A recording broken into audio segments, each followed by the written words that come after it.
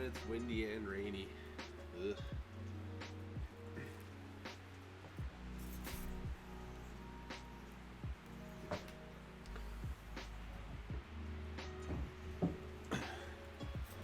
We're gonna use this guy to start the egg today.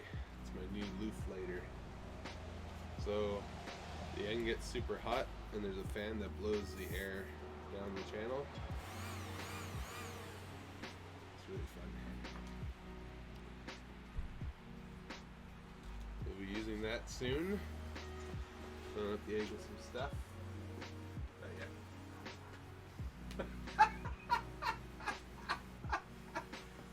Right on the face.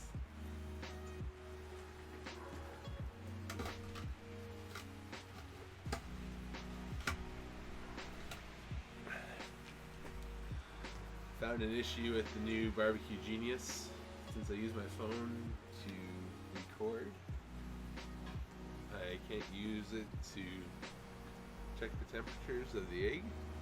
I'll have to use the old one today.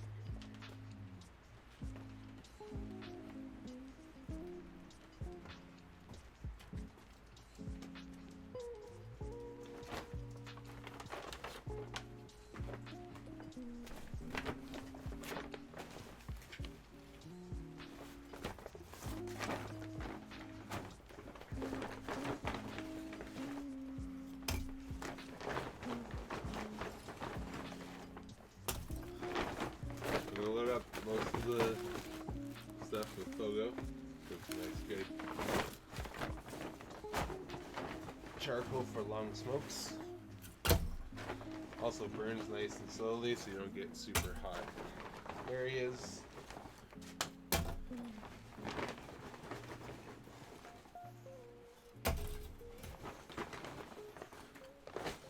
Loaded a couple pieces of apple wood.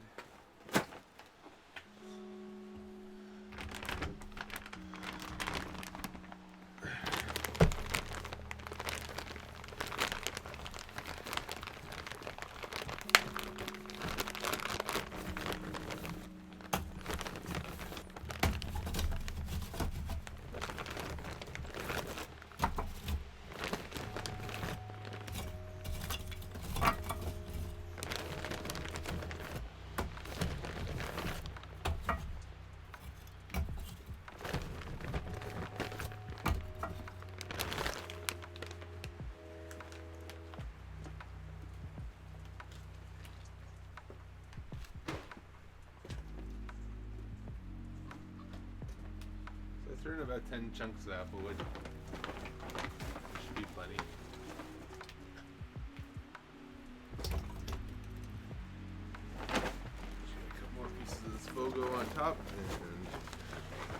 guy up. Morning, white dove.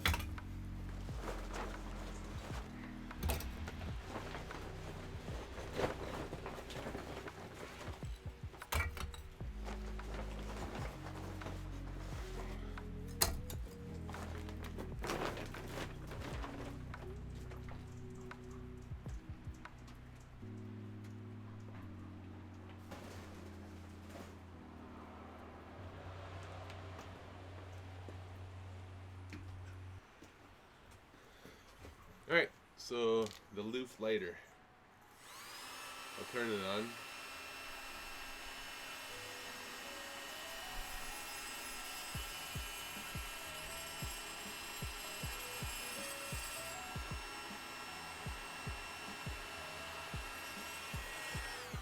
So you can see it gets super red hot.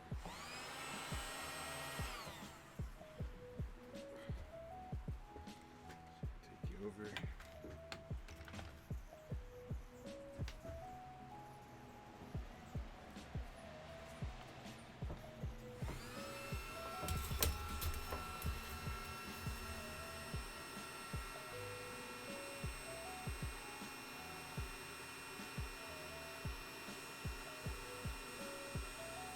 Basically like a hairdryer.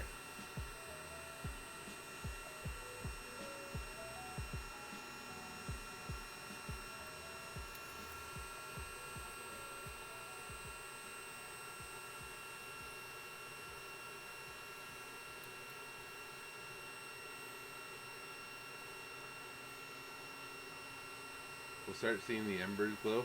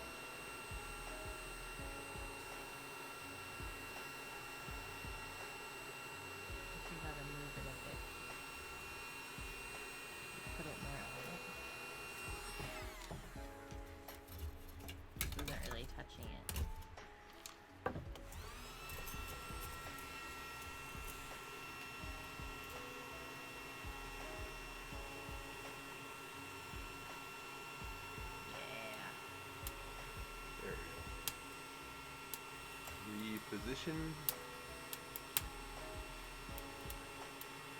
and let the fireworks show begin. Pop, pop.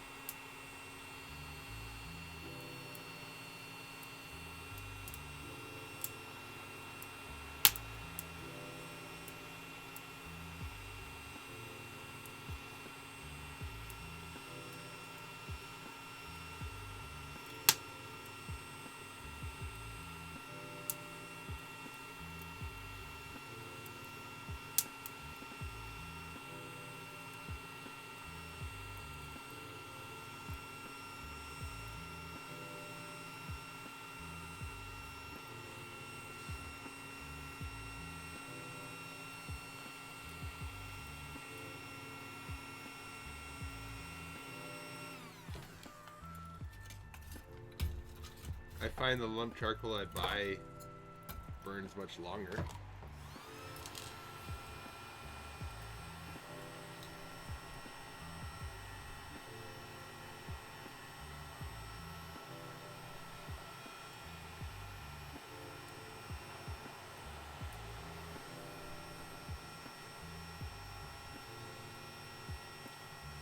Oh yeah, buddy. And I loved when I visited New York. New York was a fun city. Went there last year. In a month. In a month, it's been a year since I went to New York. I proposed to cook with Kait there.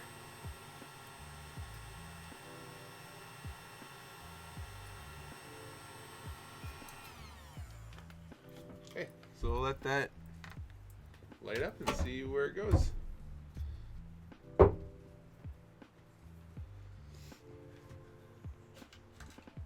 got the bottom wide open. It should take about 15 minutes from here to get some good flame, and then I'll put the plate setter back on top and we'll get this thing ready for ribs. See you guys back soon. I'll zoom this out. I move it back.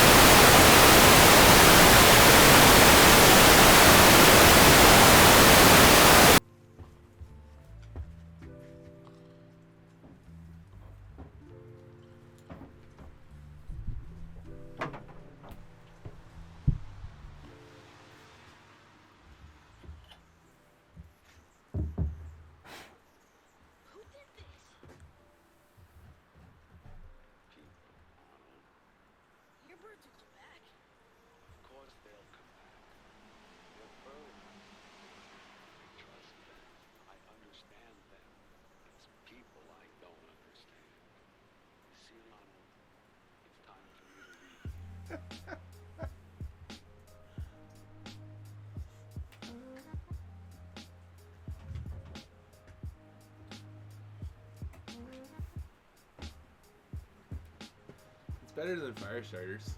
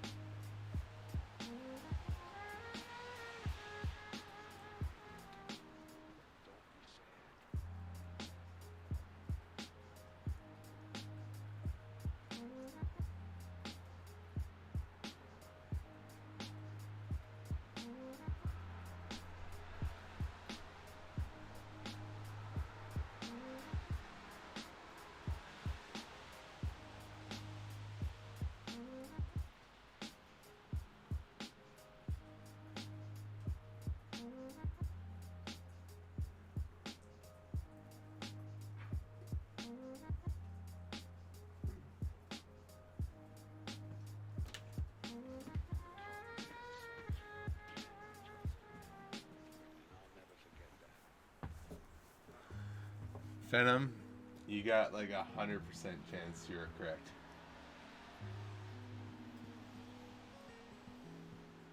Cheers.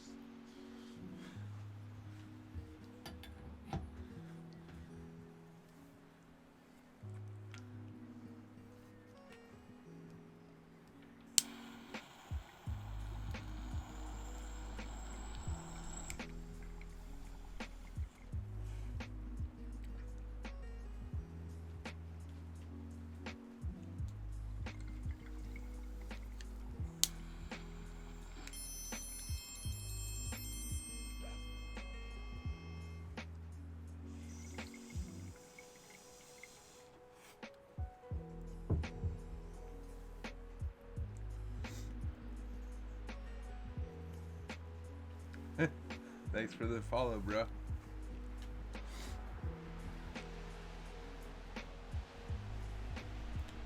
If it's legal, you have to. It's just, you have to.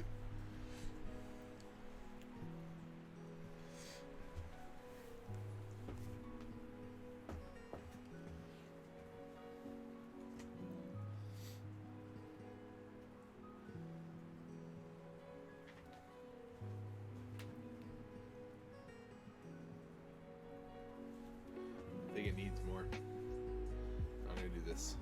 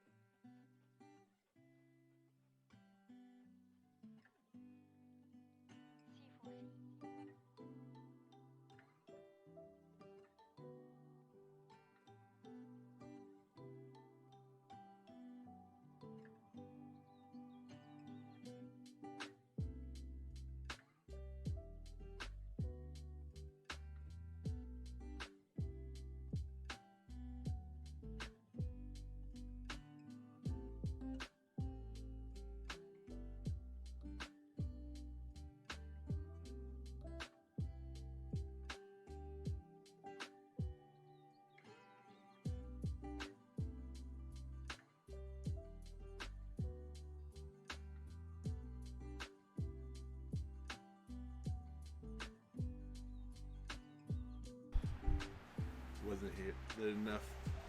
Now it's lit.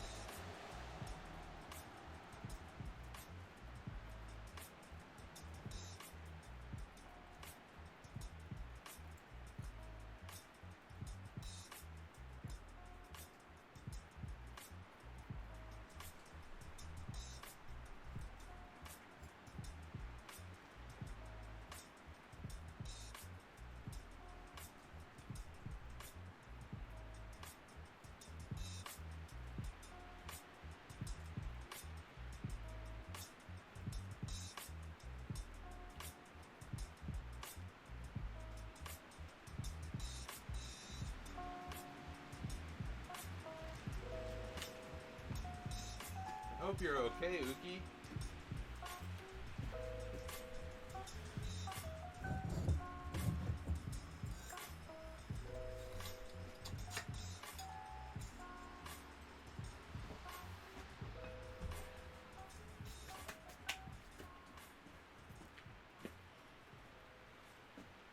Alright, so the fire's definitely lit, so I can take away the loop lighter. Get that out of my way.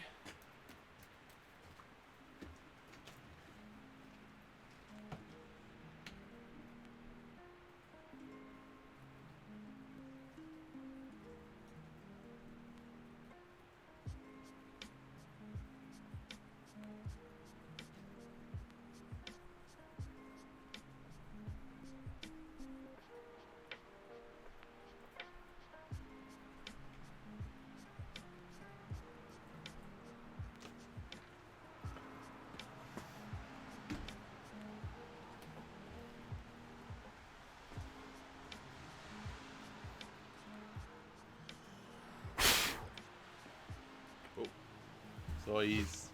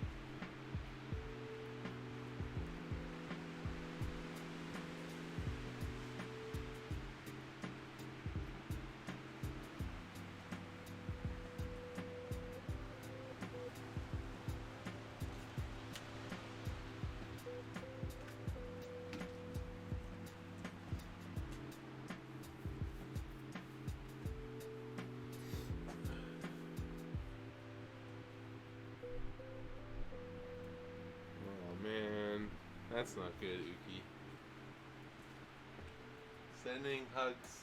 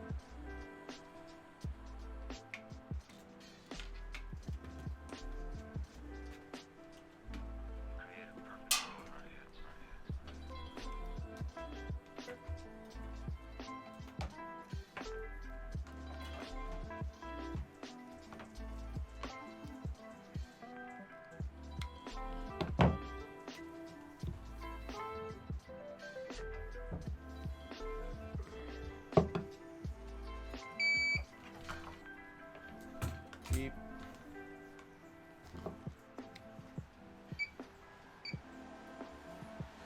So we're gonna cook at 225 today for 5 hours. We're unwrapping the ribs for 3 hours, spraying every hour, and then wrapping for the last 2 hours, and then resting for 1 hour.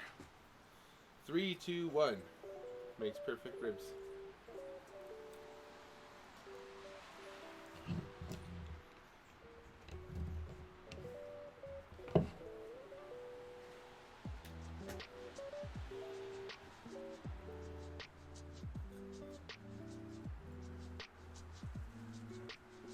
I'm actually gonna try the new top out on this guy instead of the old one.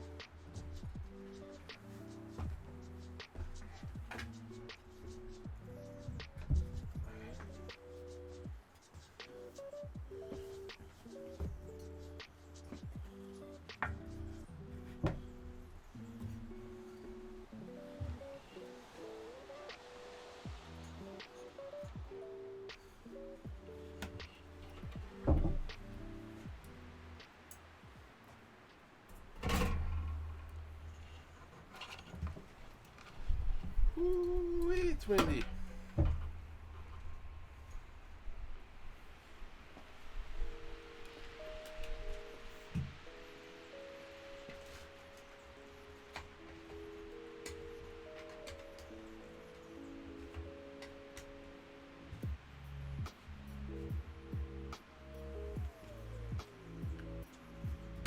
Okay.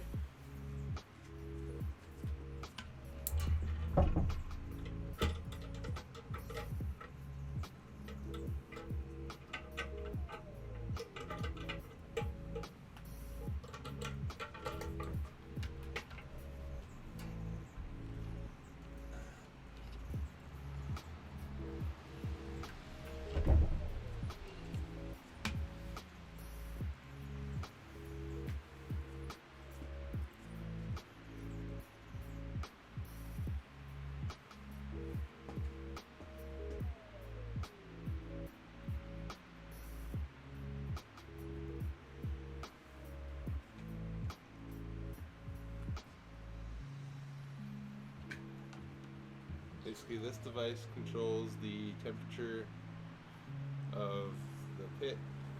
That way we know what our smoker's sitting at all times. And then if it needs more air, the fan underneath blows more air in. If it doesn't need any air, it just won't put any air in. It's a pretty awesome little device. It looks like we're getting a little bit of sunshine. crazy.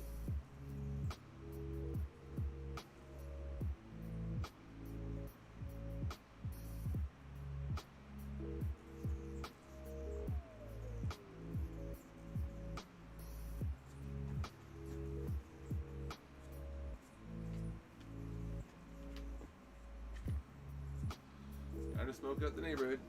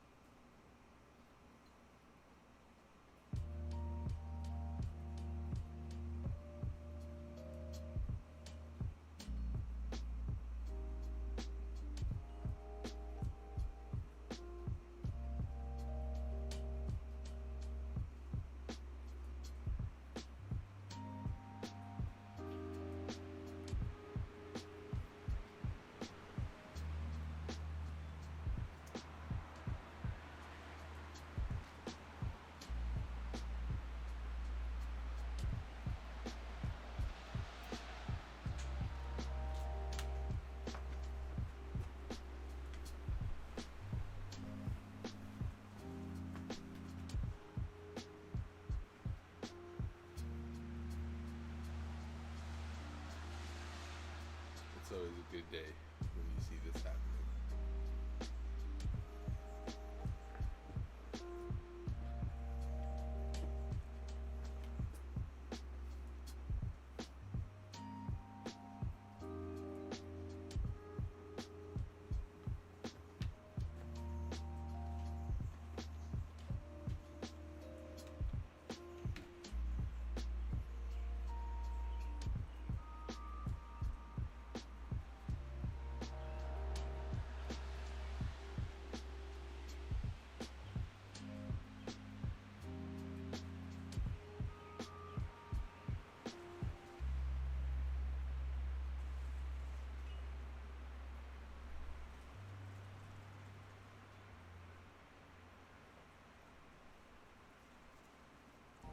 By the way, I feel bad. I never asked you how your love life is going. No. As you know, that was a done deal long ago.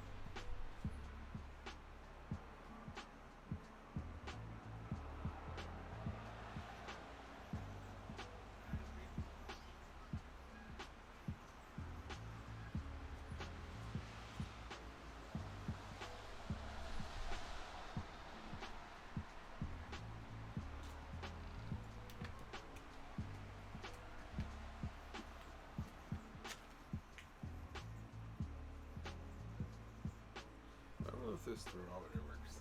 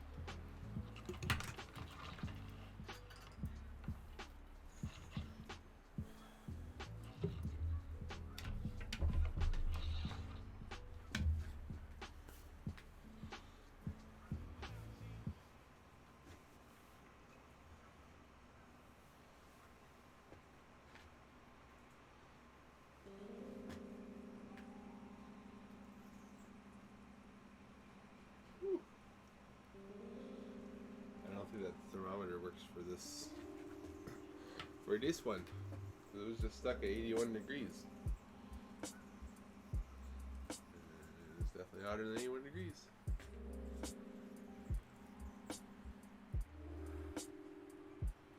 Well, everything's working properly. We'll wait till it hits 225 and we'll start this. The ribs are just getting warm on the counter, or to room temperature.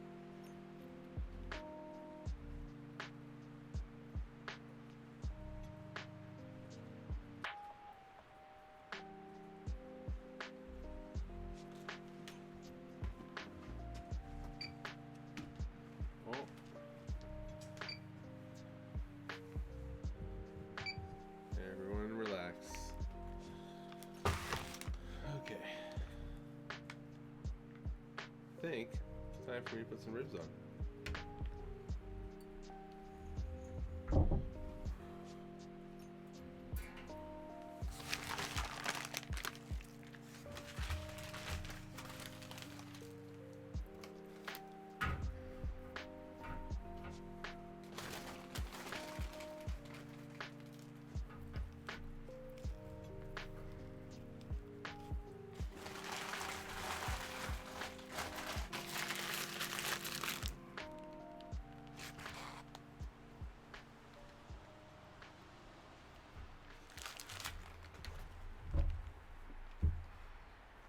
See you in an hour.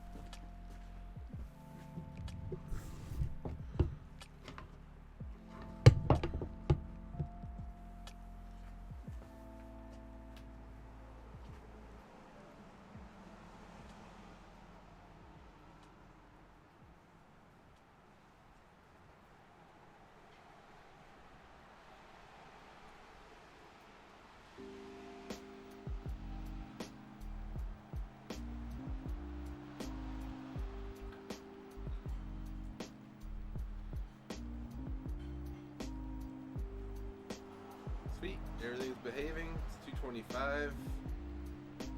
Dome's a little cold still, just hasn't got heated up yet. We'll come and check on this. I'll get an hour timer going. And then we'll spritz it with apple cider vinegar and apple juice after an hour. And we'll do that for 3 hours. And then we'll wrap it up. Pretty easy stuff to make ribs.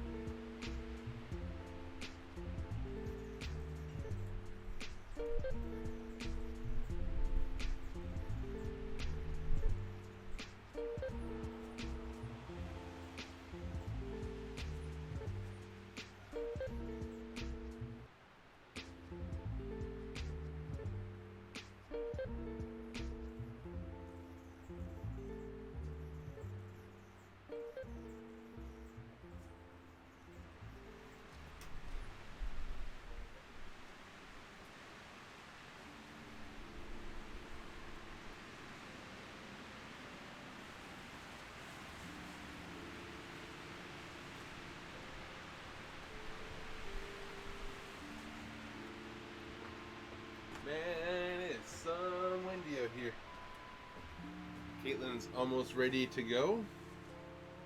Just gonna open that guy up just a little bit more.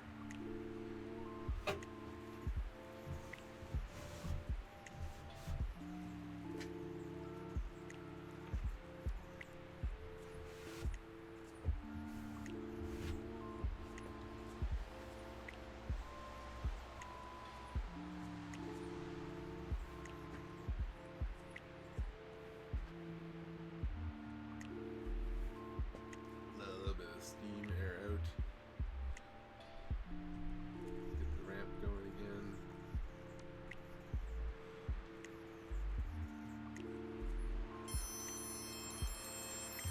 So Dust, it would take me about an hour and a half to get this thing properly regulated if I didn't have the Guru.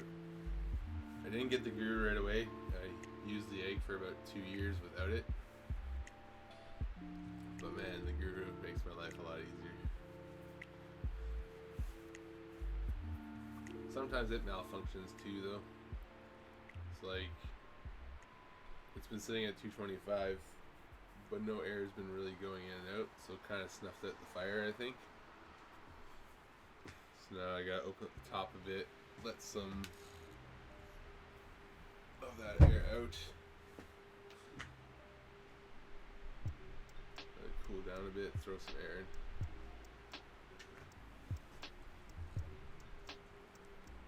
They do look good though.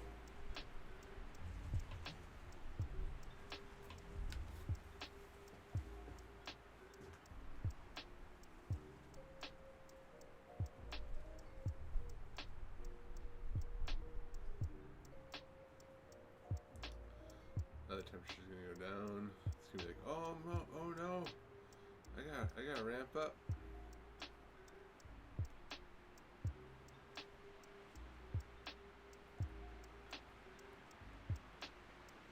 Should anyways.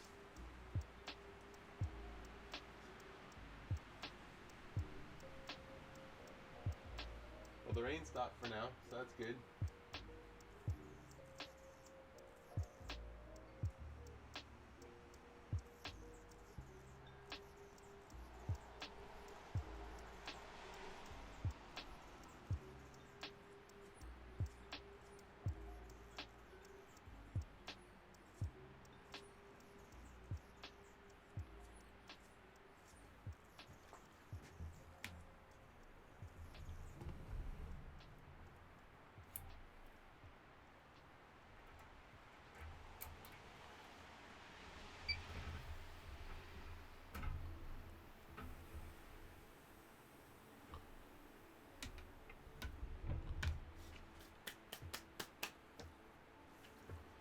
Move it more in the center of the grate.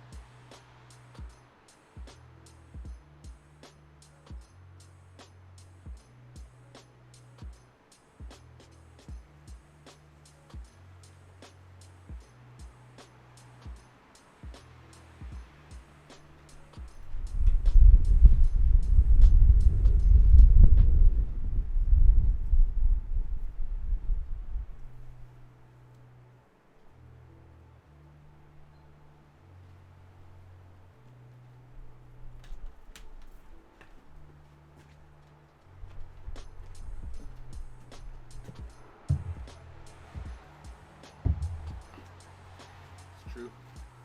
You looking, you ain't cooking.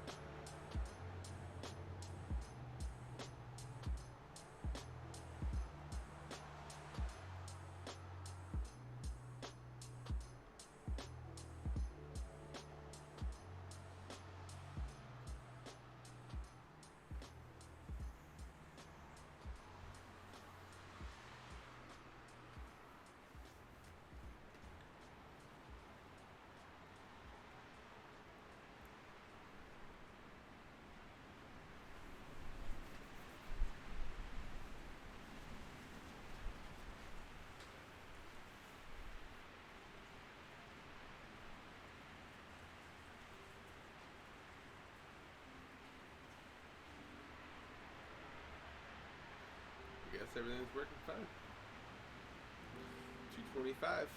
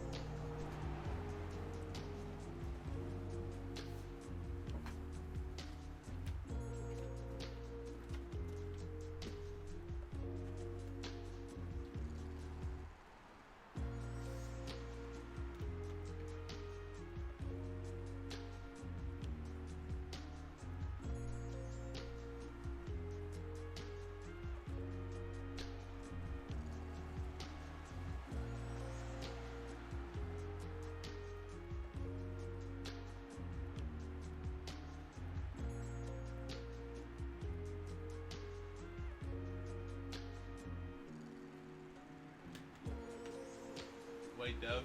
I'm currently using the large egg. The medium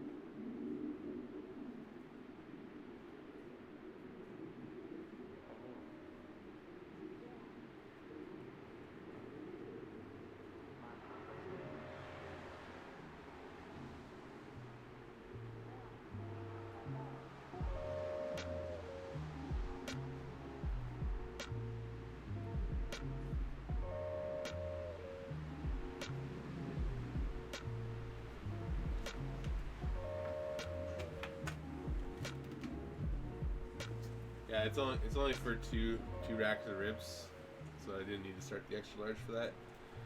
The extra large can do 10 to 13 racks this size at one time.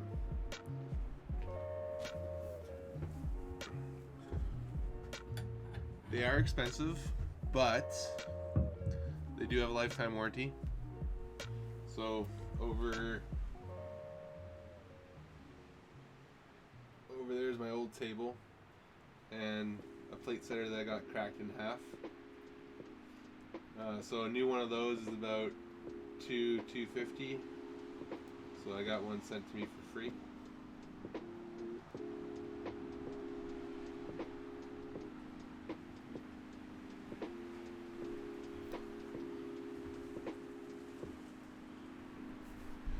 Yeah, so they're worth the investment,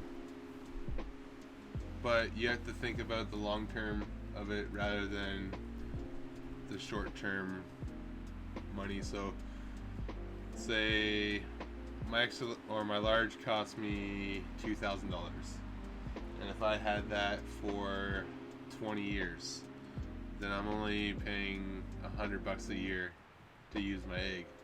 Any other barbecue can get trashed in a couple of years.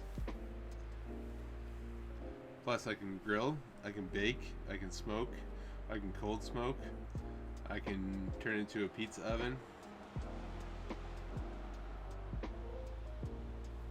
Tell me a barbecue that can do that. The Mini Max is big enough for everyday cooking. So like Caitlin and I use the Mini Max to do our dinners at night during the week. So we'll like grill broccoli and do a couple steaks or some sausages and some cauliflower. But we really like grilled vegetables.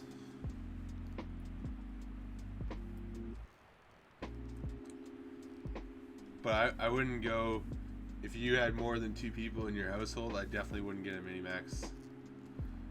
Mini Max can do a pork shoulder though, so if you still like pork shoulders, you can do that still.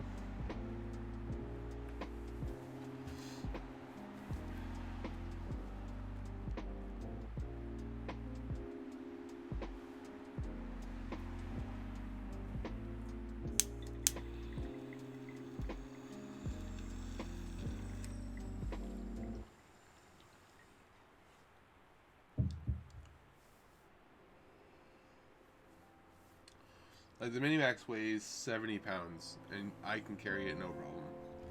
2 people can carry it to the car and do something with it. It's a great little smoker.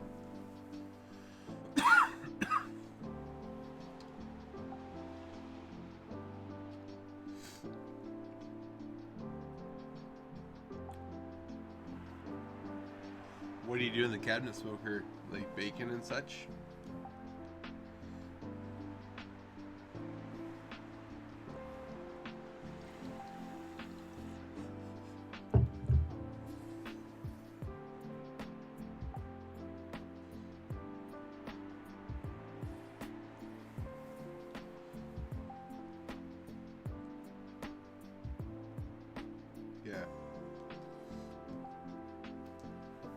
Yeah, like the extra large is really big. I only turn it on when I have enough to turn it on. The large is still my go-to.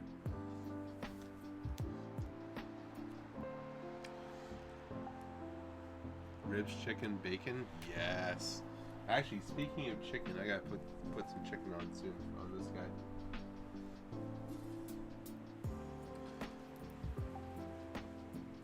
But if you were deciding between a medium and a large egg, never buy the medium.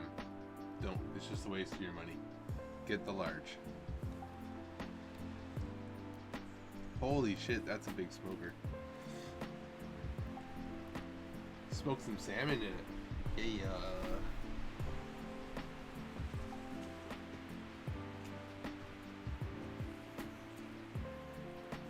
I don't like the wind. The wind's cold here.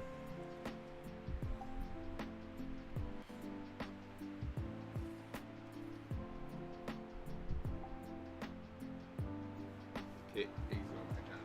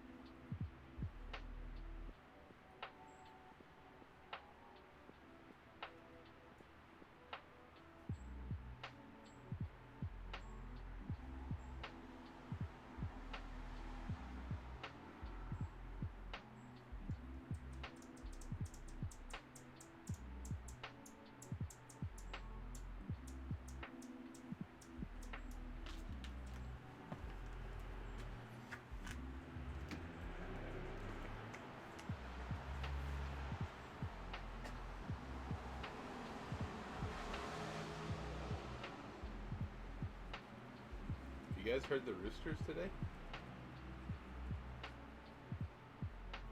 I haven't heard the roosters today.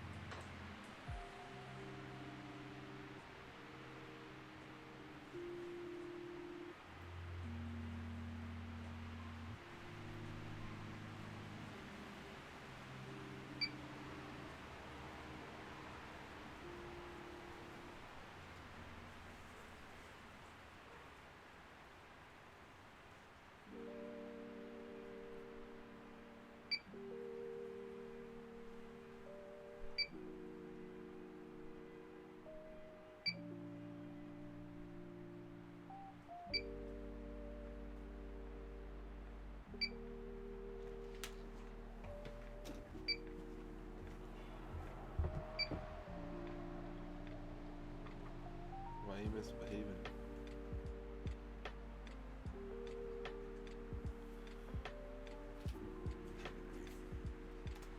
Yep.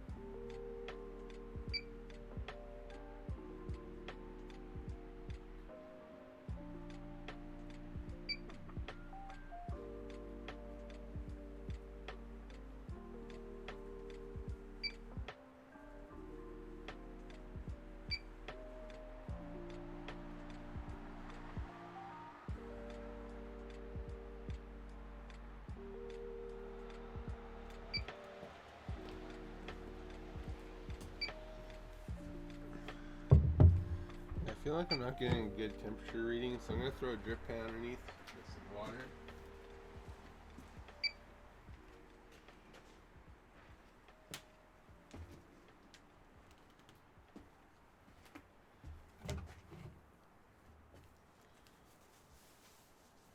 And I'm going to throw the temperature sensor on here. The dome says 150. The grate says 240. Something's wrong. Just gonna open that up. Pull these down. Just pick them up. Put that guy in. Drip on. Should be getting way more smoke than what I'm getting right now. So, change up the game plan a bit. That's gonna say it's super low. I'm gonna throw a lot of smoke out. See where this goes. Should have better color on them than what I do right now.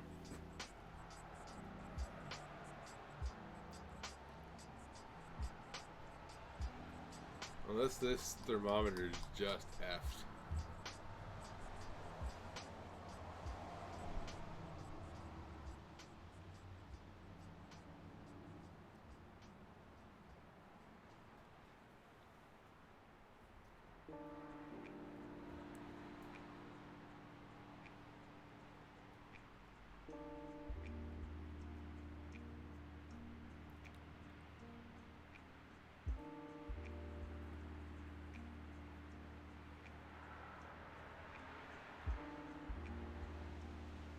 Yeah, because I'm getting 225 on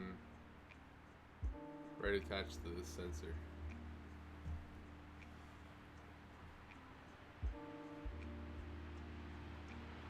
So that's really weird.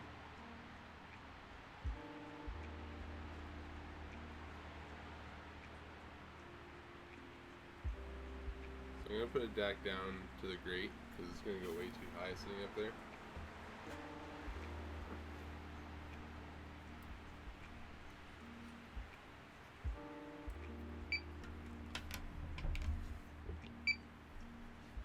Just going to freak out.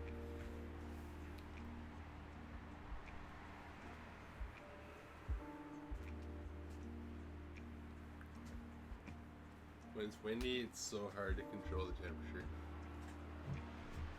I thought it wasn't going to be as windy today.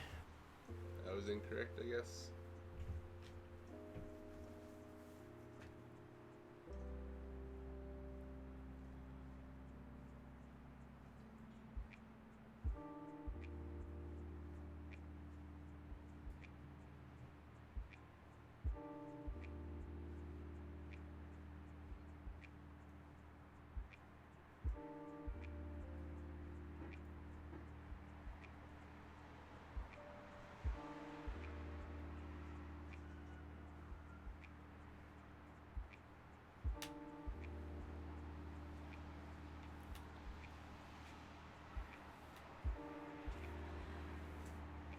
This doesn't work.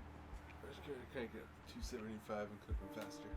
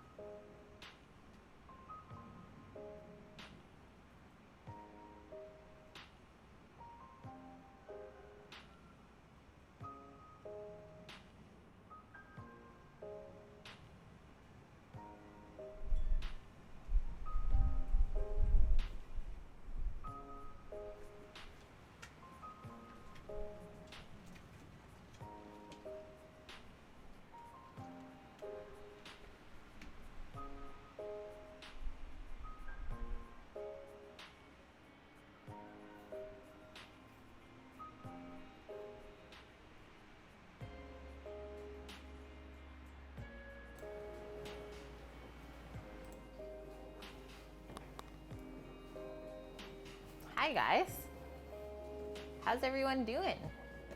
You having fun with Sammy so far? Learning how to smoke some ribs?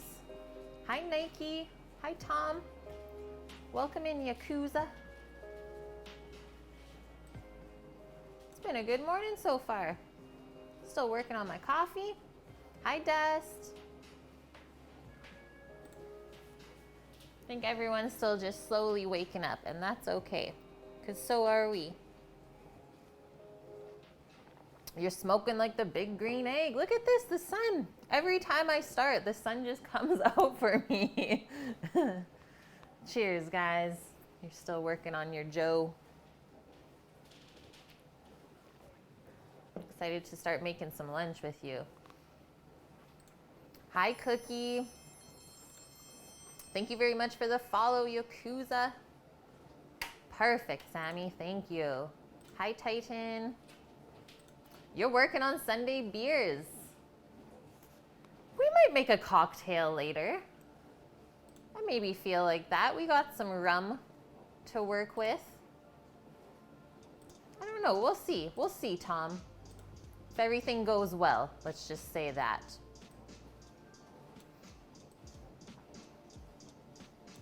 Okay, so today, while Sammy's ribs are smoking for dinner, we had to get those on nice and early. We are going to make a healthier version of spaghetti and meatballs for lunch. I'm your sunshine. Aww. Thanks. Yeah, cocktails, you say? Well, I don't know if you guys saw when I first turned this on, but we have all these lovely cocktail-related items to use. I would be down for a Moscow Mule, but I don't think we have any ginger beer. You need to get a pair of these fleece-lined. Sammy's showing me his fleece-lined jeans that he got. Very nice, he says. I need to get a pair. Yeah, cheers, Rook. Okay, so healthier version of spaghetti and meatballs. Instead of pasta, we're gonna be using spaghetti squash. And there's a reason that it's called spaghetti squash, because when you cook it, it actually comes out in these little strands like spaghetti. It's really interesting. And it's super yummy too. You've never heard of it, Des? What's in it? So it's vodka, lime, ginger beer, and soda. It's super, super refreshing. And it's the drinks that you serve in the copper mugs, like that.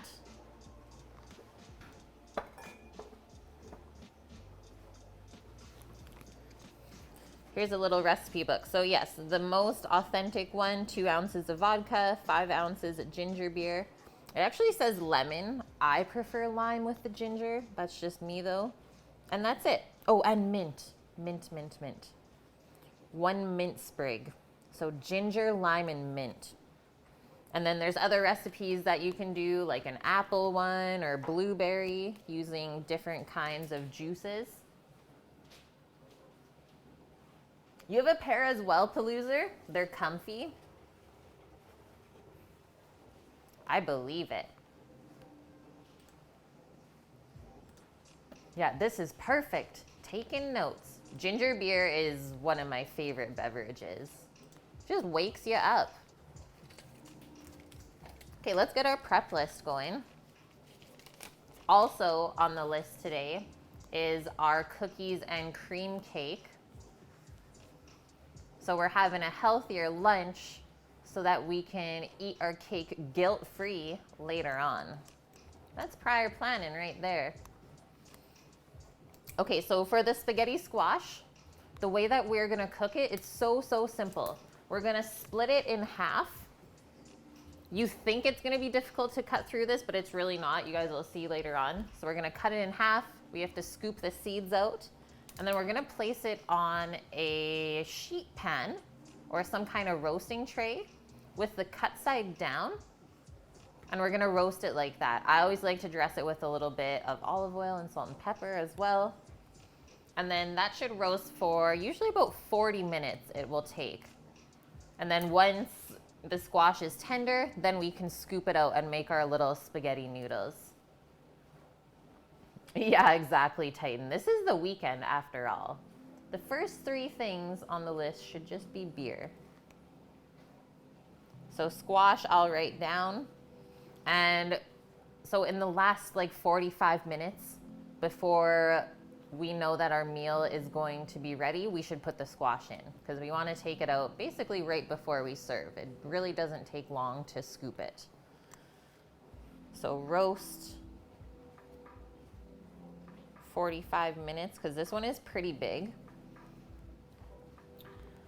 And then we also have to make our meatballs, which I want to put Asiago cheese and roasted garlic into. It's super good. Up to you whether you want to use breadcrumbs or not. I don't often use breadcrumbs in my meatballs, but I do use eggs as a binder. So put our meatballs on the list. Roasted garlic, because we'll have to roast our garlic prior to making the meatballs. So the garlic will probably take around half an hour. And then we can mix everything up. Up to you whether you want to cook your meatballs in a pan or not. I think that'll be really nice for this dish. Also, it'll be awesome for you guys to just be able to watch the pan on the stovetop cooking the meatballs in the tomato sauce. That's an interesting one to watch. And then our tomato basil sauce. So using both canned tomato and fresh tomato with that today, I'll teach you guys how to make a really basic and quick tomato sauce that is good with any type of pasta.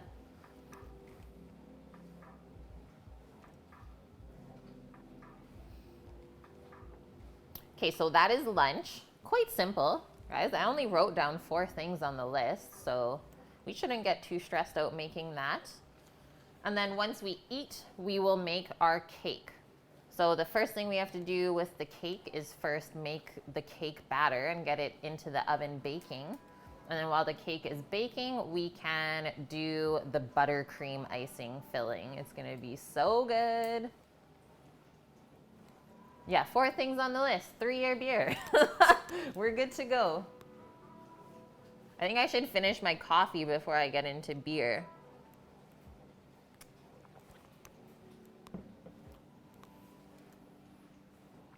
Yeah, exactly, Nike. How's it going, Owiku?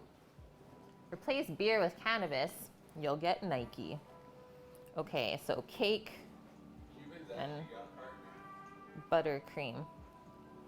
Yeah. Yeah. It's so cool. Yeah, why not both? THC infused beer. Is the THC beer a thing now? I know I saw some like THC infused sodas that they're trying to release. Marijuana meatballs.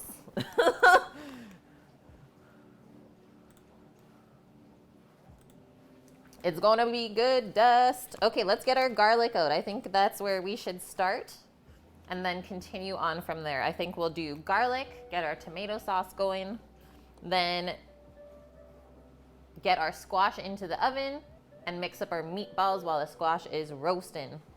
And then all we have to do is blend the tomato sauce and put everything together. Yas. And let's roast at 375 Fahrenheit.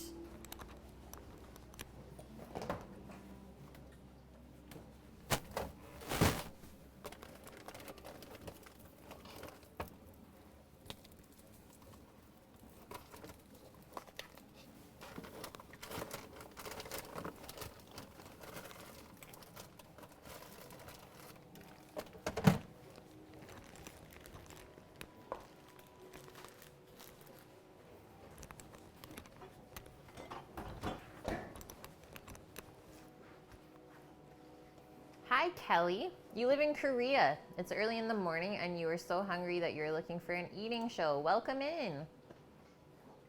I'm glad you found us. We don't have anything too delicious that we can show you yet, but we are starting now to work on some lunch. So we're doing a roasted spaghetti squash with homemade tomato basil, pasta sauce, and some roasted garlic and cheese meatballs. Meaty balls.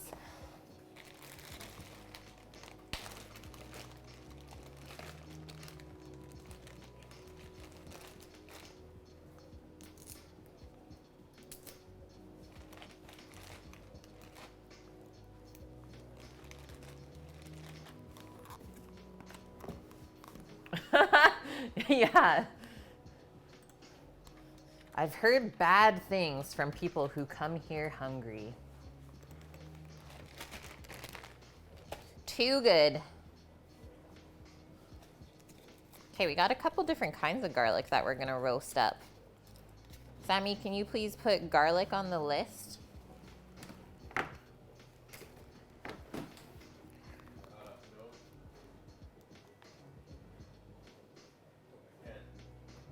Oh, okay. Okay. It's like, is this a joke of some sort? Yeah, we don't want that, Titan. You got some snacks. Yes. Okay. Here we are. So this is our elephant garlic. And obviously this little clove here. We want to match the size to the smallest clove when we're roasting. And I always like to just roast in a little ramekin with some olive oil. And we're gonna use enough olive oil to cover. So it's almost like a garlic confit where we're cooking it in the fat. And this is one of my favorite ways to roast garlic because then you can still use the garlic flavored oil afterwards for something else. Be really good to make a salad dressing or dressing vegetables before you're cooking them. Hey, iShot. Yeah, elephant garlic and mouse garlic. So cute.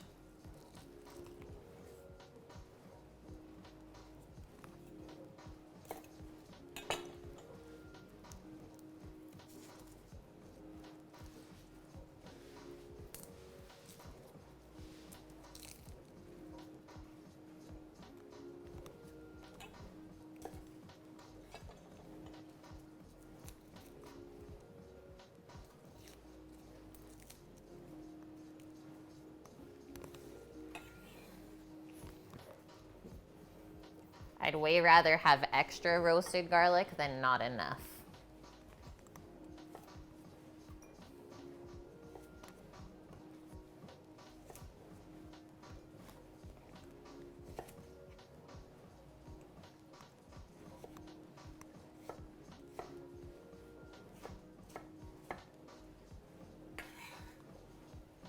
Boom.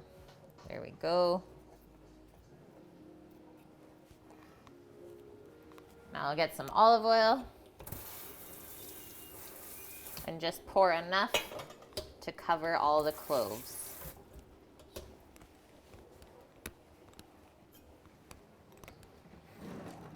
Oops, wrong one.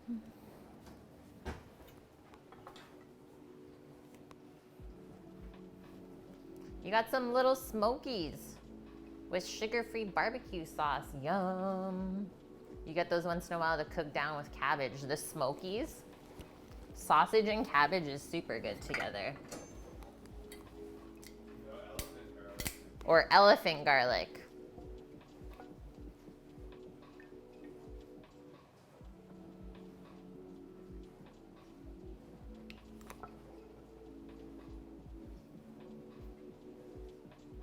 There we go. The smokies.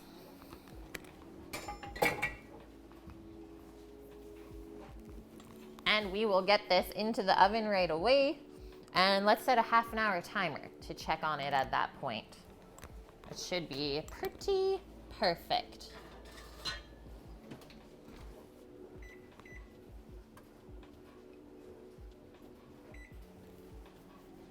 Next up, working on some tomato sauce. Get some onion. It's one of the base ingredients. Because we're doing the roasted garlic in the meatballs, I think I'm not gonna put any garlic in the tomato sauce and let the basil flavor come through instead. But if you wanna do double garlic, go for it, guys.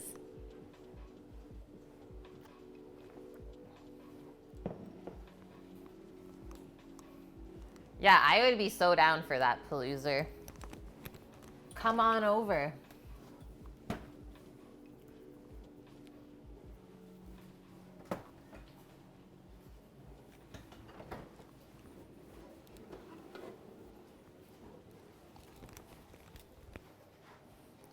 Some fresh tomatoes.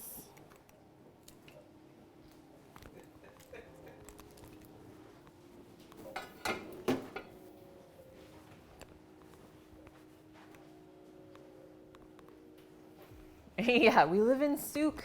Come at us.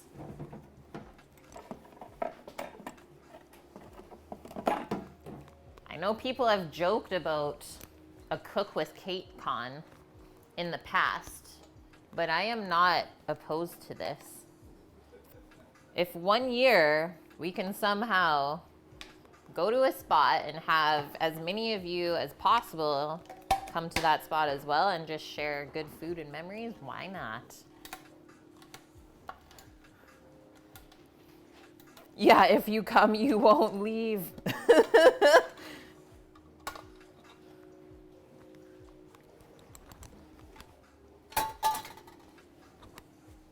I think it would be really fun, Dust.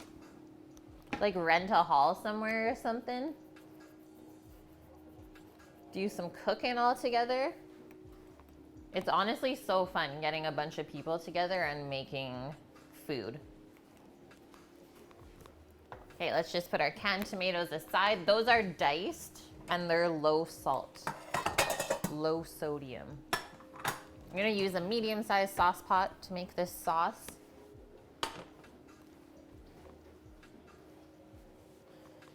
And then next, let's dice up our onion.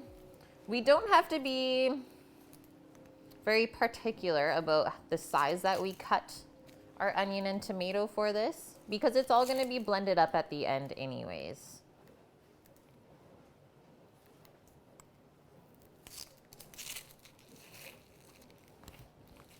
But obviously the smaller that you cut everything, the quicker it will cook. Yeah, bring your own hammock. You have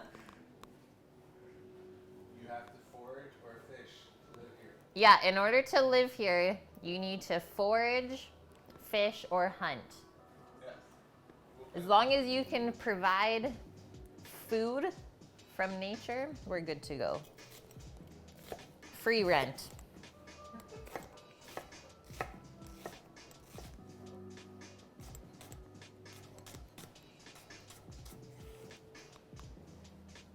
Yeah, Titan, I'll just do all three for everyone. On it.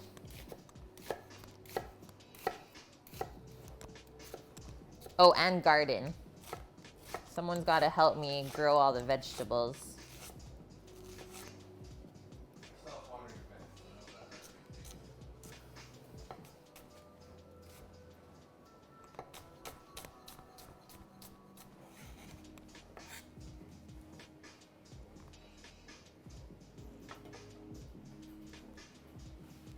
Perfect. We got the gardeners. Oh my gosh, guys. This is awesome. If only it was that easy, right?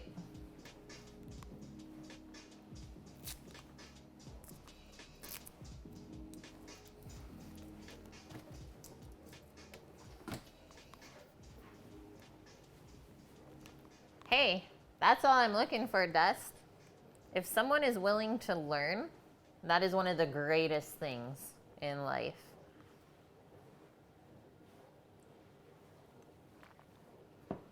Someone that's willing to learn can always be taught, I find.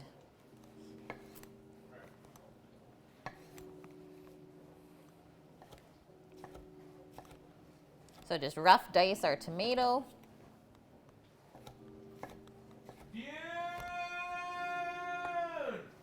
Hi, Vune. How you doing?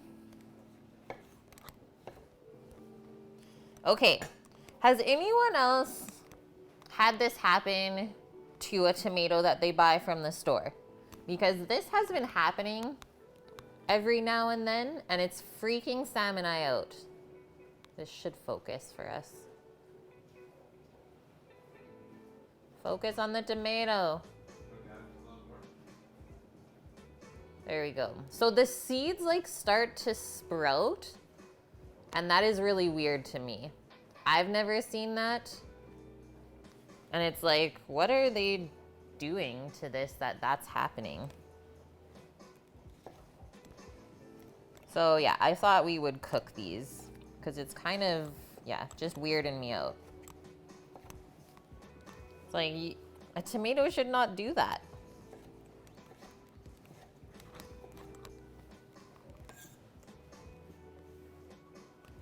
It's not uncommon. I think it's because I leave them out of the fridge to finish ripening. But then really it's kind of tricking them into wanting to grow again. That's my thought, at least. Yeah, in about 2 months. I usually start thinking about it in February and get my garden planned out so that when March comes, we are ready to go.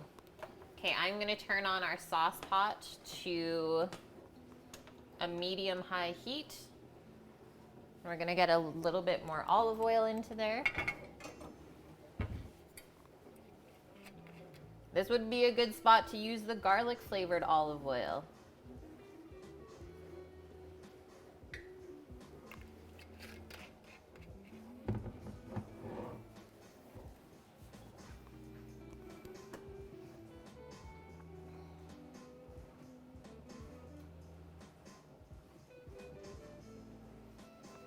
You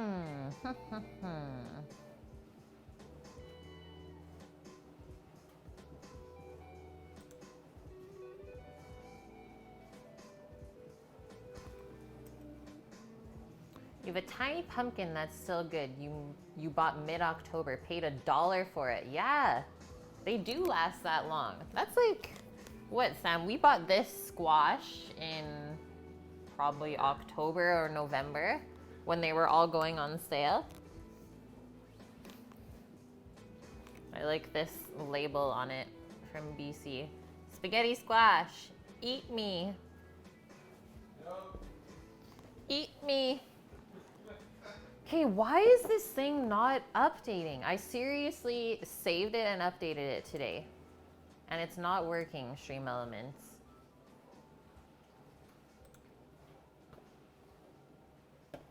Something is up. Because it did it yesterday too. You saw me type it out, Sam. Like, I did the big green egg directions and everything. It's bugging me, guys.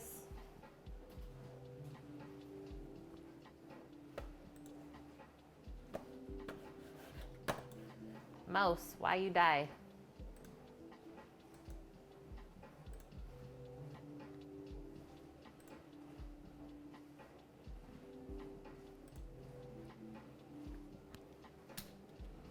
Save. Okay, now try it.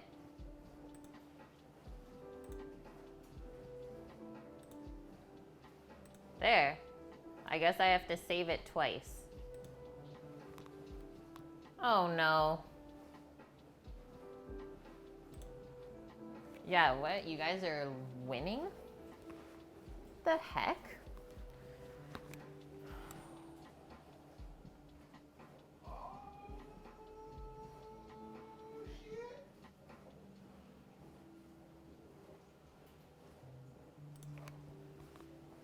Let's do this. Yeah, let's go. So just waiting for our oil to come up a little bit hotter, and then we're getting our onion into there. We will saute it for a couple of minutes to get it nice golden brown. And then we can add our tomatoes to that.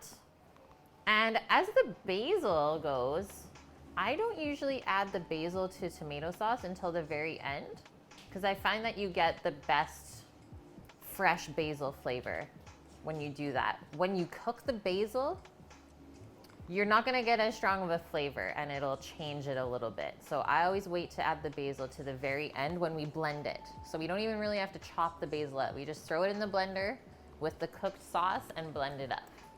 And it becomes very, very fragrant by just a little bit of heat being blended with it.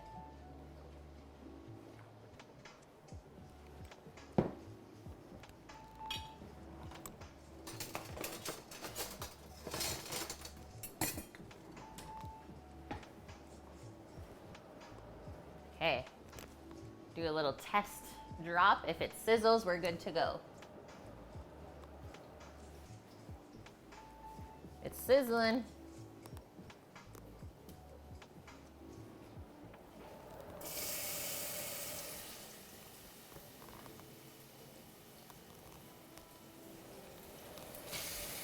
Let's actually move this forward, get a better view.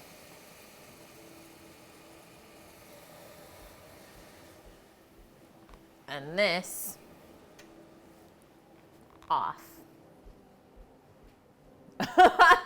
0.003%.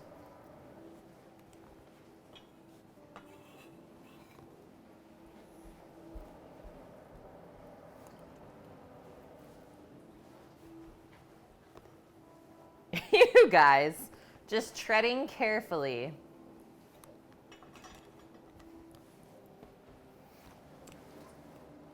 Hey, garlic is starting to bubble a little bit in the oil. That's a good sign.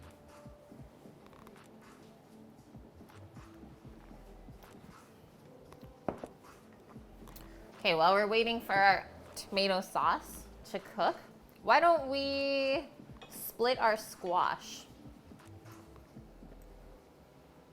and get that ready.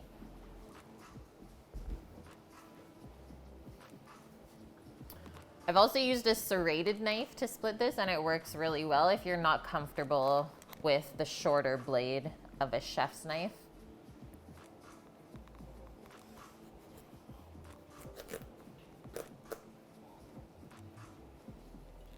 Just kind of work your way around the squash. And it'll split open. Ta-da! Yeah, RIP squash. So now we gotta scoop out the seeds and the pulp.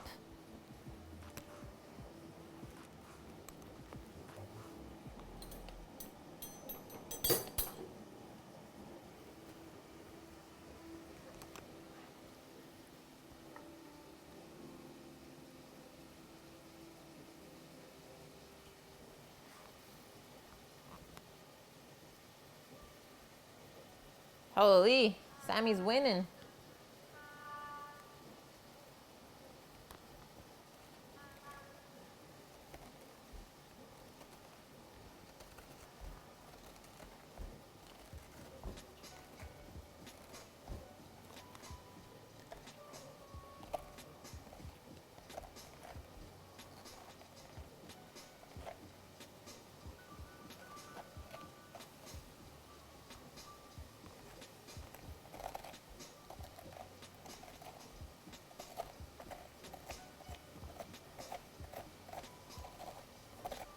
So we're just trying to get rid of all the stringy bits in there, and obviously all the seeds.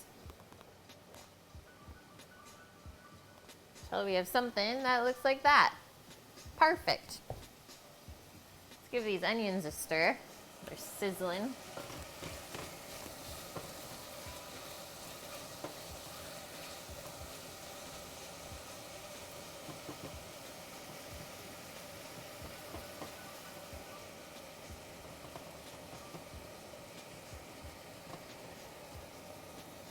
Hey? Hey! Sammy with the 100 biddies. Hey, Omat. How's it going, man? Oh, wow. That's not supposed to be there, is it?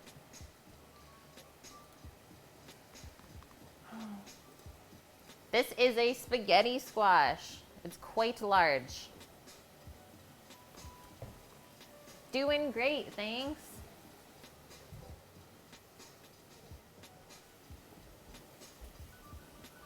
What is that?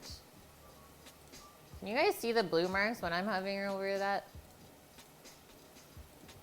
What? Never mind.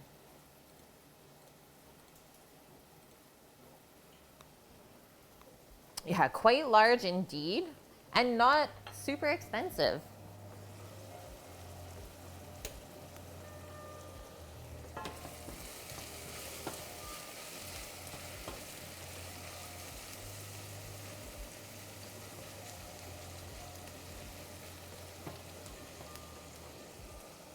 It's actually pretty crazy how similar it is to spaghetti when it's cooked.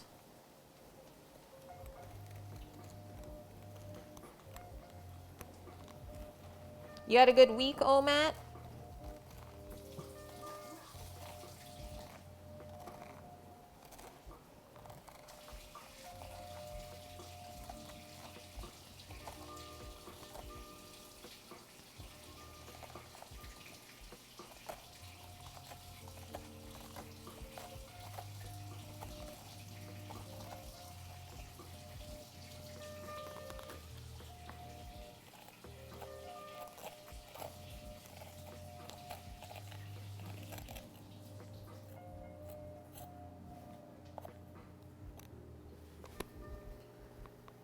There we go. Yeah, it is literally just as stringy. That's exactly it.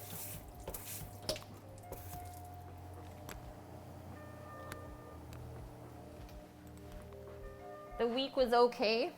I feel like this week went by super fast.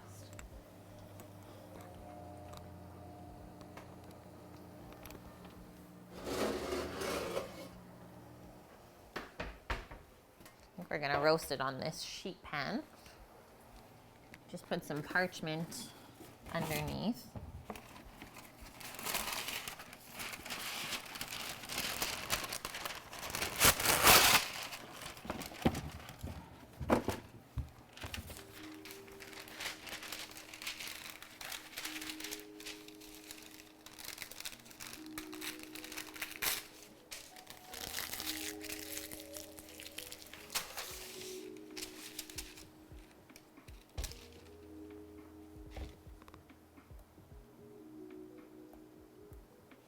Take the sticker off as well.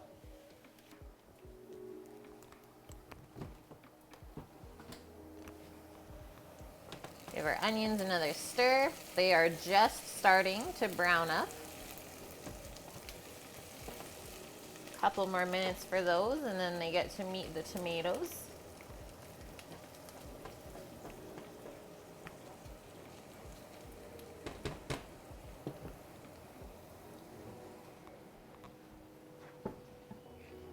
Almost looks like strawberries and cantaloupe. Yeah, that's true, Rolo.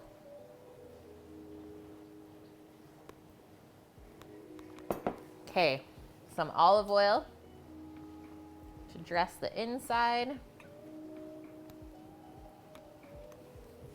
We'll rub that all around.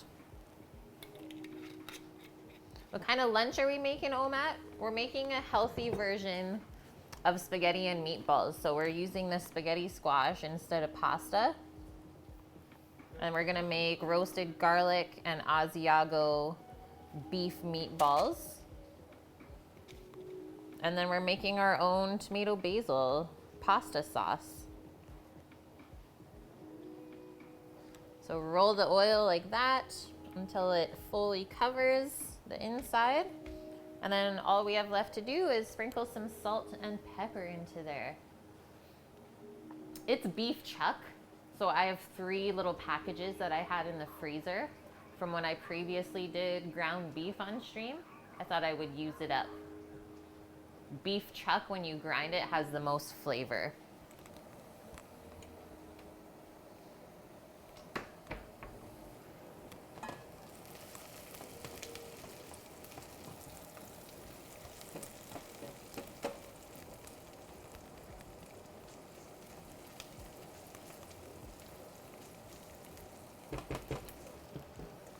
Okay, pepper.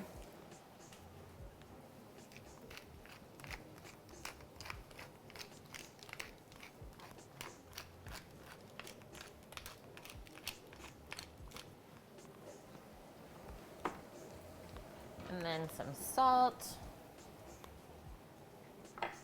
Yeah, this should be a pretty quick meal to make. It'd be super good to make during the week. Be a quick one for after work. Especially if you made, like, formed the meatballs the day before and made your sauce the day before. Then all you have to do is cook the squash and the meatballs. Simple. It's also a good one to meal prep. Okay, so now our squash is seasoned with olive oil and salt and pepper, and we're gonna roast it cut side down so that it basically is gonna steam itself as it roasts at the same time. So our squash is prepped. Now all we have to do is put it into the oven, which I'm guessing is gonna be when the roasted garlic comes out. We can put the squash in. And everything should time out perfectly like that.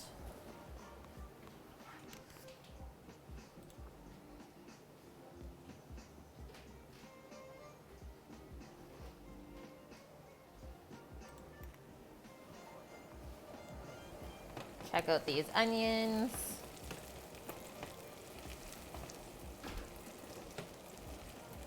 A little bit more to go as far as caramelization.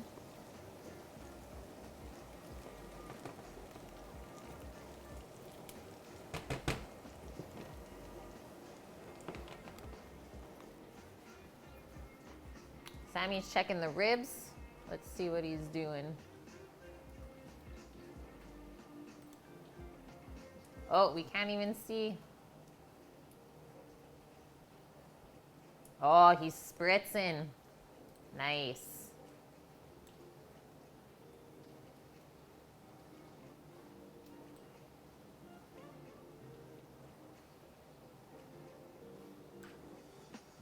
Looking good, Samet?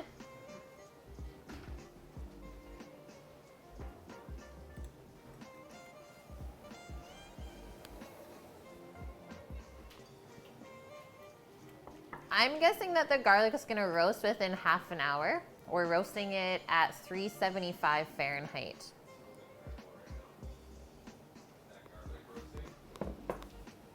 Yeah, garlic and onion. Better pop this window open. Too many glorious smells.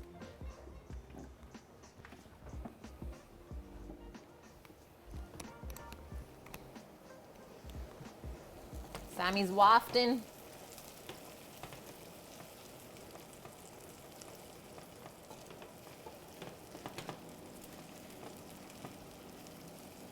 So excited to make a cake with you guys today. We haven't done baking in a long time on stream.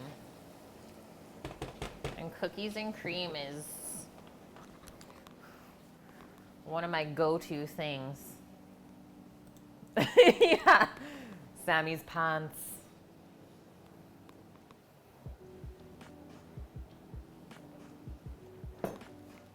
Like, look at this thing. This is bound to be good. There is just as much icing as, like, there is cake almost. That's gotta be good. Dust. I can't wait. I mean, I can't eat it, but I'm excited. Yeah, we're making Oreo cake today, Omat. So right after lunch. We're having a healthier lunch so we can have cake too.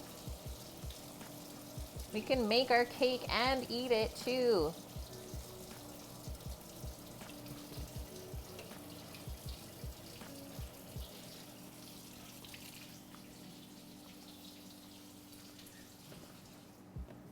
There's some weird ass weather over there. Yep. Kind of raining, kind of sunny, kind of not, kind of windy. An early birthday cake for Hoju. Birthday cake. Now you get to see it anyways. Yeah, we're not streaming Mondays anymore. It's just become too much for me to be able to stream and also produce some other content for YouTube. I've been wanting to make some shorter videos to release during the week while I am working full-time and not streaming, so that you guys have some stuff to watch while we're not really together. And actually, I don't know if you've talked to Anyanis, but he said he was gonna help me edit my first videos. So heck yeah, Omat. So excited. Titan, it's not your birthday yet.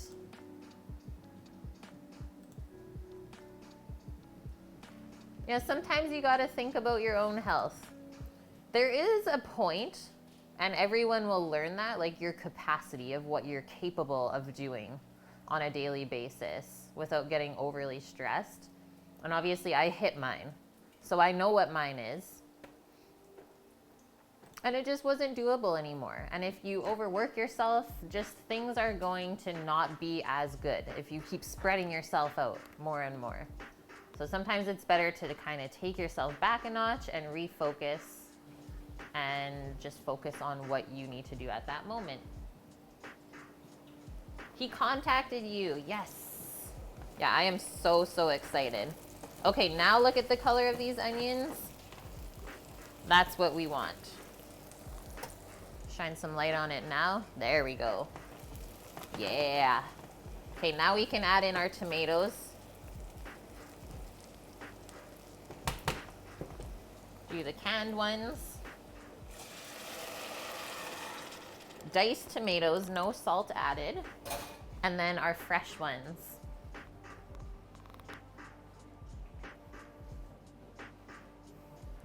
I think I had a YouTube command view. It just wasn't YT. You just had to spell out YouTube.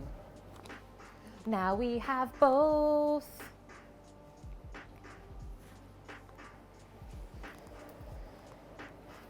And next weekend, guys, streamiversary.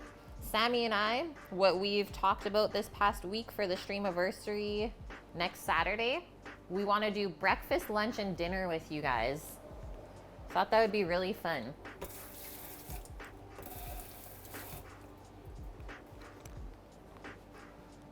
Oh, thanks, White Dove. Yeah, my YouTube channel, I upload all of my past VODs there, so you'll find like literally hundreds of videos. Yeah, if you They're go to so some of the good. first uploads, oh man, you can see where this channel started and have a good comparison to where we are now.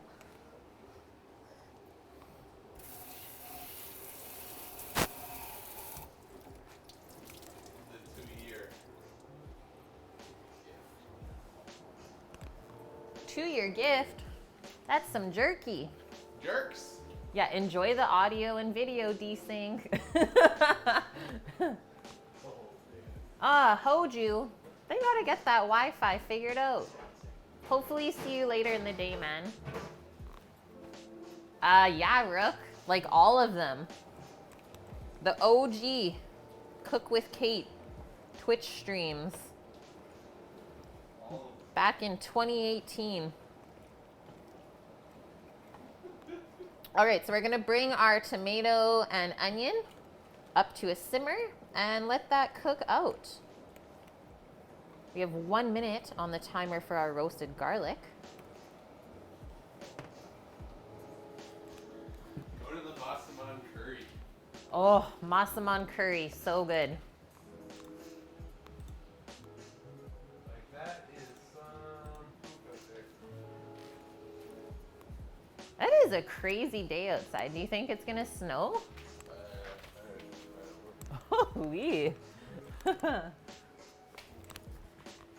Crazy weather on the West Coast today, guys.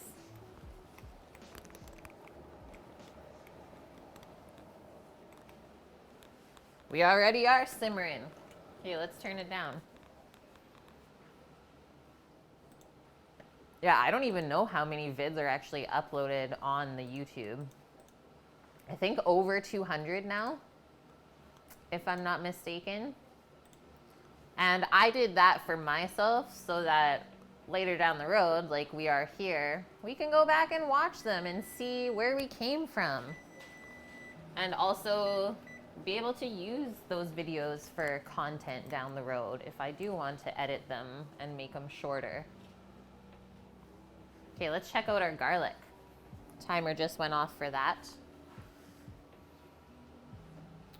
Let's do that. Oh. Can you close the oven, please?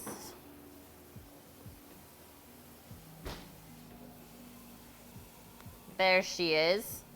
Look at that color. I think I might just give it a little stir. Hey, Indominus. Okay, do not touch this though, guys. Slowly. Try and put it on the cutting board. There you go. What kind of big project, Indominus? Tell me more, tell me more.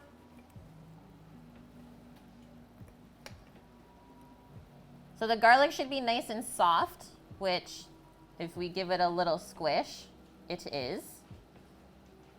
We don't want to roast it till it's really dark and it gets really hard at that point. So I think this is perfect. We'll let this cool down in the oil while we get the rest of our meatball stuff together. Yeah, spread this on bread right now.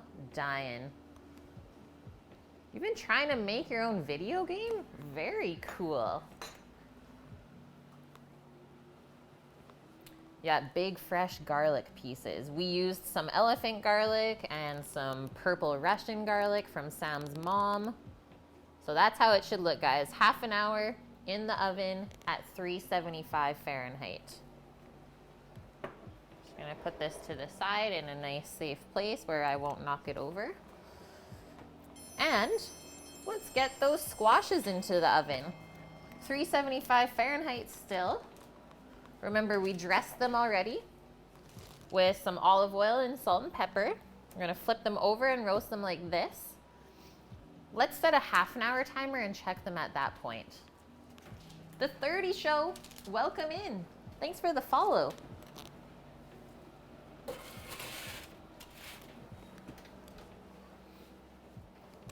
Okay, we need a bowl out to mix up our meatballs.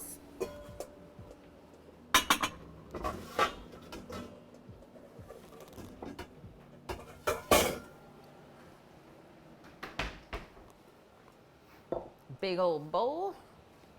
Let's get our beef.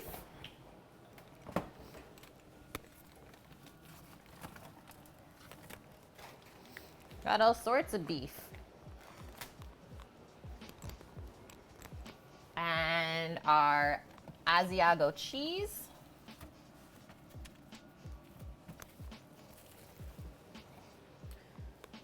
Some egg.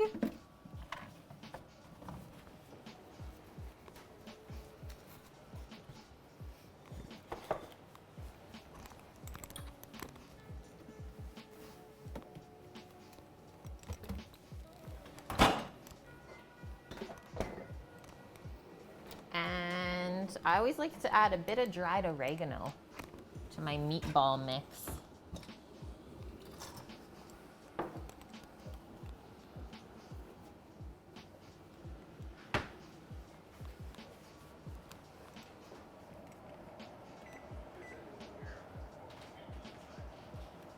Pardon? Okay, it's getting a little windy outside, guys. Sammy said he might have to take the gimbal from outside if it gets windier. Okay, I'm gonna take a quick little 30-second break. I'll be right back.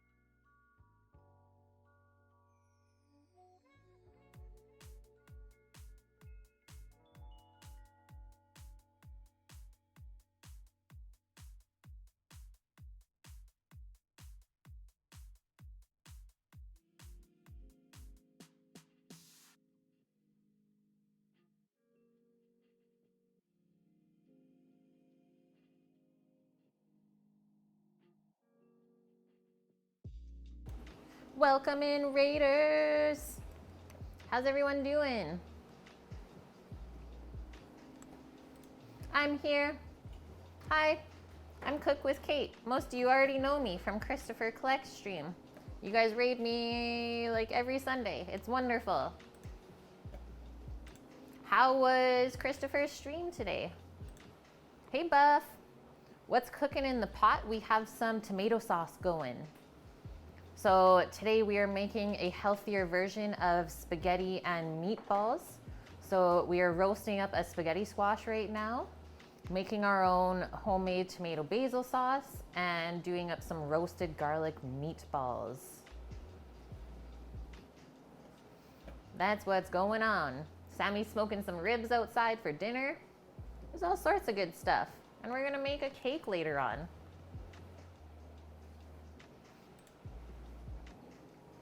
Actually, let's do this one so we can watch our sauce too. Give that a little stir. That's the perfect simmer.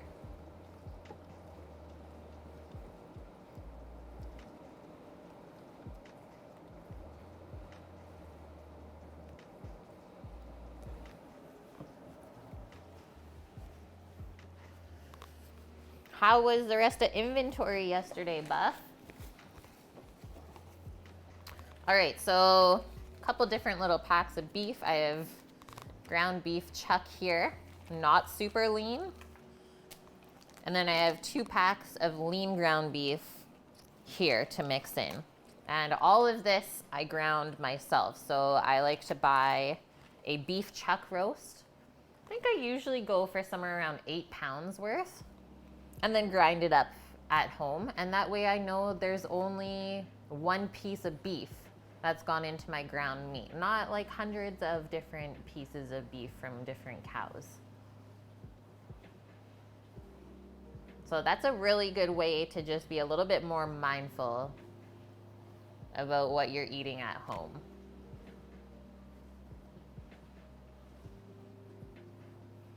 Yeah, every time someone says stuff like, I'm just smoking some ribs, light it up like a cigar.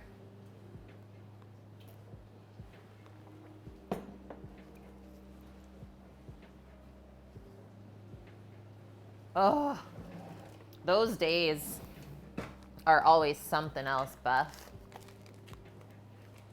You ran out of the roast dinner, like you sold out. I mean, that's a good thing.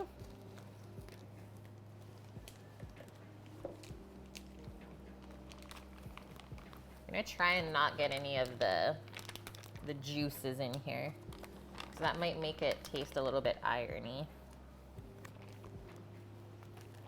What are you serving with the swordfish?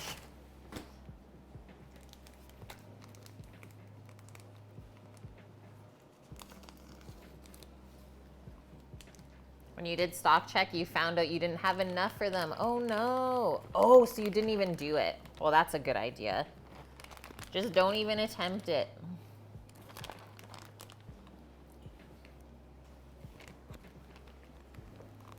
Hey Pete, it's been a while, man. How's the new year treating ya?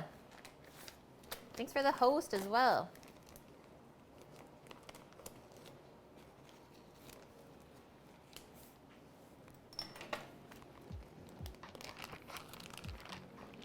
My guesstimation, oh, we will probably get maybe 15-ish, 20-ish meatballs. Just giving my hands a rinse, so I'm gonna use gloves to actually mix these up. But we still have to add a couple ingredients to the bowl first.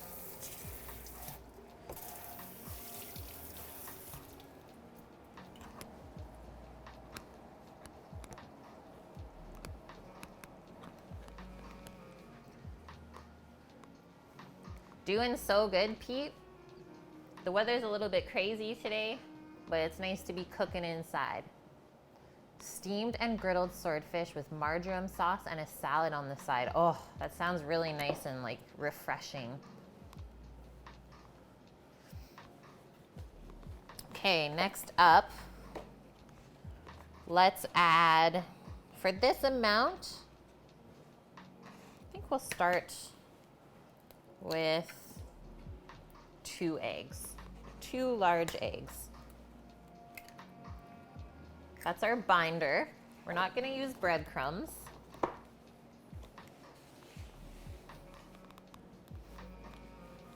And then for the cheese,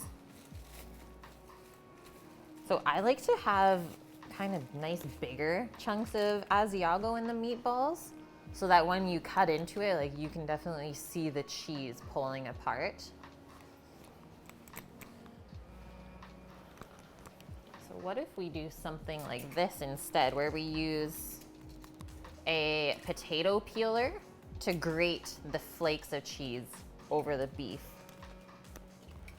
rather than like fine grating it. Welcome in, Raiders. How was your stream, Healthy Addict? We are just working on making some roasted garlic and Asiago meatballs. Meaty balls to go with some roasted spaghetti squash and tomato basil sauce. So like a healthy spaghetti meatballs. Thank you very much for the 100 biddies. Happy Sunday to you as well. Nice, you made borscht. Love that. That is definitely part of my repertoire, as I am half Polish Ukrainian.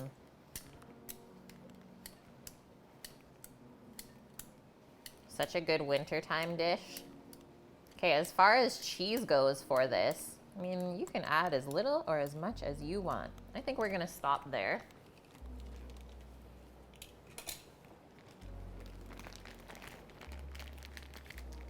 It's definitely a messy dish, yes. Red beets everywhere.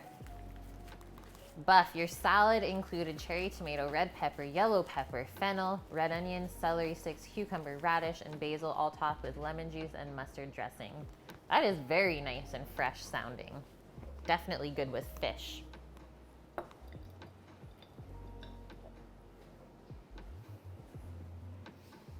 Okay, next up, some dried oregano. I'm gonna go with a tablespoon, somewhere around there. Get those Italian vibes. Okay, and now some roasted garlic. See how after it's cooled, it sinks?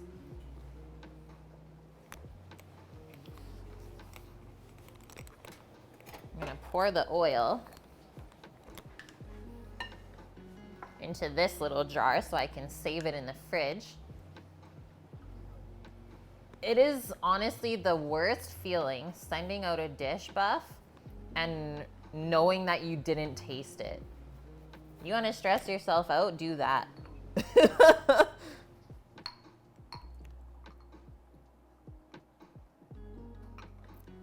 Boom. Look at how beautiful that looks. Such a nice color. Okay, now dump all of our roasted garlic pieces into there. Even all of that goodness looks so good.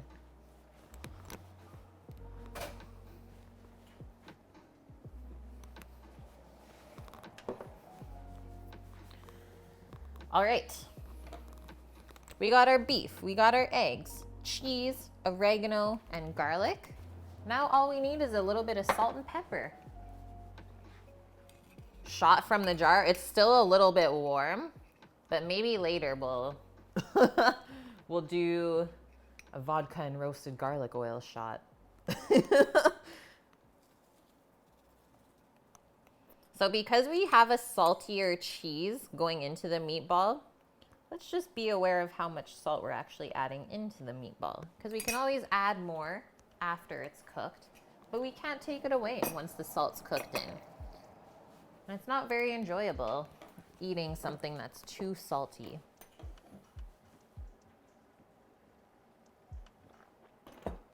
Yeah, pickleback.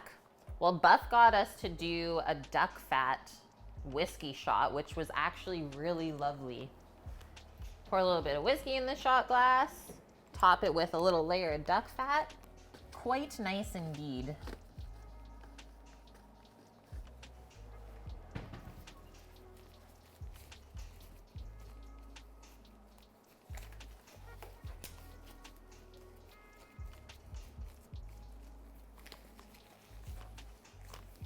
Okay, we're gonna start by busting up our egg.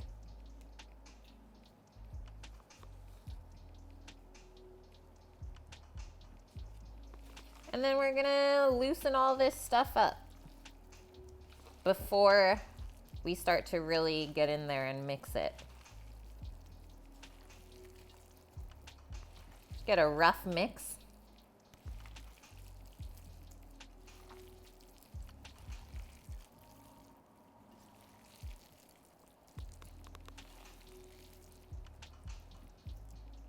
The roasted garlic should kind of fall apart and get distributed throughout because it's nice and soft.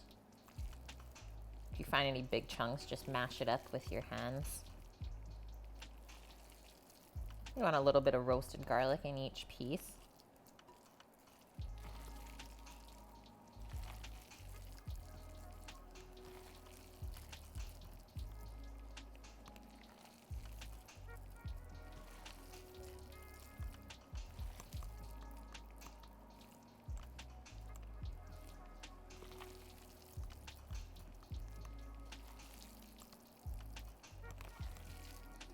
I love the cheese flakes in these. That's one of my favorite parts about making this type of meatball. The cheese flakes.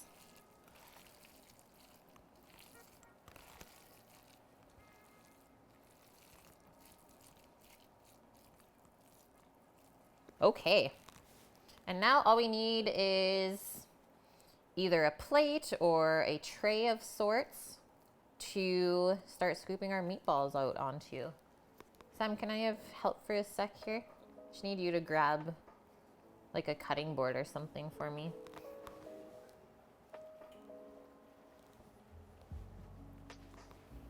I just got messy meat hands. Yeah, Sammy was manly enough to try the chicken tetrazzini juice shot yesterday.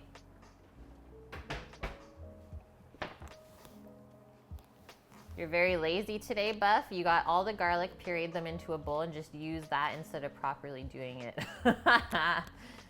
Oh, man. Okay, I like to do like bigger meatballs. But you are free to make your meatballs whatever size you want. Just remember that they will shrink a bit when you cook them. And the trick with these ones is to have them like nice, loose kind of formed. We don't really want to pack them.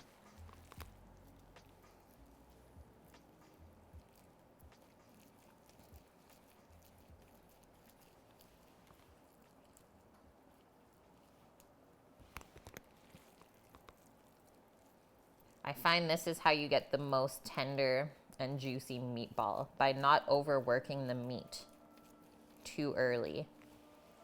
Gotta be gentle with it.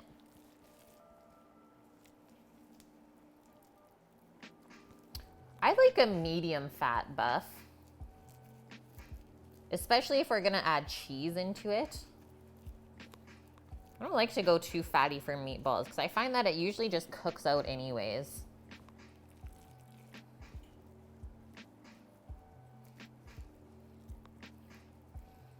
But I mean, you could always go lower fat too, especially if you're serving them with a sauce.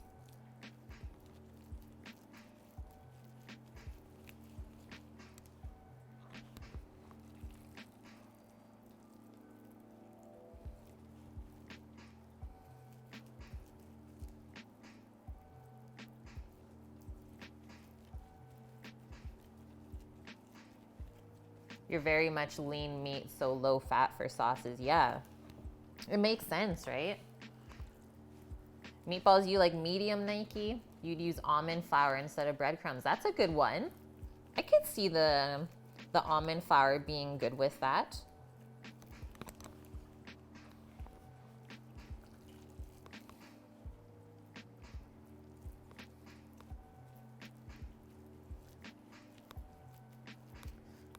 You guys are good.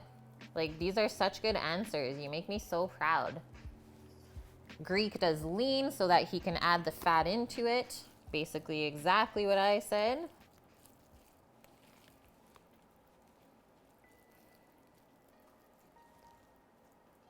Stuff it with fresh matzah. That would be deadly, dude. You have soft matzah there, Yeah. We'll be having some soft matzah on stream next weekend. Having a pizza party. Making some wood-fired pizzas with you guys. We'll make the dough up for the pizzas on Friday. Let it proof overnight. And we're having a pizza party for Streamiversary.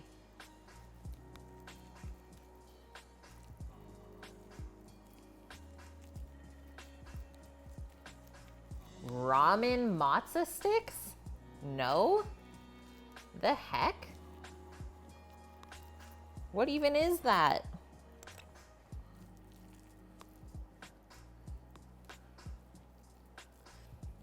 Okay, I'm only gonna cook us up these 12 meatballs right now. I'm gonna put the rest of this mix into the fridge. I'll ball those up a little bit later, because the 12 is all that's gonna fit into my pan anyways.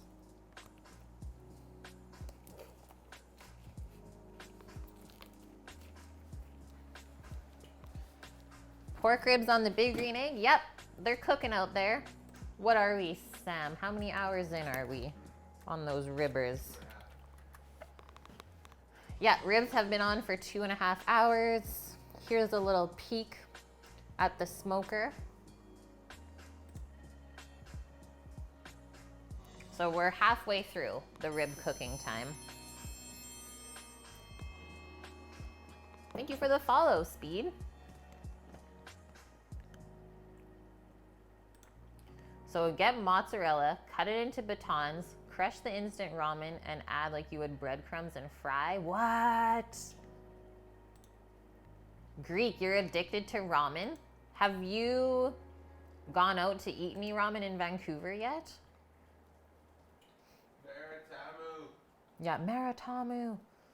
Let's do this back here. And I'm gonna get a pan on.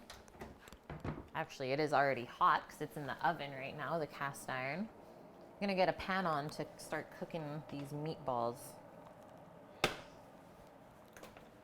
And we're gonna cook them with the tomato sauce. So the tomato sauce is almost done. We're gonna blitz it up with the basil and then pour that over the meatballs to finish cooking them. Thought that would be really delicious. Let's get our pan onto a medium heat there. You just got a big green egg? And you're in love with it. That was like us when we first got it. The one that's on the stream right now, the large, was our first one. And what, we've had it for 5 years now? Perfect.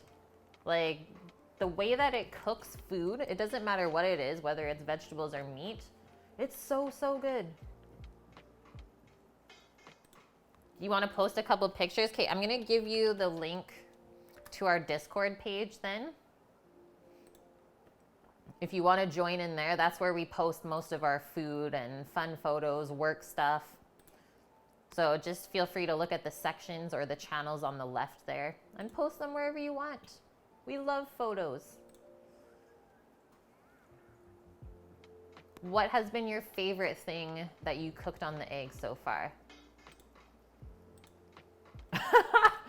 It's funny you say that because we do have an XL. We actually just got it a little while ago. Oh, those look good. What are those, spare ribs? Or pork belly? Is that pork belly? Pork belly burnt ends, dead.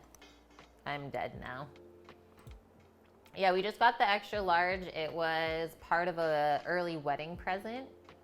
And we're going to be using it, or we have already been using it, to produce food for some people in our community. They are fire, I bet. I bet. All right, so what better way to sear up our meatballs than to use the roasted garlic oil from the garlic that's in the meatballs?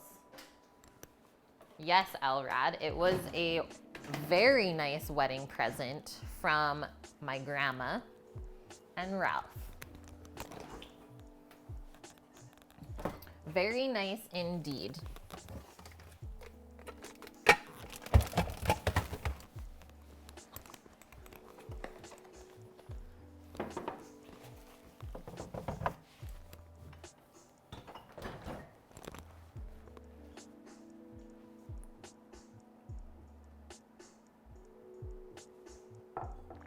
Okay, 12:56 p.m. here, and I'm just finishing my coffee.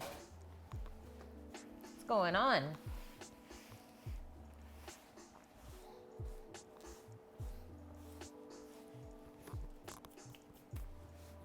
Tomahawk ribeye.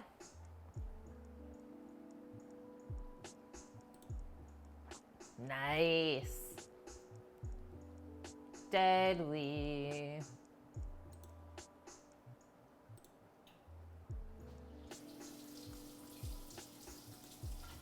Yeah, coffee. Must make more. All right, this pan's gonna be smoking hot. Let's get some oil into there. And start dropping our meaty balls. I'm gonna turn this fan up.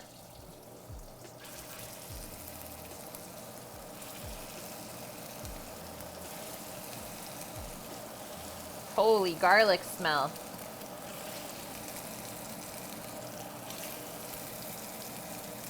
This is like a Nona's meatball. Kind of loosely formed. We don't want to crowd them in the pan too much.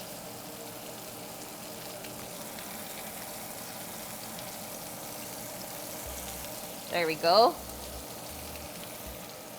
Yeah, baby.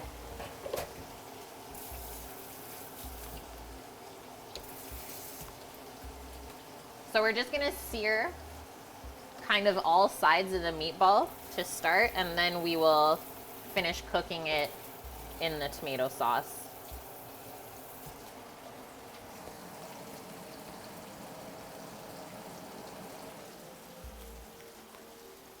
Oh, and you're starting to stream. Nice. Heck yeah, Rook. Chunky, meaty balls. I didn't use any pork in the meatballs. Nope.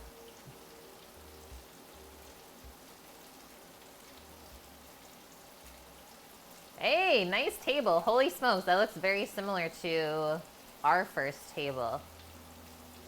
Well done. Yeah, if you check in our Discord, you'll see the big table that my dad and Sam built for our 3 eggs. Yeah, that's a little bit excess, Buff. That's a little bit too much.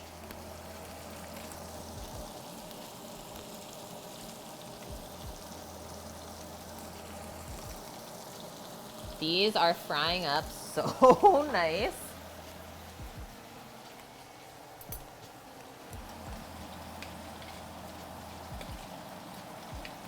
Okay, the tomatoes are nicely cooked down.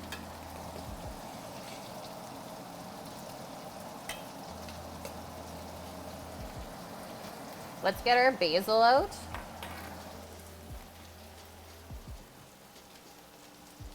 Thanks, Nike. What are the meatballs frying in? Roasted garlic oil. So we roasted some garlic. We put the roasted garlic into the meatballs, and then we use the leftover oil to fry the meatballs up in. It is not a Carhartt apron. It's actually an apron that one of our close friends makes. He has a company, it's called Search and Rescue Denim. He does handmade aprons for not just chefs. So check out the link and you can save 15% off your order with the Cook with Kait code. And you can choose all kinds of different canvases and fabrics and different styles. This is my favorite thing to cook in. Okay, let's give these a turn because I know they're gonna be perfect. Be really gentle with it.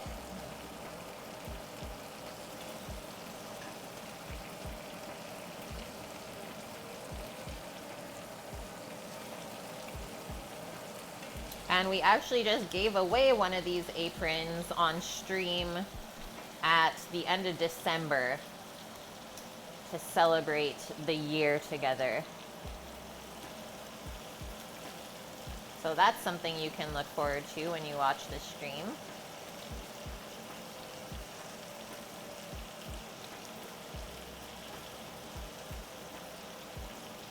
Look at that sear, you guys. Okay, I'm gonna turn this pan down to low now.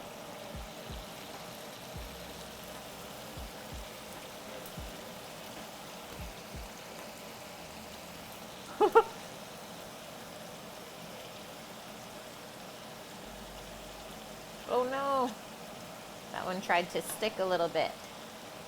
Have no fear.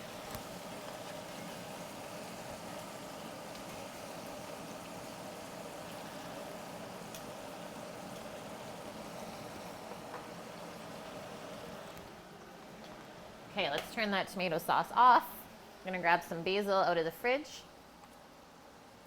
It's so good, Omat. It smells so good in here. Have I ever mentioned how much I love cooking Italian food? I think I have once or twice, maybe. Let's get our blender.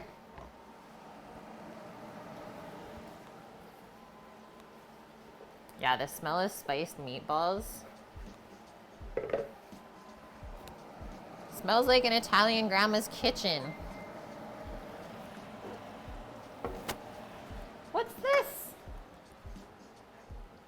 Zena, thank you for the host. I hope you are well.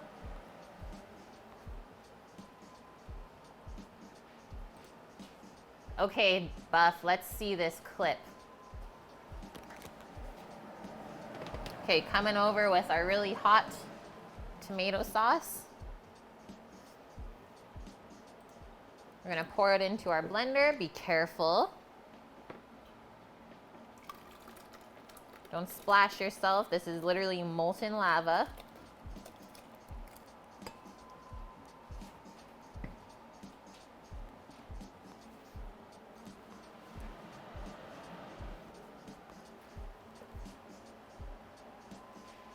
Oh no, Buff.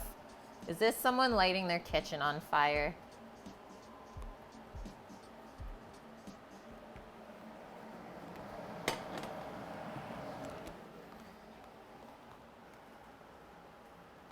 Aw, thank you, Zena.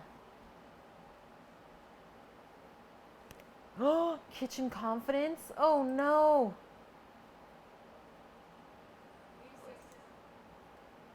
January 11th, 2020. Oh my God. No. Ah! Oh my God. Okay, none of that kind of stuff has ever happened on stream to us.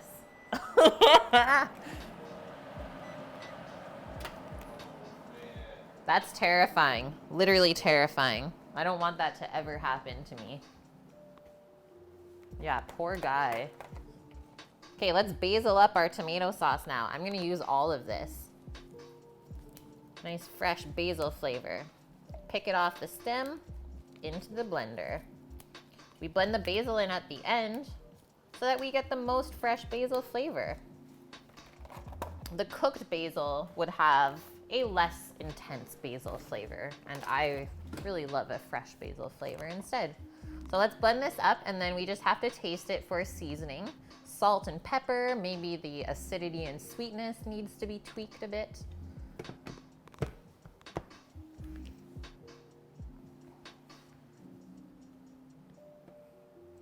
We live in Canada, Speed. We live on Vancouver Island, so on the west coast. Okay, what am I gonna do here? Let's do this. Starting our blender on low speed. And we'll work our way up.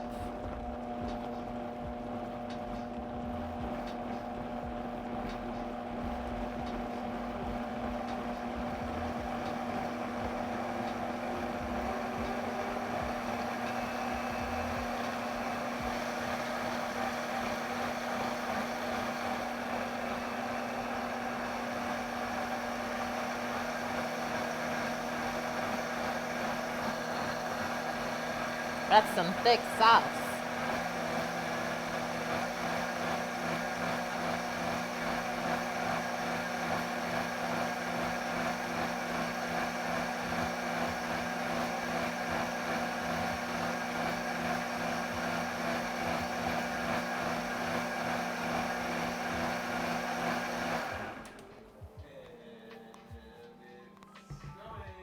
It's snowing?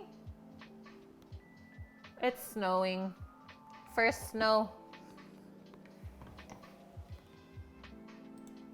That's some hot sauce.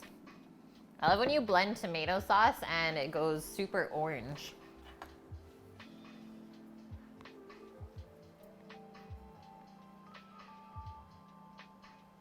Yeah, he may have messed up, but he deals with it so calmly. He is so calm though, Casey.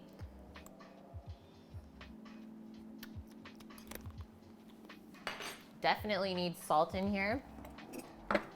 We haven't added any really so far. I'm gonna go 2 big teaspoons full. And then for sweetness and acidity, balsamic vinegar has both of those things. So that's a nice little trick. Just don't add too much because it can change the color. So it's gonna be less bright. But just a couple little drizzles like that. I find it seasons the sauce really nicely. Also, when we add the sauce to the meatballs, we're also gonna get all of that flavor. Night View. Thanks for hanging out with us. Have a wonderful sleep. And I will see you on Friday.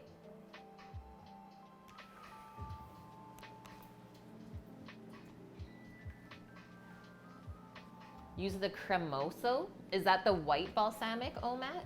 Oh, it's thickened. Yes. Like the syrup.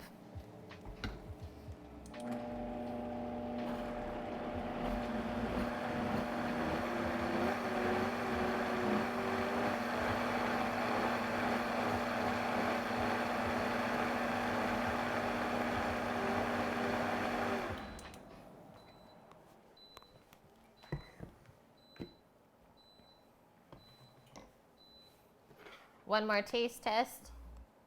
Yeah, the balsamic syrup is so good. Put that on some mozzarella cheese and fresh tomato. I think we just need a touch more balsamic and then we're good. The amount of salt we added was perfect. Yes, salad. Salad as well. It's really easy to make at home though. You just have to cook down some balsamic vinegar and then add a little bit of honey at the end to get this syrupy texture or consistency.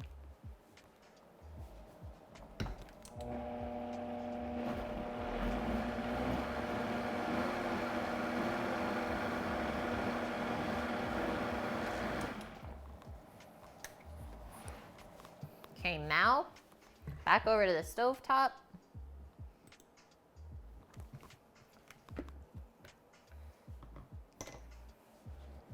We're gonna drizzle this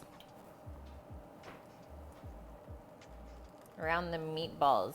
So we want to preserve the sear that we got on the top of the meatball. We don't want to cover that in sauce. So basically I'm just pouring enough sauce to just come up to that point.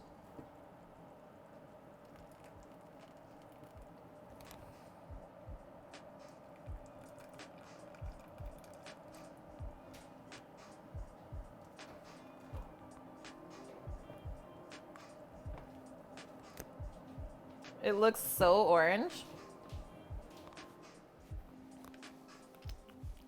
And now we have like 600 ml of extra tomato sauce left over that we can either just put in the fridge to use later on in the week, or we can freeze it.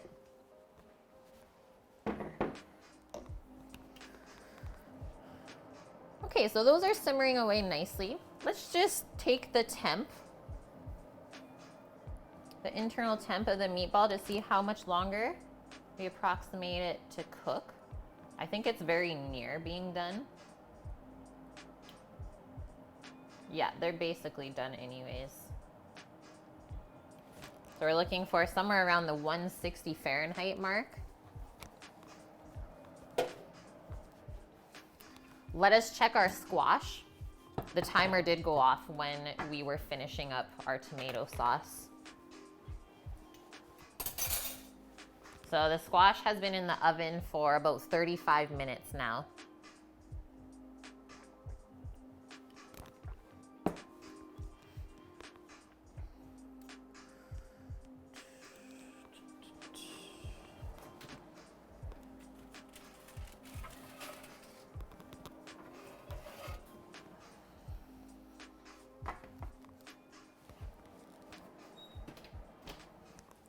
All we're gonna do is flip one over to see how it's cooking inside. Be very careful because of the steam that's inside underneath here.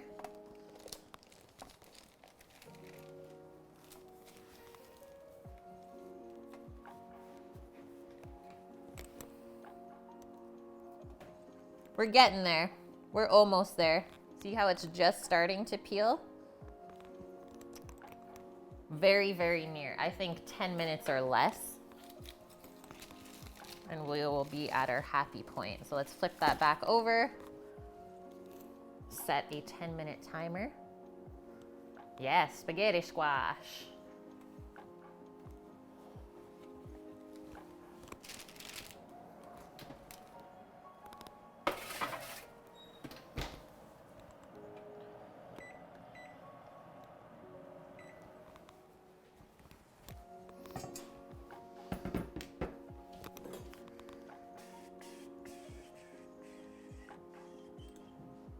There we go.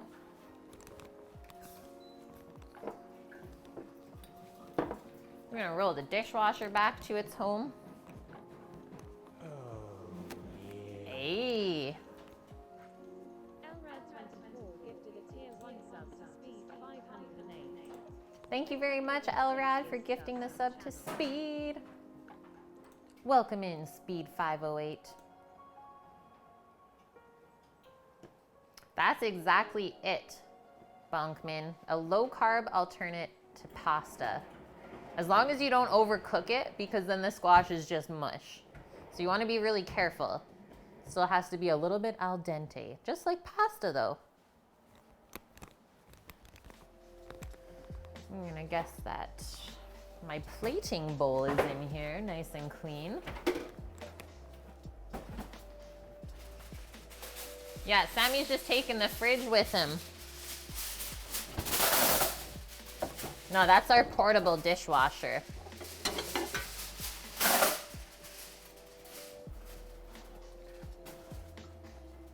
Some ribs.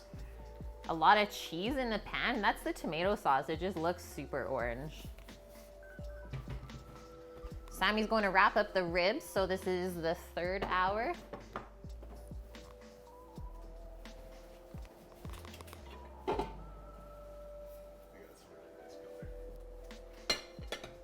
Yeah, totally. We'll show you guys the egg. This is perfect because we have a little bit of time to kill anyways. You can see around the meatballs, they're starting to release a little bit more juice. So they're just finishing up in there.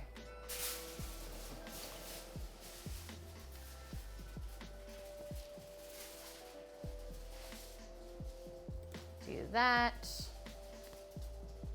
I'm gonna shut my mic off so you get the outside noise.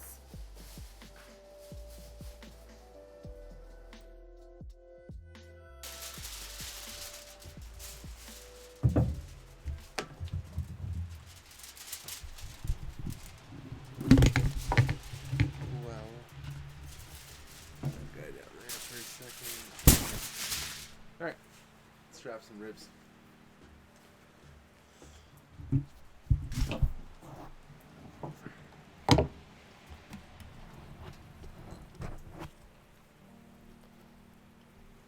There, bend test, almost there.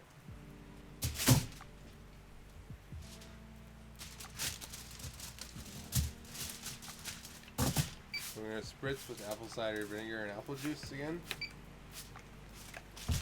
Flip it over, do the same thing.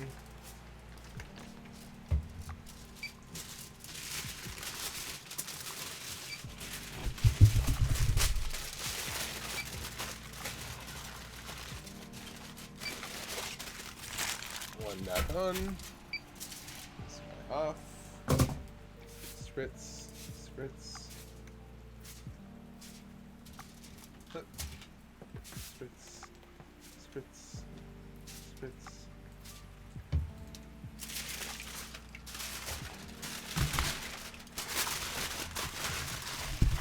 Wrappity wrap. Go back on. Close the lid. We'll see it in 2 hours.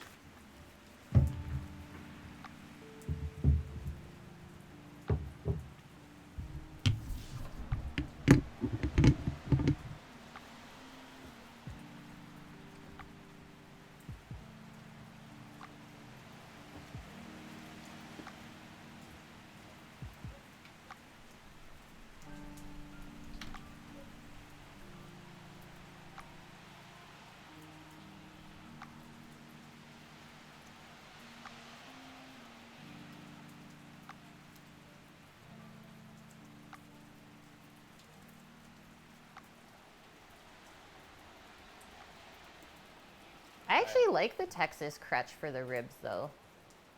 Or would you rather do peach paper? I'd rather do peach. He would rather do peach. Let it be known. Still have to buy a roll of it. Yeah, the weather, honestly, if it's not snowing, I think the weather is nice here. Yep. Because it's still so nice and warm outside. So you can do whatever you want still.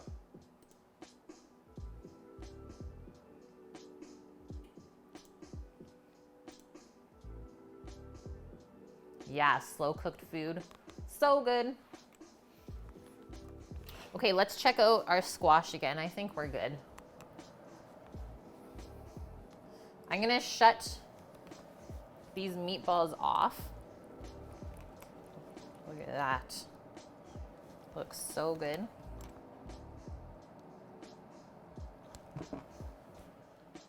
Still bubbling away.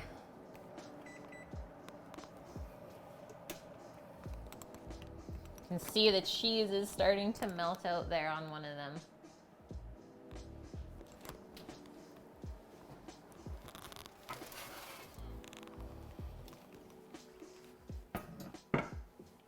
It does look like cheese sauce. Nacho cheese sauce. Oh no, Claire. Oh no.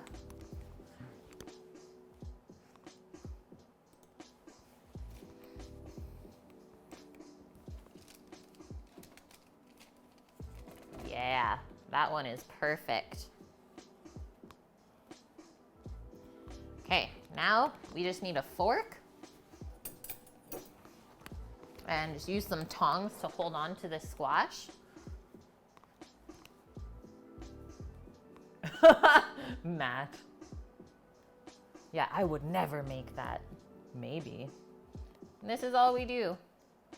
Just start peeling the squash. And you can see how it becomes like spaghetti. Spaghettis.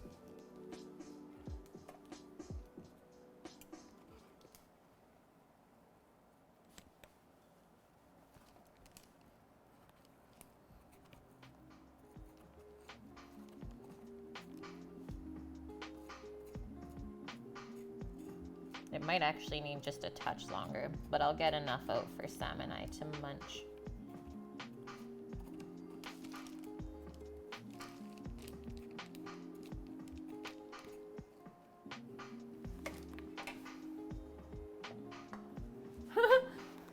Peppy, we just showed the ribs. You just missed it. I'm sorry. Hey, wintertime is squash season.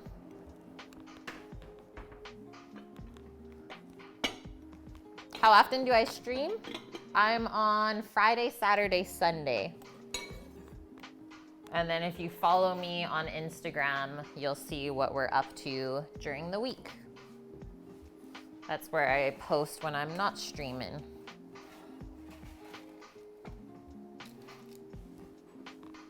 Oh wow, we are getting dumped on right now.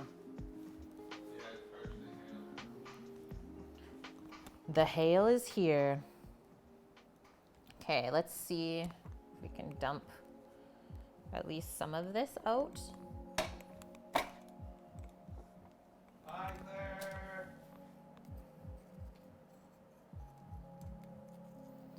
Yes, you have a wonderful afternoon as well. I'm glad you found us. Next weekend, we're using the Big Green Egg to make some wood-fired pizzas, if you want to check that out. Oh, actually, this is perfect, guys. I don't even know why I'm fooling around with it. The spaghetti's perfect. Like I said, I would rather have it al dente than falling apart.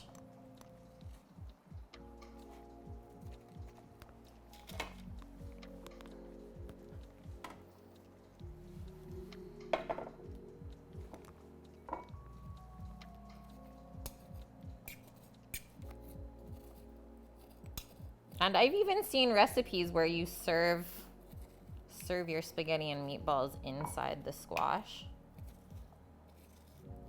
I think maybe if we had a smaller squash, that would be doable. That's a little much though.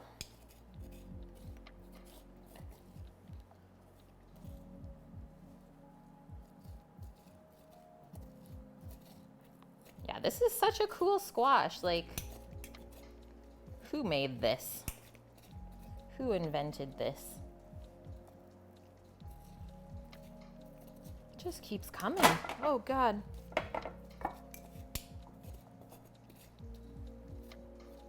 So steamy. Okay, that's definitely more than enough.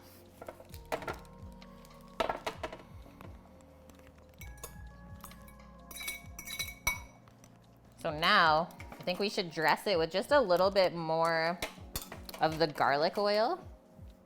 Just because I think it needs some seasoning. And then we can plate up. Yeah, fill the squash with meat.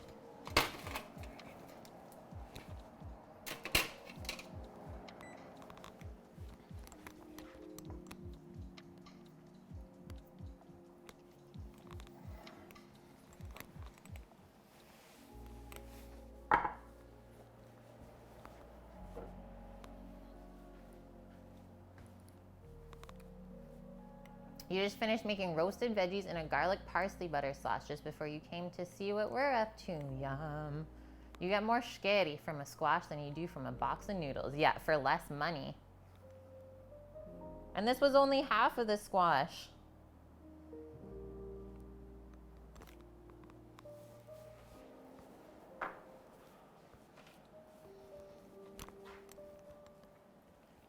Give that a little toss. Once the oil hits that, it smells so good.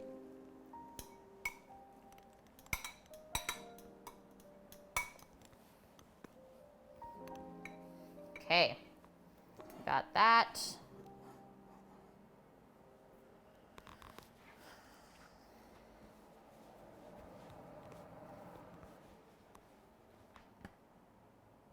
Meatballs. Buffalo wing meatloaf?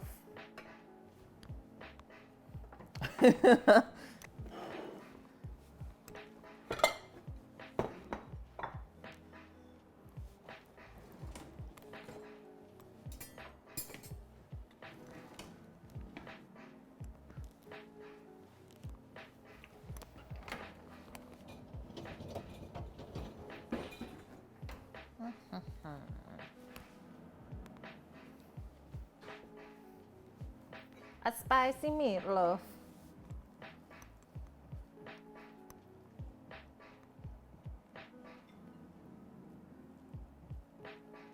Make our little bed of noodles, guys. Of squash noodles.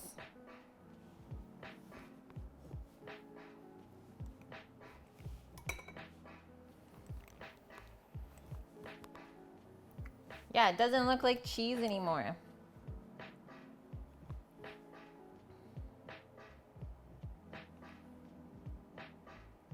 Top that with some meatballs.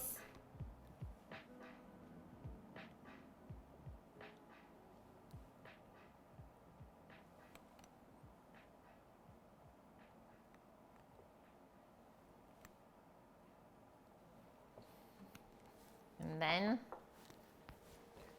we ladle some sauce.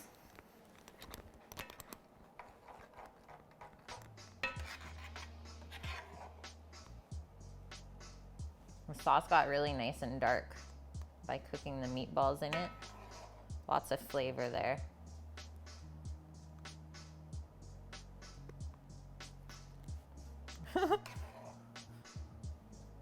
This plate up though.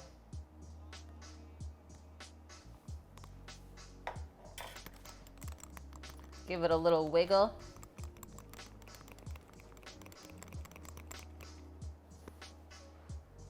It's supposed to be messy. And now, to finish it off, well, I think we need a little bit more cheese.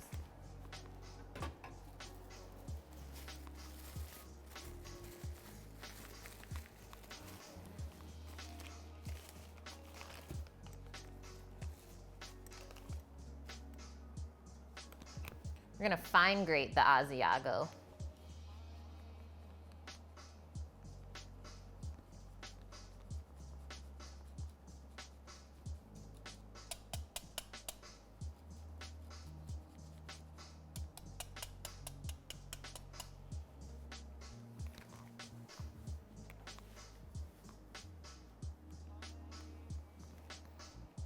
I just need a bit more sauce over here.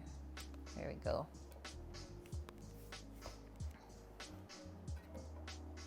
Just put the whole block on top. Yes, Matt.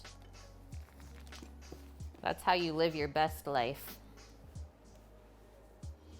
Grate it up, Rook. Hey, Sammy, are you having lunch? Pardon?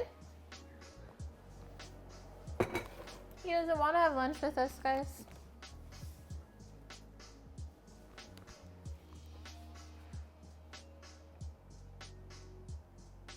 There we go. It's the close-up we need.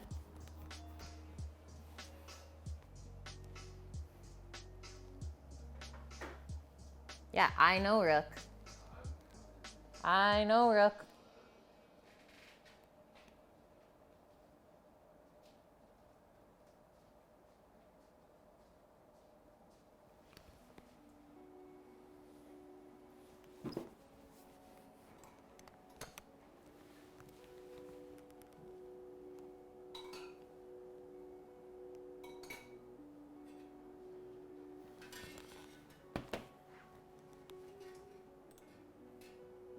Yeah, what exactly is wrong?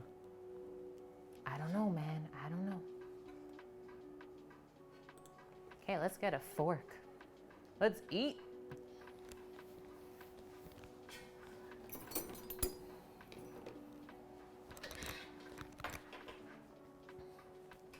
Actually, I think we need a close-up of a meatball cut first.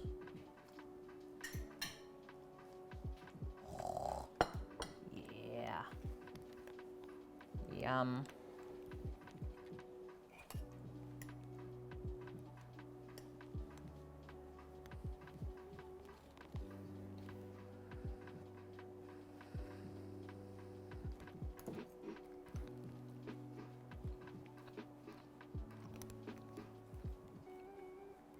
Super good texture.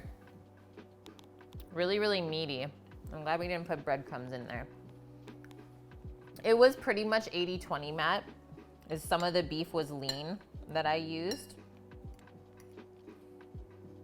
And then that's why we added some cheese and roasted garlic into it. Let's try our spaghetti squash with the tomato sauce. Sammy makes cheese mountain. Yeah. The mountain.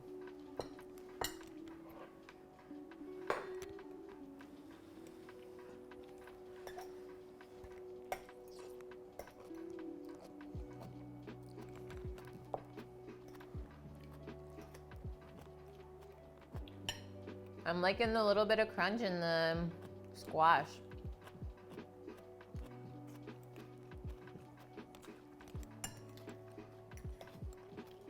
Is it too crunchy?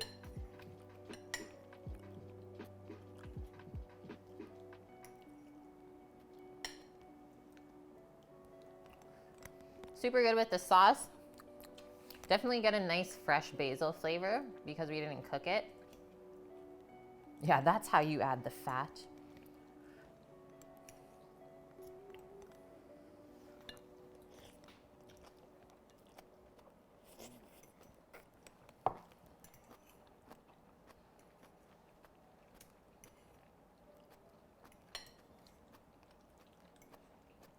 Delicious. He's loving it. Anye, how are you, man? Thanks for joining us. Surprised we didn't add the cheese, Matt?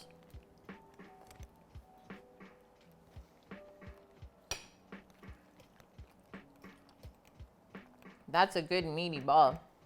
It would be good if it was spicy too. We just finished cooking lunch and now we are going to make a cake. And Sam still has some ribs outside on the smoker.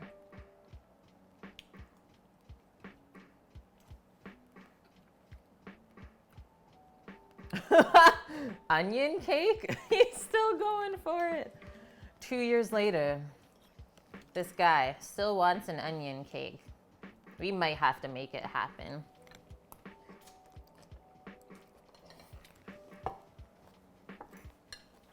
Zwiebelkuchen.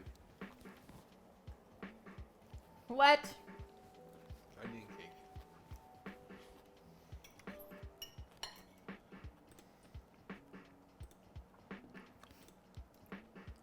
You ban him? I don't know, Matt. He was here before you. Are we eating the ribs today too? I don't know. Yeah. Yeah? Yeah. What are we having with the ribs? Oh. I don't know. I'm cooking lunch. Yeah, senpai.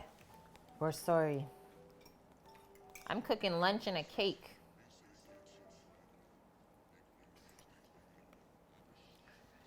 What's Sammy gonna make with the ribs? Caesar salad. Caesar salad.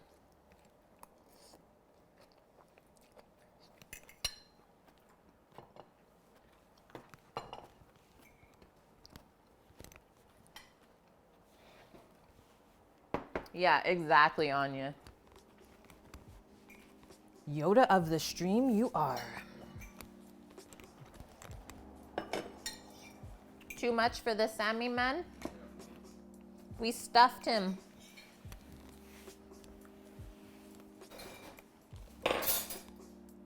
Put a good dent in the Asiago this week.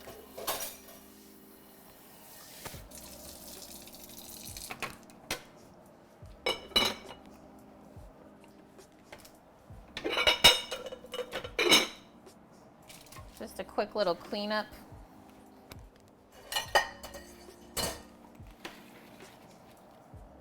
A little shimmy around, if you will.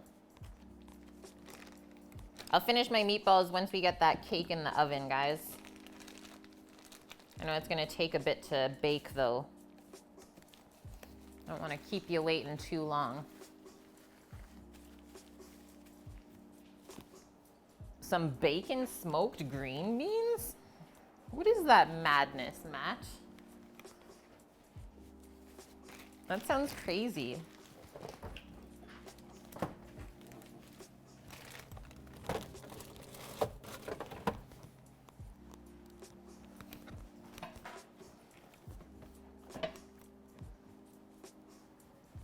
I think I have to grab some butter out for said cake for the icing.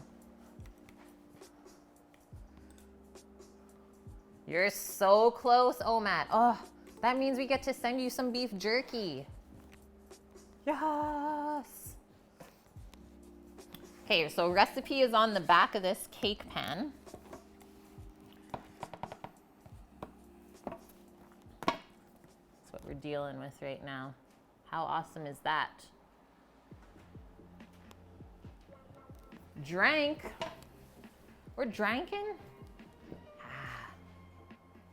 Just water.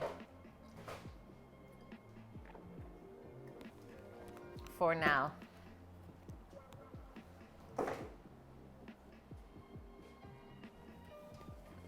Okay. So it says, some childhood favorites you never outgrow, like creamy sandwich cookies. Our sandwich cookie cake pan set transforms the nostalgic snack into a luscious cake you can fill as desired. Enjoy classic chocolate and vanilla, or try a dark chocolate cake filled with mint ice cream? What?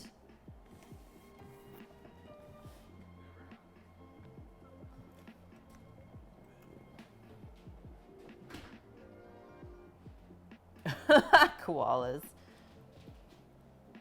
Okay, for the cakes, we need cocoa powder, bittersweet chocolate, butter, cup of flour, baking powder for leavening, salt, sugar, eggs, vanilla. For the buttercream frosting, icing sugar, more butter, some milk, vanilla, and a pinch of salt. More butter. So I'll have to get some butter out for sure. And then the cakes bake at 350 Fahrenheit for about 35 minutes, it says. And we are going to make the batter. Do we have to make it in a mixer? Gotta melt the chocolate. Stir in the butter, Whisk together the dry ingredients. This is so easy. We don't even need to use a mixer to make this cake. How awesome is that? Okay, I'll be right back, guys.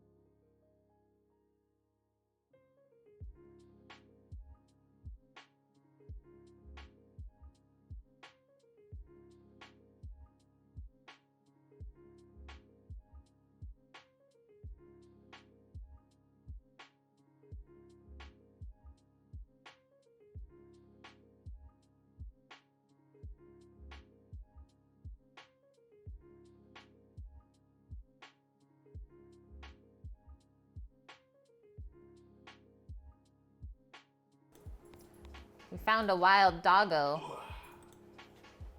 She's got her baby. Ah!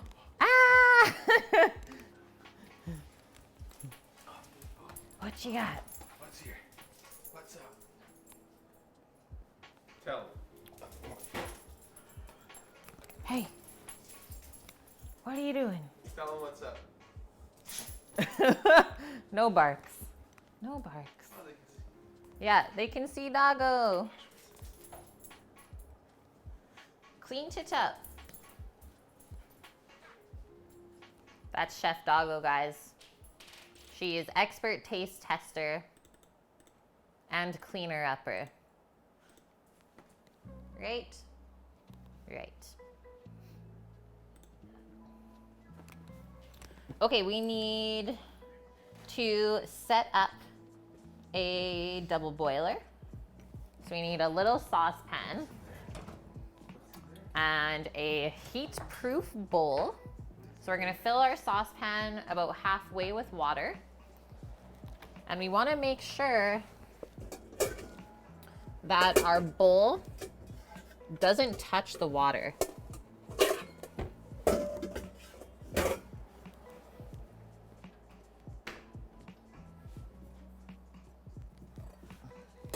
So just kind of get a rough gauge of how high you can get your water there.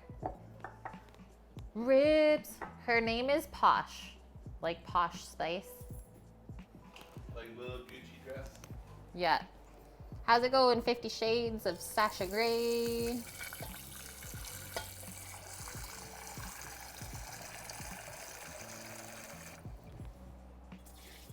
Okay, we'll get our water heating up.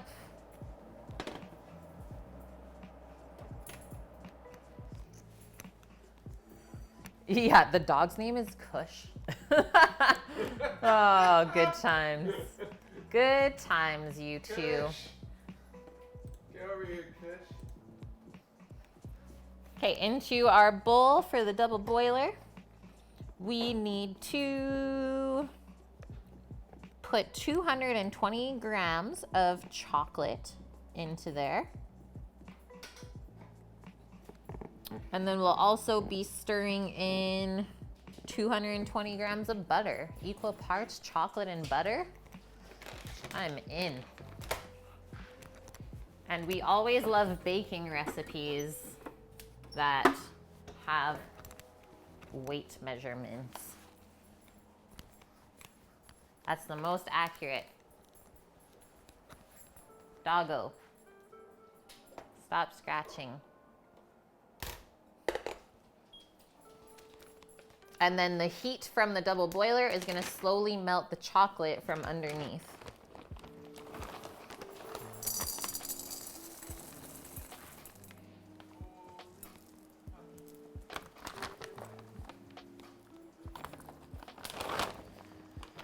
There we go. Just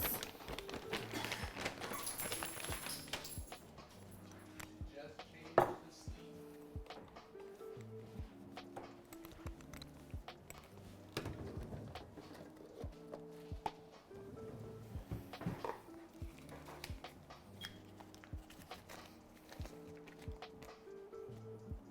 Guys, what's your favorite cake?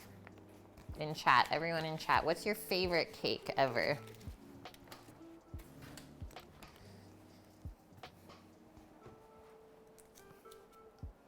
Mine, I think, is Black Forest cake.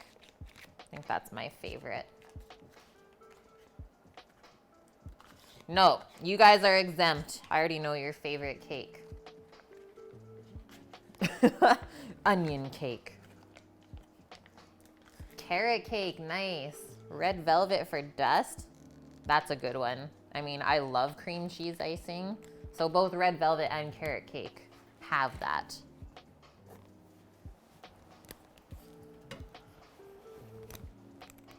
Let's put our chocolate over our little pot. It can start to melt.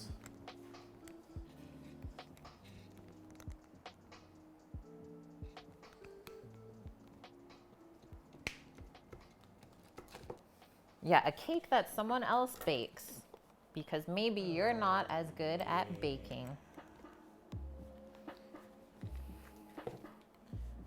Rook, thank you very much for the 20 months, my man. Cannot believe it's been that long already.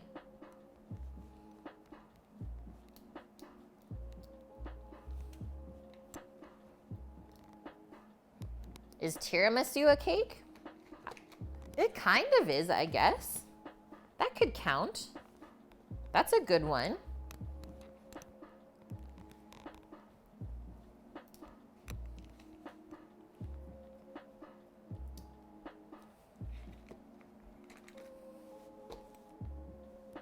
Still too much.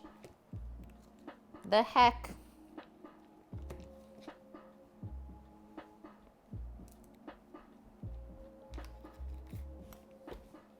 There we go. Right on the money. German chocolate cake, that's a good one. 50 Shades.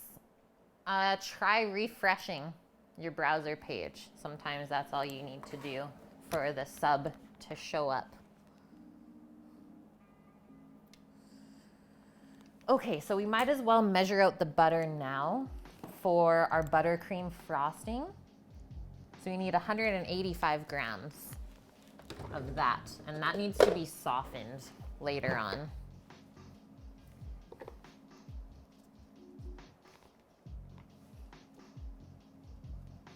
And like it said, if you don't want to make the frosting, you can use ice cream. How cool is that?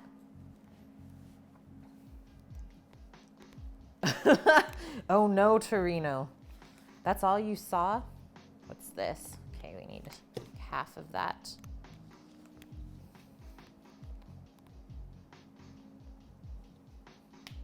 The Santa hat's packed away until next year.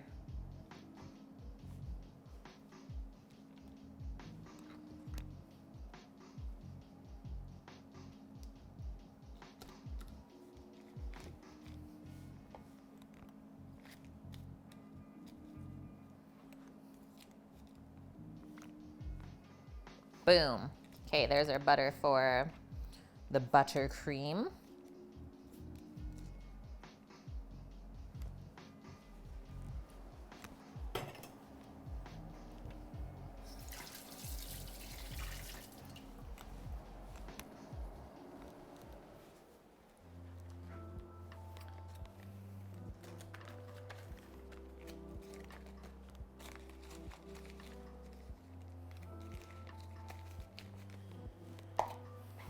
Next up, working into our dry ingredients.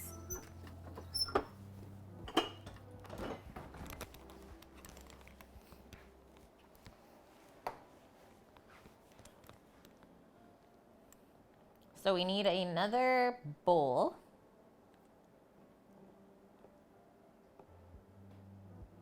To whisk together the flour, cocoa powder, baking powder, and salt.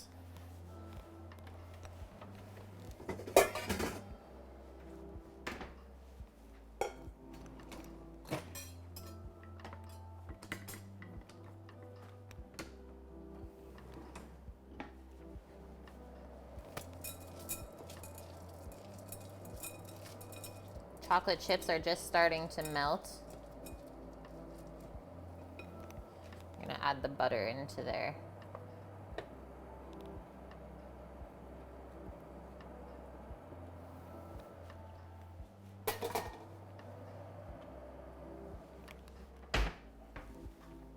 Okay, flour. 155 grams or 1 cup.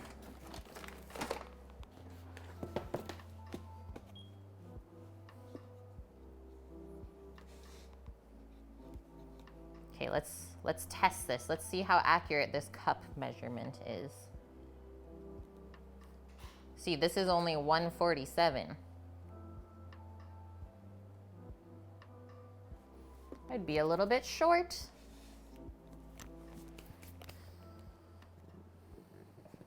$45 grams of cocoa powder.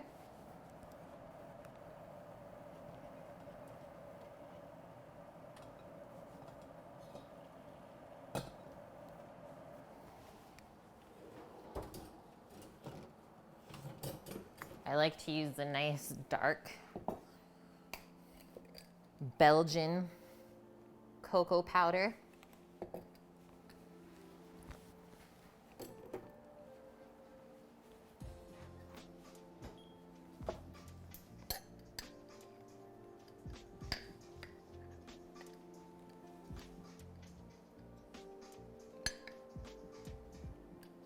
It's almost like a brownie batter, I think, with the cocoa and the chocolate. I'm very intrigued.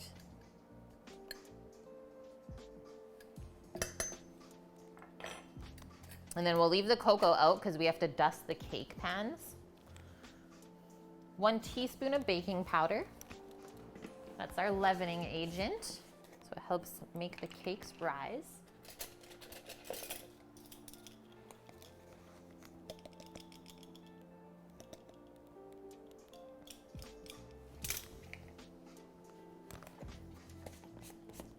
And 3/4 teaspoon of salt.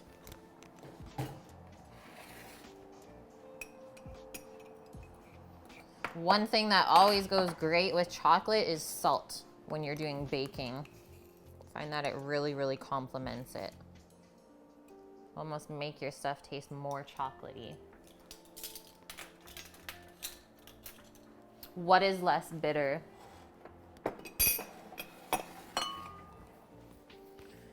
Okay, and where does the sugar go?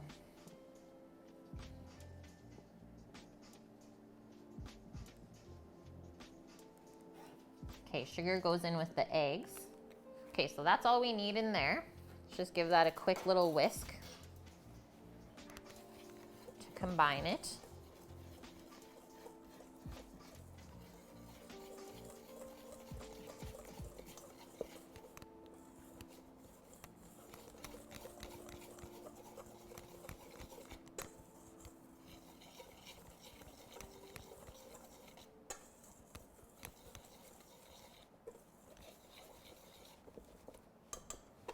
Have a little peek at our chocolate melting.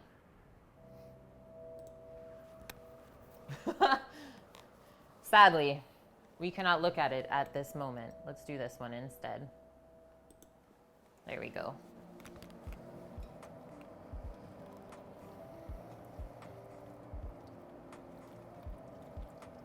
So we're gonna mix the butter in with the chocolate and it's gonna make a nice, smooth kind of paste. So the double boiler is just on a low heat. You don't need it to be boiling the entire time.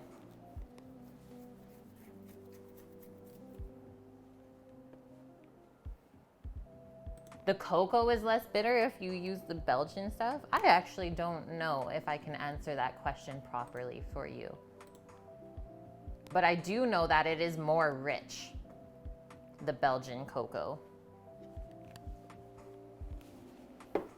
Okay, we'll put our dry stuff aside and now working into our wet ingredients.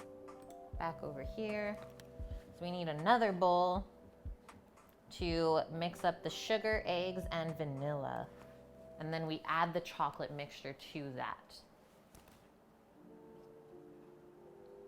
And then we whisk in the dry stuff to the wet. Perfect.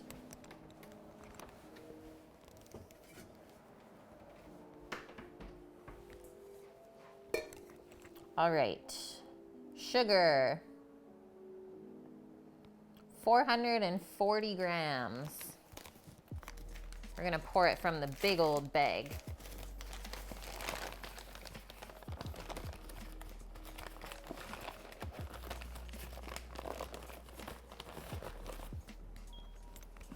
$440 grams.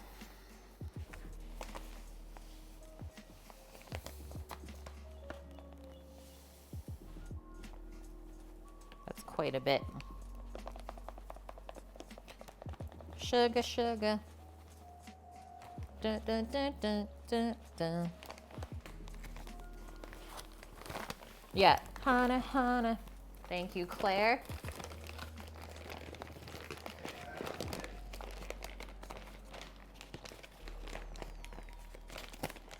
Oh, it was the, oh Matt, I was asking chat what the favorite cake was of everyone. And Onionies was playing a funny because I knew he was gonna say onion. Well, the onion cake, of course. What else could it be? All right, 4 eggs.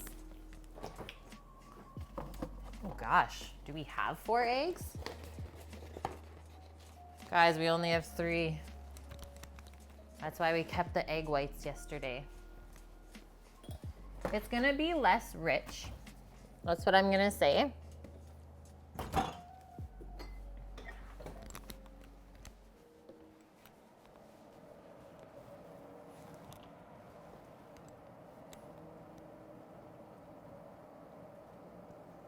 Just giving our chocolate and butter another stir. Another thing, if you have your heat too high on your double boiler, you can split your chocolate.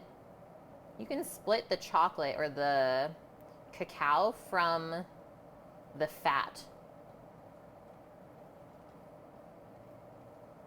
So you really don't want to have that heat too high because you can't really come back from that.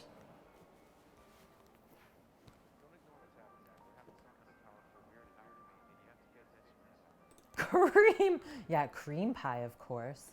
The heck? We got all of our duchies together. Okay, so let's weigh 1 egg. Usually I think it's around 55-ish grams. 1 large egg. Okay, 51 was that one. So we know that we need to add that amount of egg white. Since we're missing 1 egg.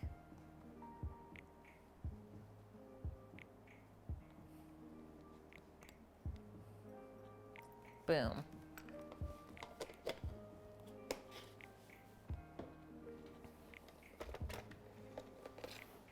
Done with that for now.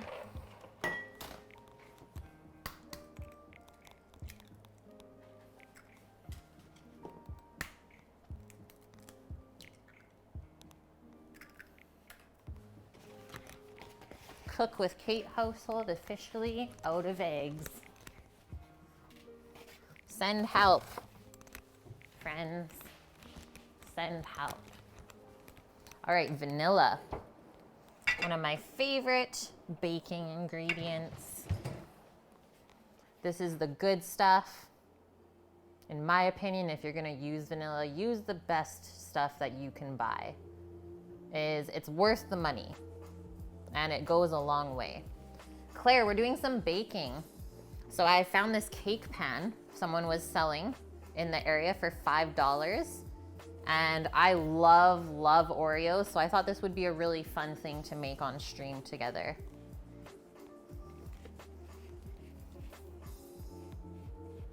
Yeah, this bottle, when we got it, 4 years ago now, I've had this for, I believe it was around $120. But you divide that, let's say this will last me Another 3 years. Divide that over 7 years and you're good to go. So worth it.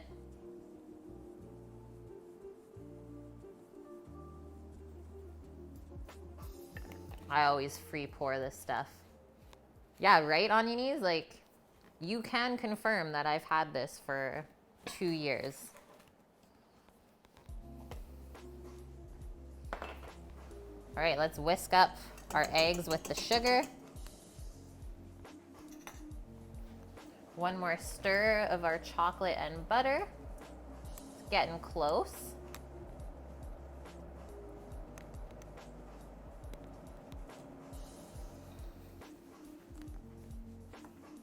It really is worth it.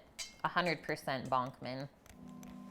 Is once you taste the vanilla bean paste, oh, it'll change your life.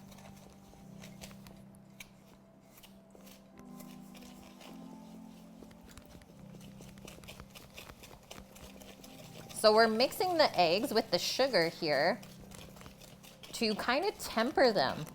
And so what that means is that the sugar is gonna help the eggs from not getting overcooked when we add in the warm chocolate and butter mixture. So we're using the sugar as sort of a barrier to keep the eggs from overcooking and getting scrambled in our cake batter mix. So you really wanna whisk this nice and smooth.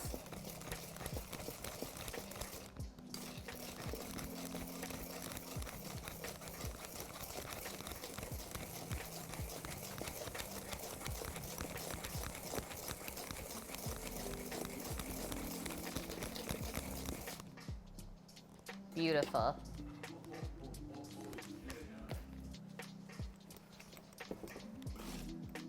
Yeah, it's almost like a ribbon texture. Yeah, you don't want scrambled eggs in cake. 100%.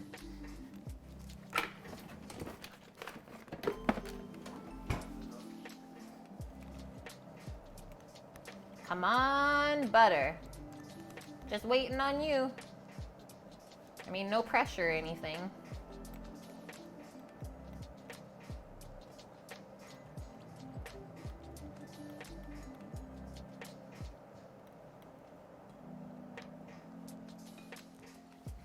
All right, so here's our directions.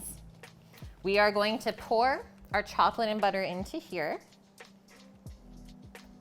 Or we're going to pour this into our chocolate and butter.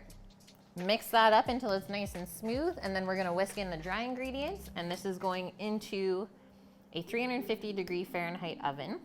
So let's get that preheating. And then while we're waiting for the butter to finish melting, we can line our cake pans, give them a nice little dusting so that the cakes don't stick. Get that preheating. Just gonna take a quick bathroom break before we start that.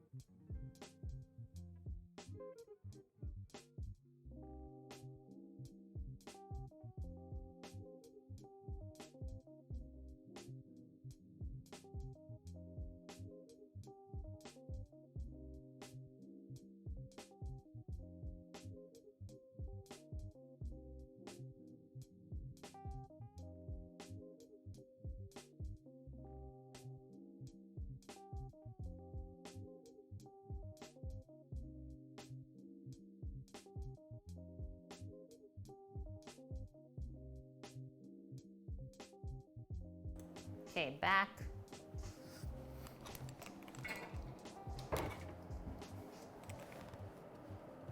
Yes, very close.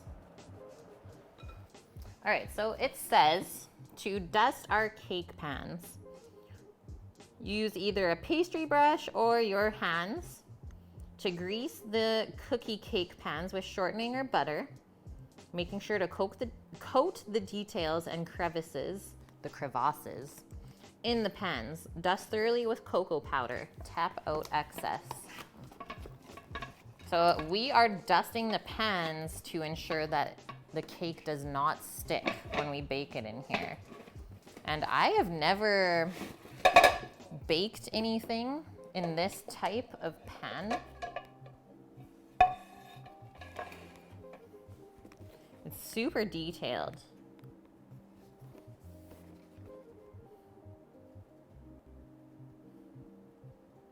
But it says it is coated with a non-stick finish. Yeah, it looks really cool.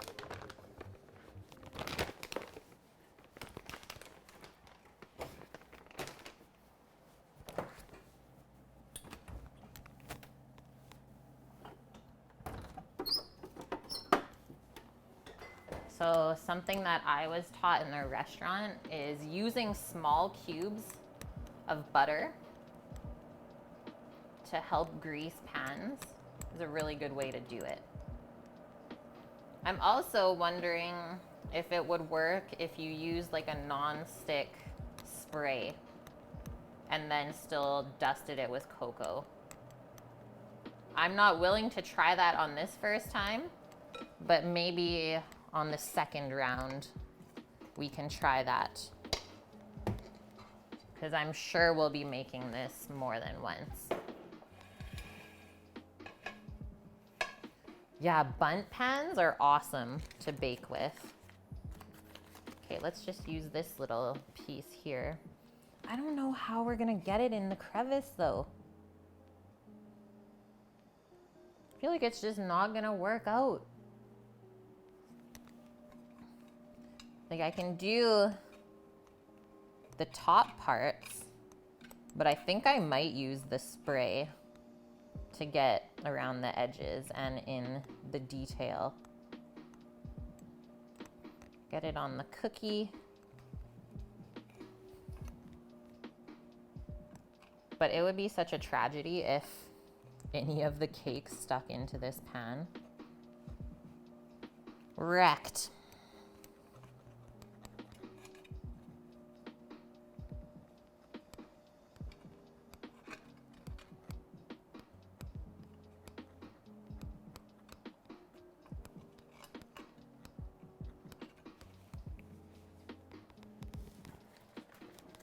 Don't stop believing. Thanks, Claire.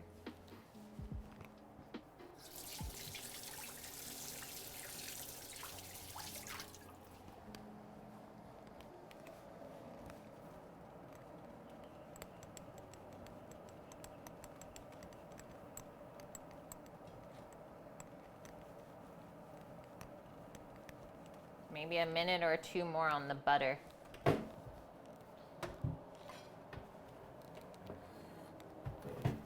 Okay, I'm going in, guys.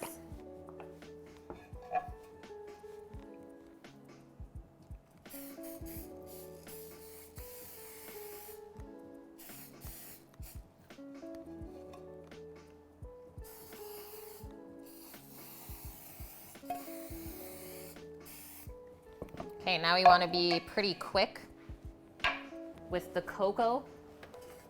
This is for you, Claire. Old school sifter from my grandma that we're gonna use. I'm gonna put that on there for a sec to dust the cocoa.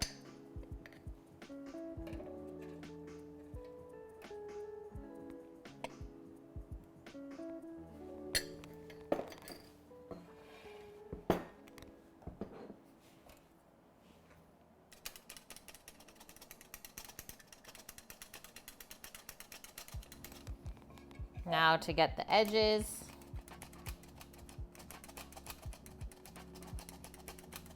And the cutting board. Just dust the cutting board too, you never know.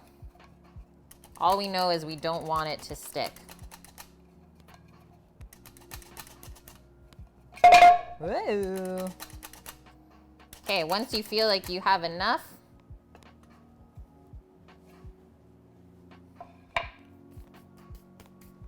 make sure our other pan is nicely coated.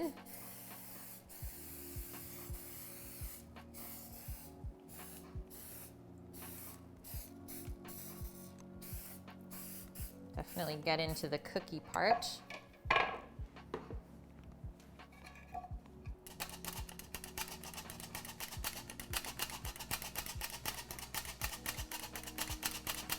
There's cocoa everywhere, but it's okay.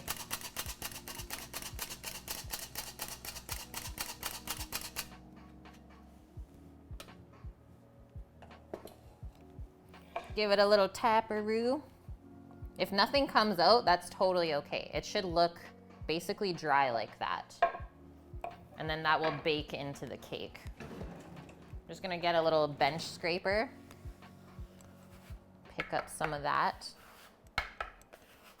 Which didn't really work at all. The board's been cocoaed forever.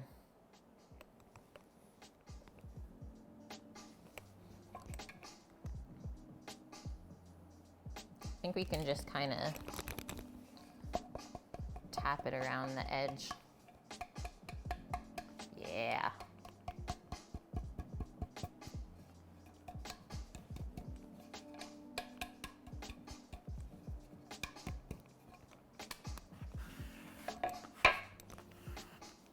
So even though we didn't have to use the mixer to make the cake batter, still a little bit of work to prepare the pan.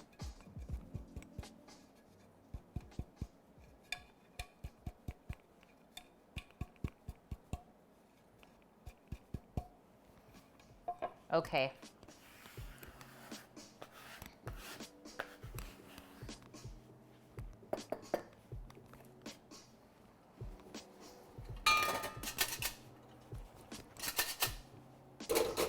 Little cleanup quickly. What's worse for getting it everywhere, guys? Is flour worse or cocoa worse when you're baking? Flour. Sammy says flour. I don't know, I think cocoa. Yeah, I'm with you, Claire.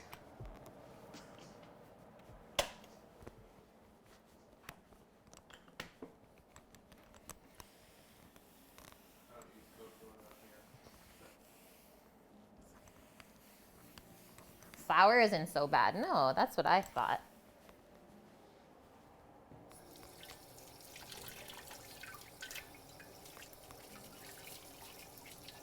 I think cornstarch is worse than flour.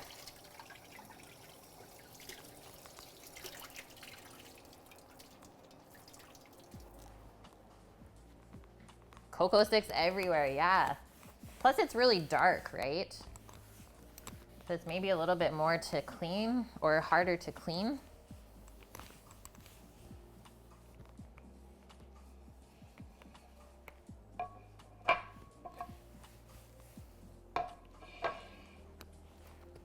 Yeah, cocoa literally everywhere in my house right now.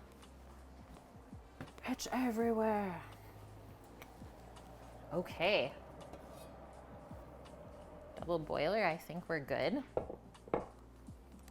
It's just that little butter nub. Just give that a stir and it should mix in no problem. Holy, why does butter and chocolate melted smell so good? Coco Loco. Yeah, look, cornstarch wasn't an option. The heck, Kate?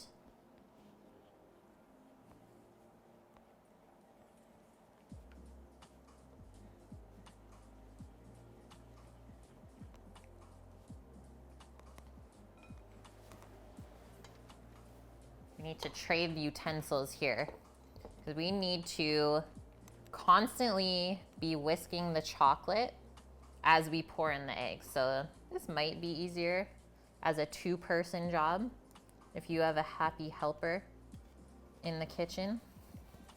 I don't know if I do right now.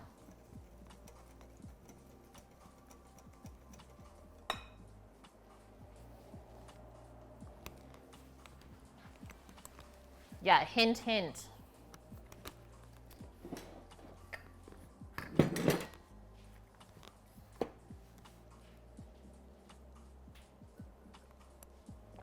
Cue Jeopardy music. Okay, you're pouring salmon. Or what? You're pouring the egg into the chocolate as I whisk, so we don't cook the egg. Okay. Can you back up the bowl just a touch, please? Thank you.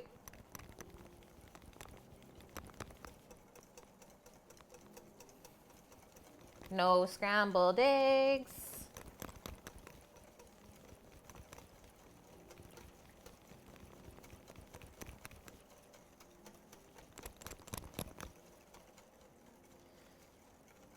Sammy looks like he just woke up.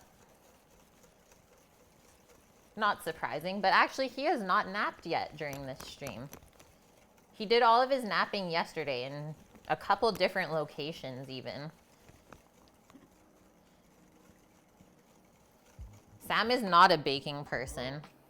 It's okay. Once you get most of the eggs and sugar added, you're good to go. It's cooled off the chocolate already. So let's scrape out the rest. And then we will gently stir in our dry ingredients. And then these cakes are getting baking.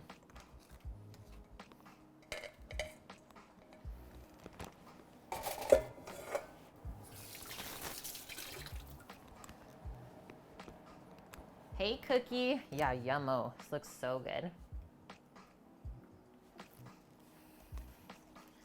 He is the person that enjoys the end result of Kait's baking. One of the few. That looks so good. Okay, I'm gonna switch from the whisk though, because I just have a feeling like this is gonna get pretty thick. Yeah, leave the meat to Sammy.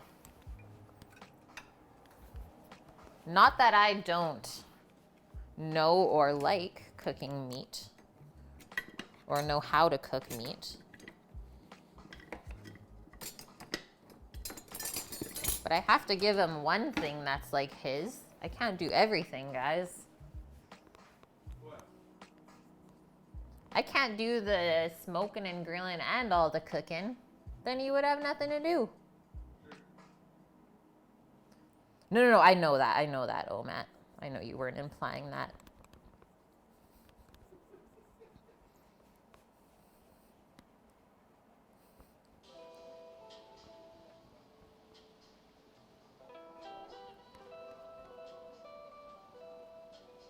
It's okay, chocolate. Just accept the flour and cocoa.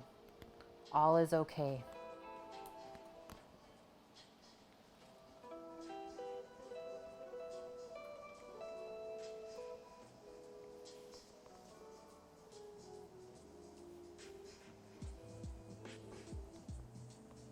So I'm adding a little bit at a time here, just because I think it will not mix in nicely if we add it all. We might end up with some lumpy cakes.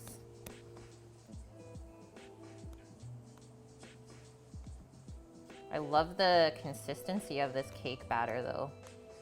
It's so chocolatey. This is going to be dense and heavy.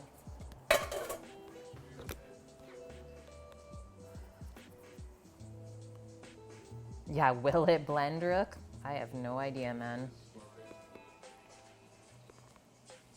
Score bits in the buttercream?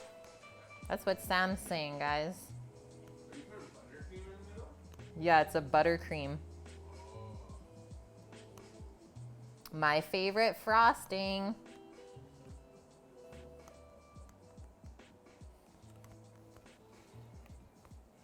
Other than cream cheese, which would also probably be really good in this too. Holy! There we go. That's dark.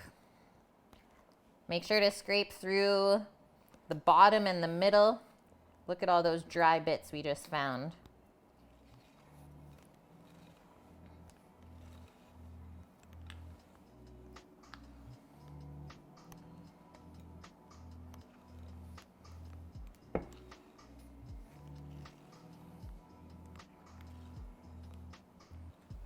This is almost black in color.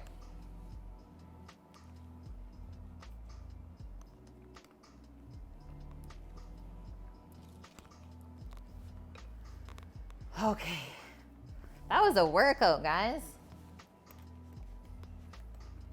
Have you ever had a dollop of sweetened cream cheese in a chocolate brownie muffin? I think I have had that. It's not gonna taste like Marmite, you sillies. Yeah, I'm with you, Claire. Ew. Cookie, look. It says your name. I don't know if these are the real magic cookies, though.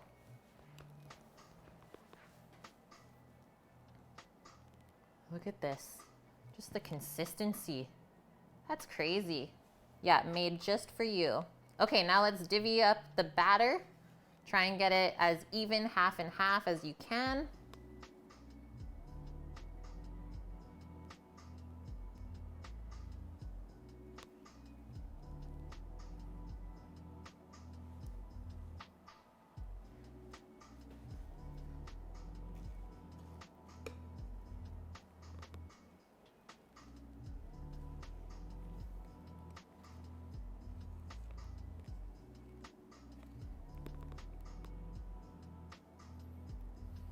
This is the cookie cake.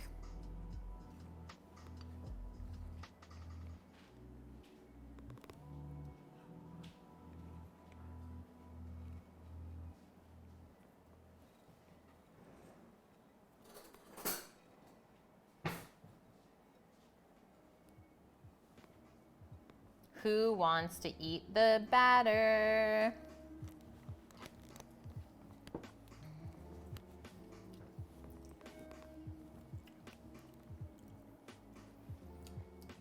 Give it a little swish around so it is all the way around to the edge.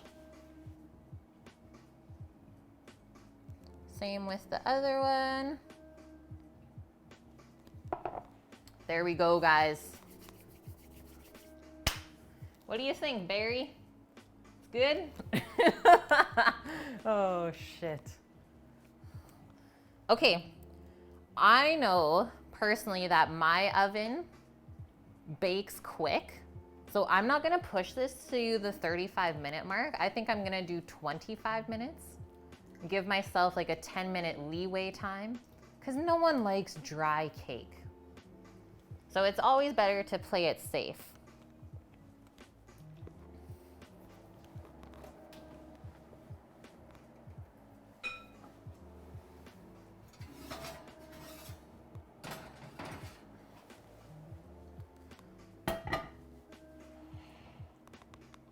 Oh, chili with dark chocolate is quite nice indeed. That, you are correct. All right, 25-minute timer on the clock. A slight kick, if you will. All right, well, that bowl is clean. Sammy cleaned that one up for us. So in the meantime, while the cake is baking, let's whip up some buttercream frosting.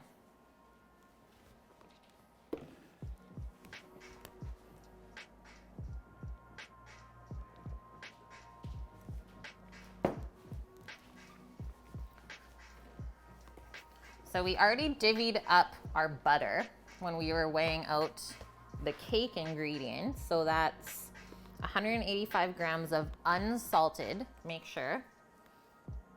And then we need icing sugar, a little bit of milk. I kept the vanilla out still.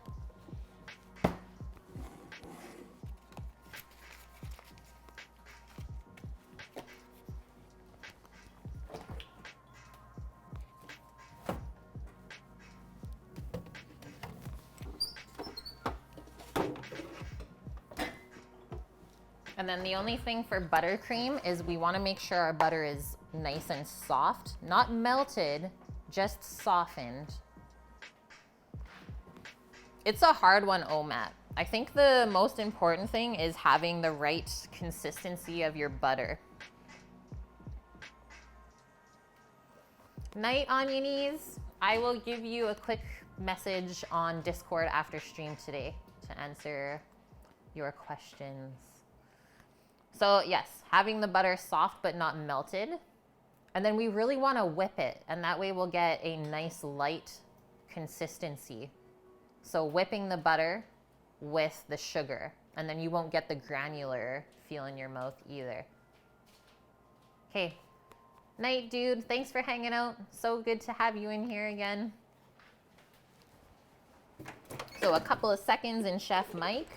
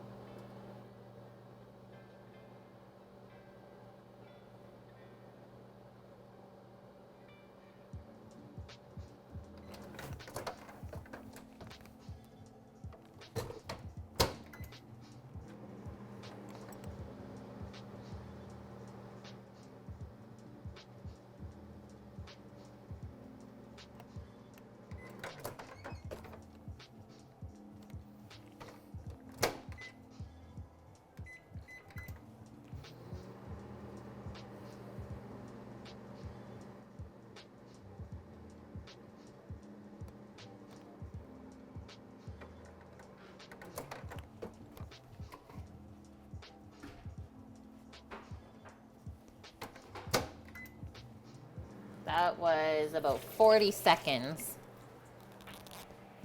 to melt that butter or soften it.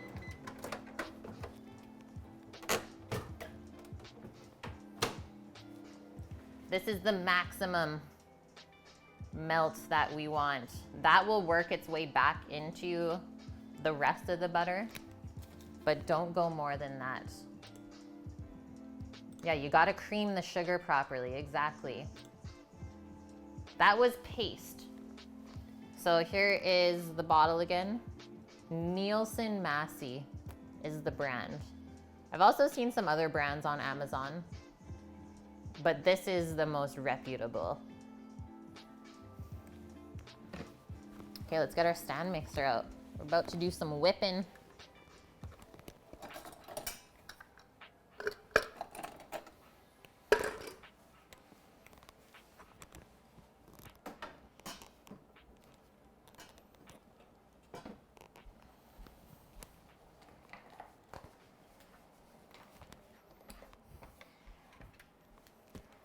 Needs a little wipe.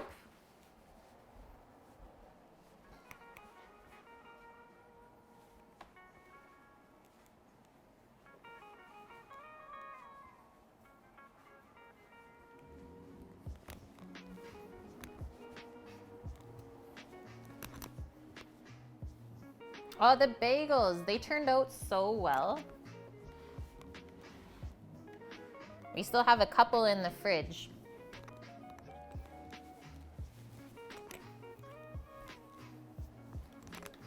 Yeah, even though we used the wrong yeast and everything, it was like one of the best ones that we've made. Go.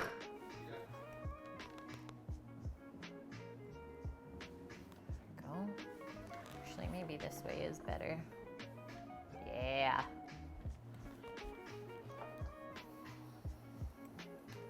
We added special ingredients. The only kind of special ingredient in bagel dough is a sweetener, so barley malt syrup. And that's what gives the bagels the really nice kind of sheen on the outside as well as the chew on the crust.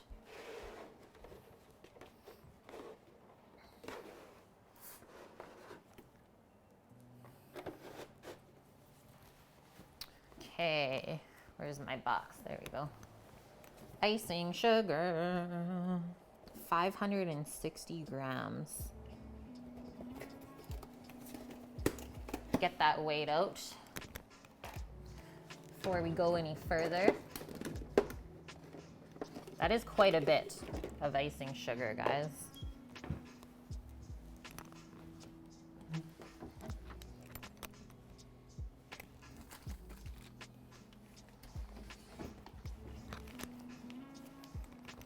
I don't know if we have that, but there might be some more on the other side. The icing sugar. I don't know though. We'll see. No, I know you had to, Rook. And I'm totally fine with that.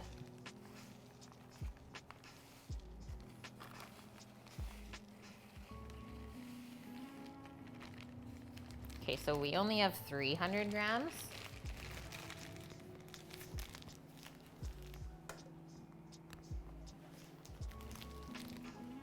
And you know what? That's okay. I'm gonna put in a little bit of just regular sugar as well.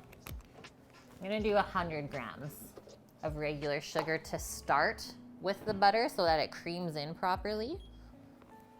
And then we'll add the icing sugar near the end.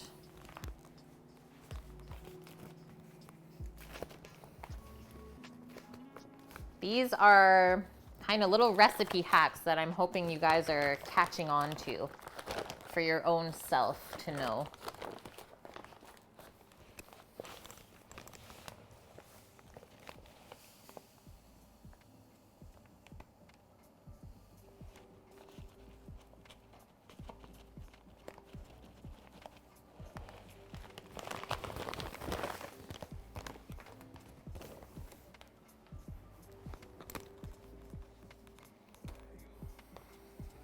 Okay. Bagels. Let's get our butter into here.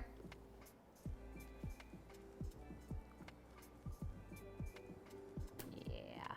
Splat.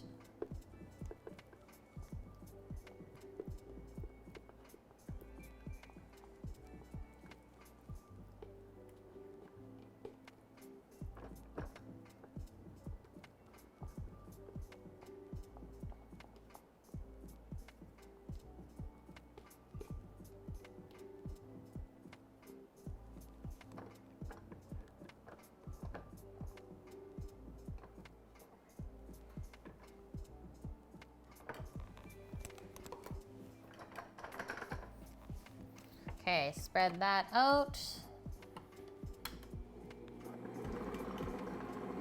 Yeah.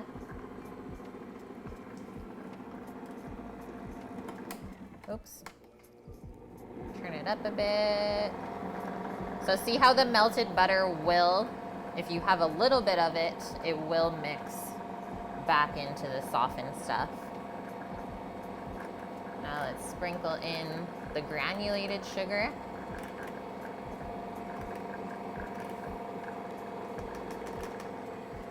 Let that cream a bit.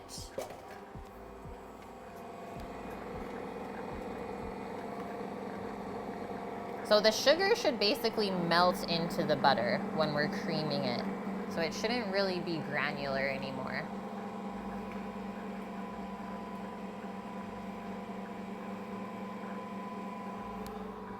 I'm gonna have a bite of my lunch while we're doing this now. The end is nigh, my friends. So far, everything has turned out great.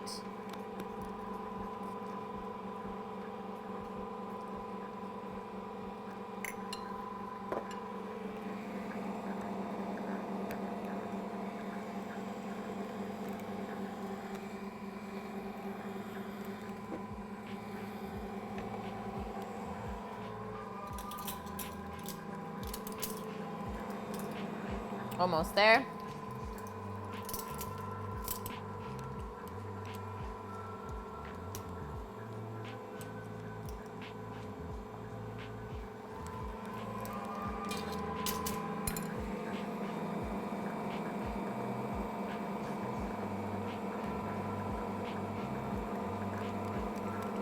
It's looking so good. It's really fluffy already. You didn't know it had to be that soft, Claire. I mean, I don't know if it has to be that soft, but it'll just make it easier to whip the softer it is. And you'll probably get a lighter consistency that way. Okay, a little bit of flavoring. Let's match our vanilla flavor from the cake. Vanilla buttercream is seriously so good too. And that's the bonus of using the vanilla paste, is that you get to see the little vanilla flecks in it. All right, now it says to add a couple tablespoons of milk. So I'm gonna do 2 to start.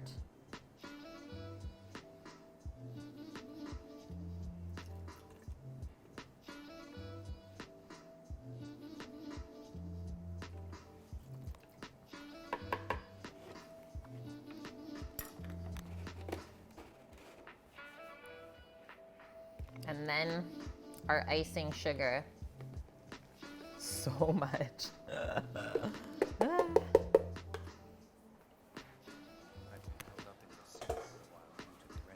All right, now start this on low so you don't fling the sugar everywhere.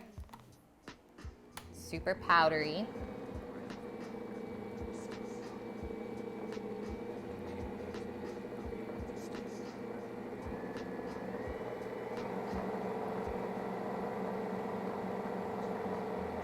I'm hoping those lumps come out.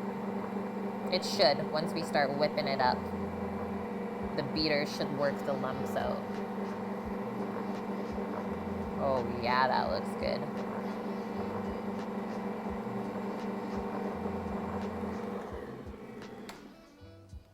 One little scrape down.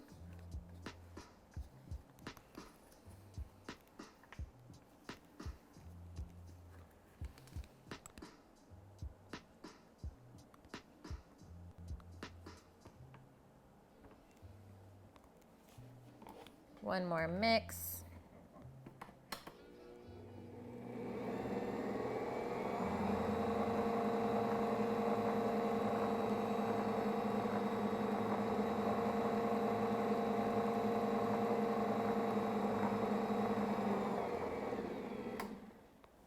I think we're great.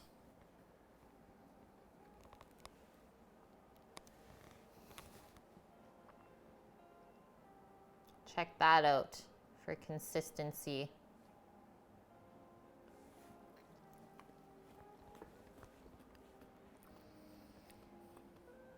It's a touch granular still, which means that the butter hasn't quite accepted all of the sugar. So we're just gonna keep mixing that on low. And I think I might add a little bit more milk as well. I think it could use it. It's a bit sweet.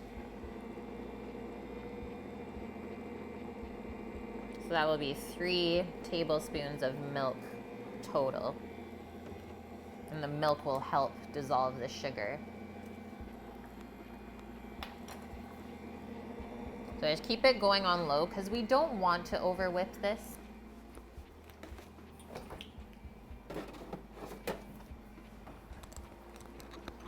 Having a little peek. Holy, those cakes look unreal, you guys. There's only 10 minutes left on them. So exciting. It's gonna be really hard to let them cool off for a little bit too. Because you can't really ice a warm cake with buttercream because the buttercream will just melt.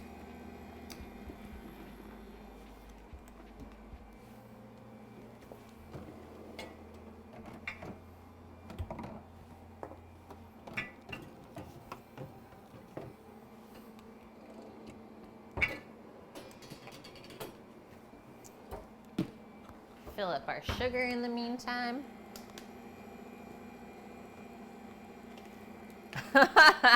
Yeah, gotta keep her happy, oh Matt.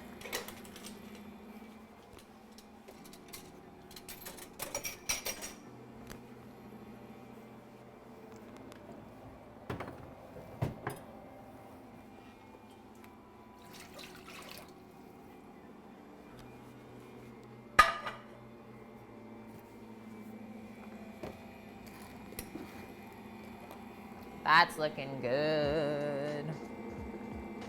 Yeah, I'm happy that we mixed it a bit more. It looks more uniform.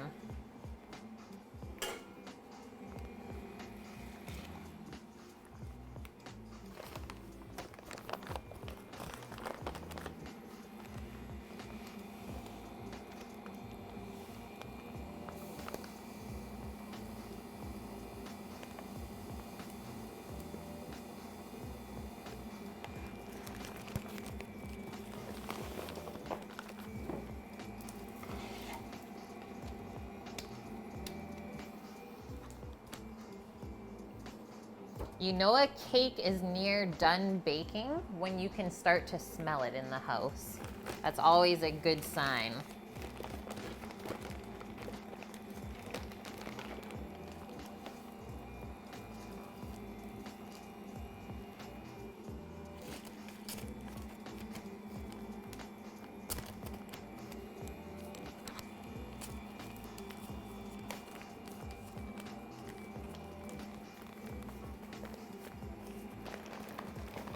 Yeah, it was a bag of sugar. It's 10 kilos. It is almost as big as me.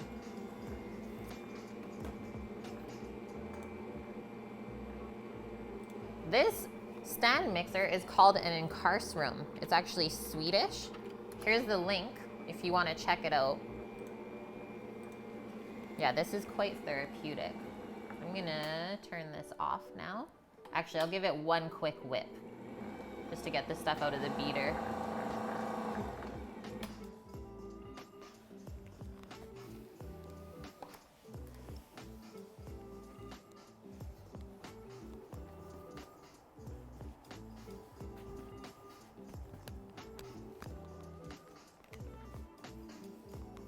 Thinking of getting a cupcake essential oil. Oh my gosh.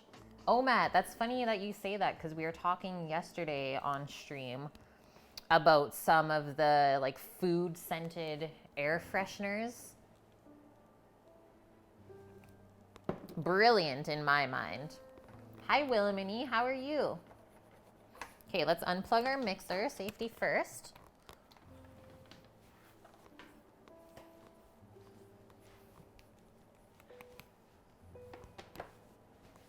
It is brilliant. Yeah, someone posted a link for a spray that was fresh bread scent.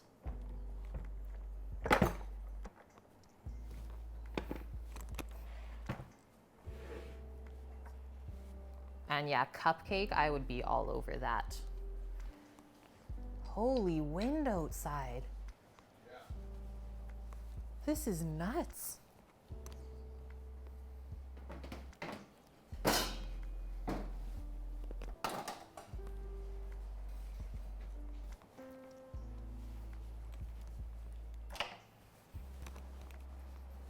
Before we do this, let's get some cooling racks out.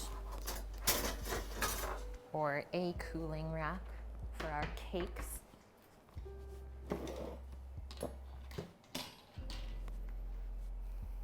Yeah, cupcake, sugar cookie, buttercream, vanilla, all of the above.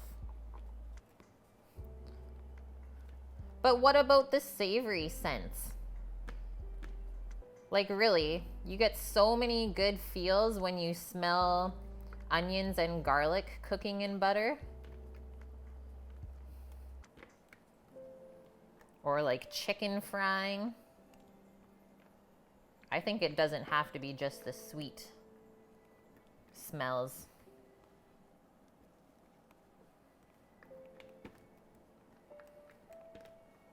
And that's the thing, is that the smells will bring back memories for you. You have like a smell and a flavor data bank. Where you have a ton of memories stored.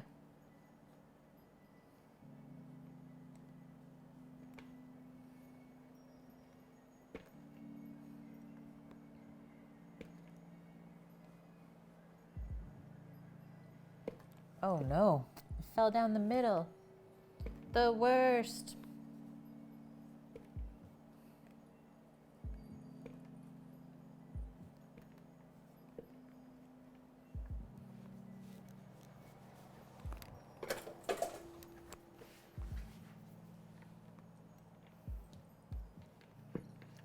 Yeah, the meat cooking smell as you're getting out of bed. That would be interesting.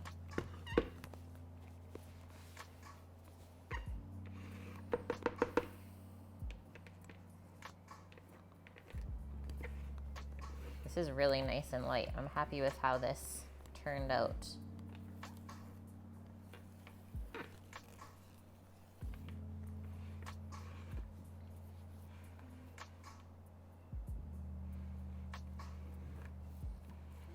just scraping it down so it's easier to get the frosting out later. Let's have a little taste of this. That's the best part. Having a little taste of the icing.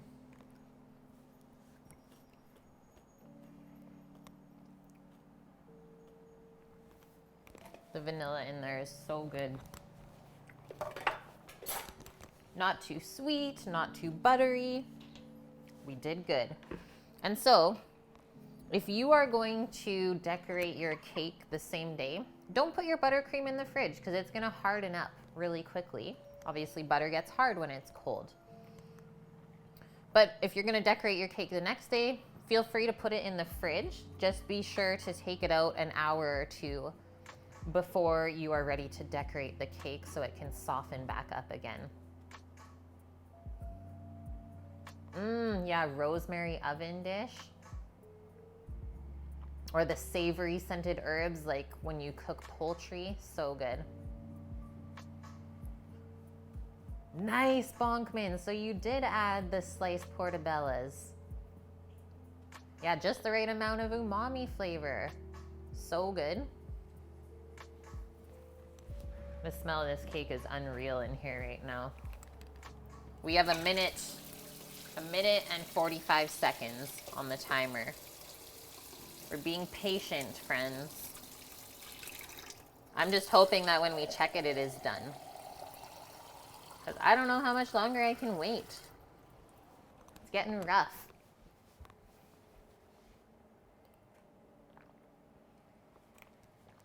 Annie, you're exhausted. I was wondering when we were going to see your face this weekend.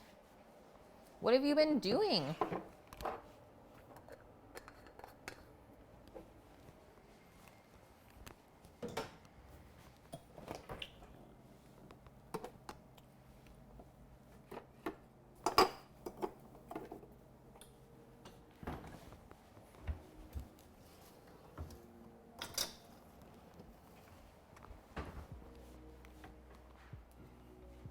Yeah, throw the cake against the wall. If it sticks, you're good.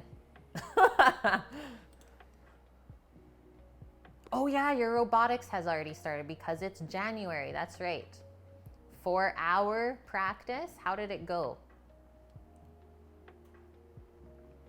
You cleaned so much? Yeah. Oh wait, Rook, that's pasta.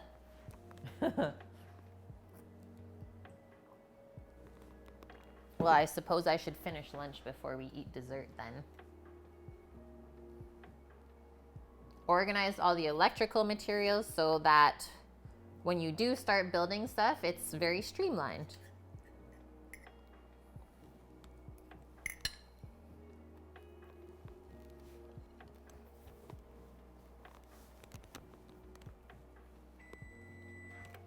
Oh gosh.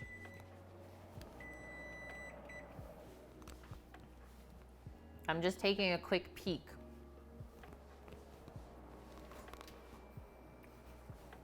Wow. It is literally like a brownie batter. I think we're actually almost done. This looks insane, friends. Look at the crinkle. Where have you ever seen that before? It's almost like a starfish. So the trick is, for baking, either put a toothpick in the center. It totally looks like a brownie. Or test it with a thermometer. It should be like minimum 190 Fahrenheit. I frickin' love crunchy brownie.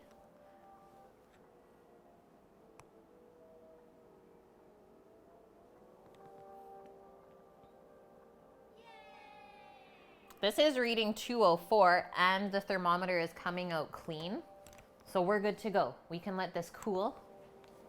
We'll take the other cake out as well. The oven can come off. This is turning out so well.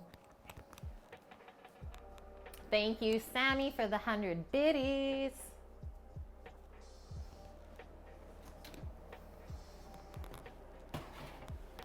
So it is a good thing that we went with the lower baking time.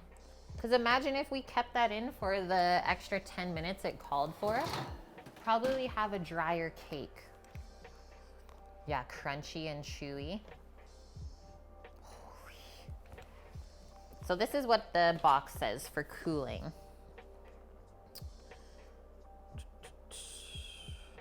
Transfer the pans to a wire rack and let cool for 15 minutes. Then invert the cakes onto a cutting board or a sheet pan, whatever you want.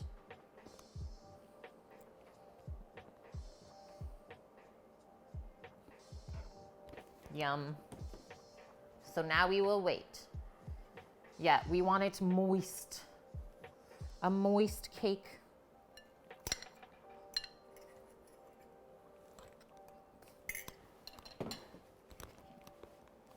I gotta get a photo of this crackle or crinkle.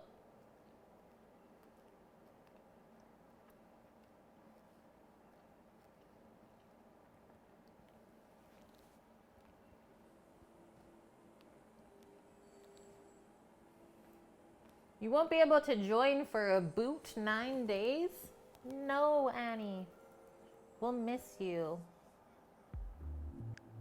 But we'll still be here. And I guess if you feel like you're missing out on a Kait stream, well, you can always watch the VOD or pop into Discord. I need a better angle here. We're going for that top down. Oh, also, hey Siri. Hey Siri. Nope, she's not having any of it. 15-minute timer.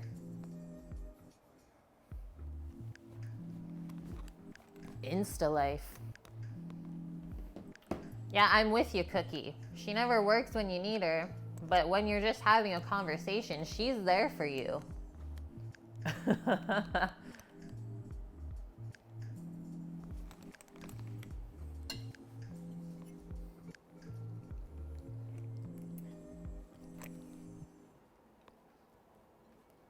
Holy Annie. Somebody send this man some wine.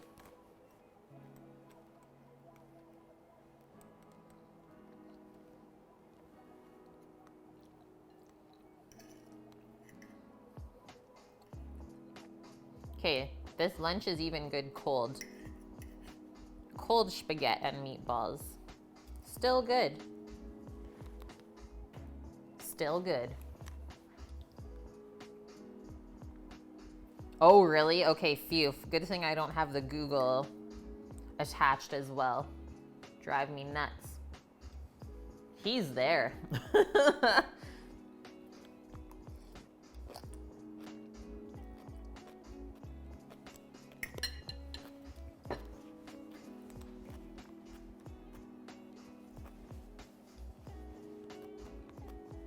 So saucy. Sammy, how much longer on the ribs?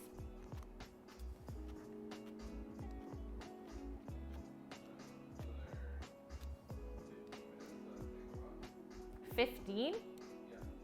15 minutes until he takes them off, Dust. That's it.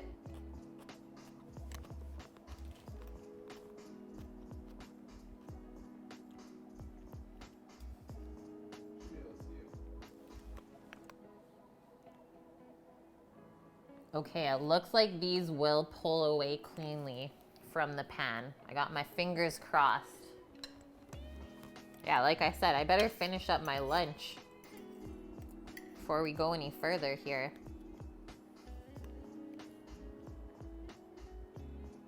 Nice, Annie. Yeah, I forgot to record what time I put the steak in the oven. Thank you, Chrome History.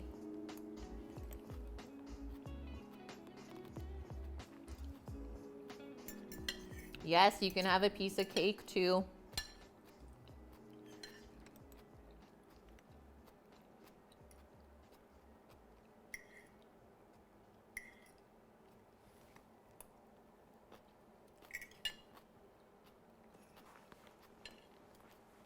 White Dove, here's the plan. So we're letting these cool for a couple minutes before we flip it over to loosen it out. But it's still gonna have to cool a little bit before we can ice it. So while it's cooling, then we'll pack up the jerky with you guys.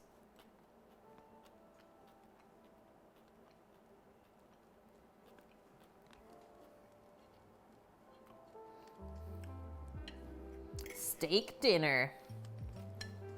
Treat yourself, Annie.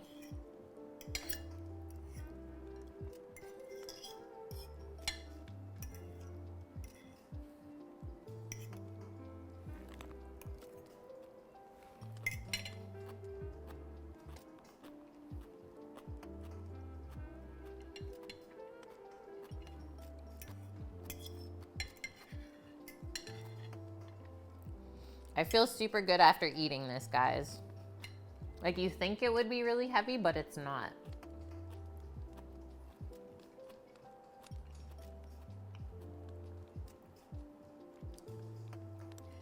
Yeah, you do, Annie. You do deserve a little treat.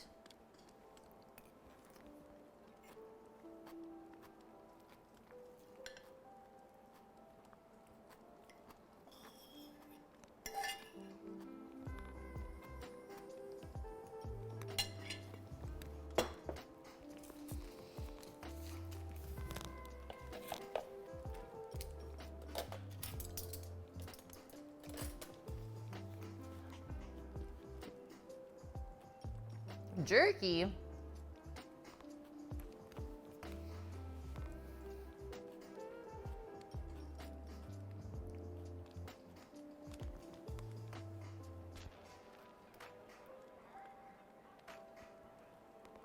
So Rook, on Friday for this stream, we marinated some beef that we got sliced. We got beef chuck sliced for jerky, 10 pounds worth.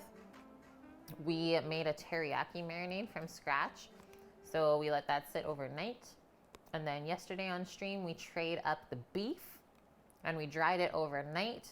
And oh my gosh, this morning, like waking up to that smell, I just went straight to the dehydrator. I was like, I need to try the jerky.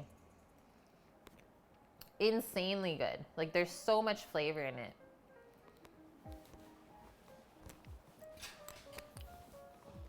Yeah, I guess we'll see how much we actually ended up with.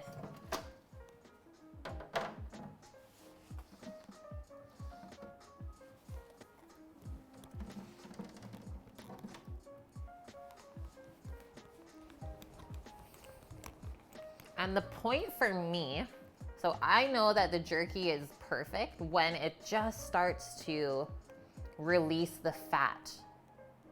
So that's how it looked finished compared to yesterday. And we dried that at around 120 Fahrenheit. It took about 14 hours at that lower temp.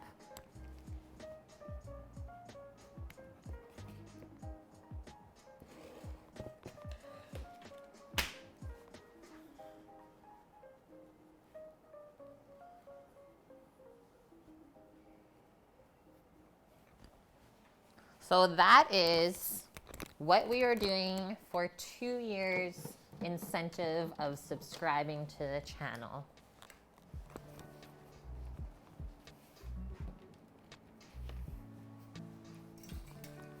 And we got actually quite a few of you coming up. That's why we thought we would get on it now.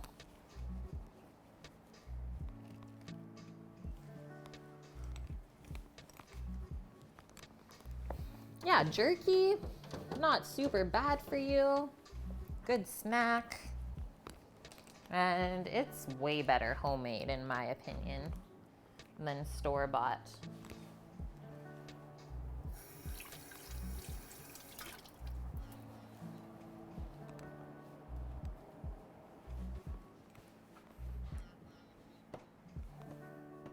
Sub or follow. It's for 2 years of subscribing.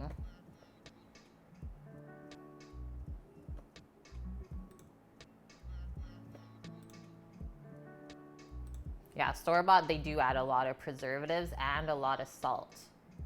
You've never had jerky, oh Matt? It's just really chewy, like dried beef. But when you marinate it, because you're drying it out and taking the extra moisture out, is it gets, like, the flavor gets concentrated as it dries. Super, super good. I'm gonna move those over for now. And we're gonna pack up some bags.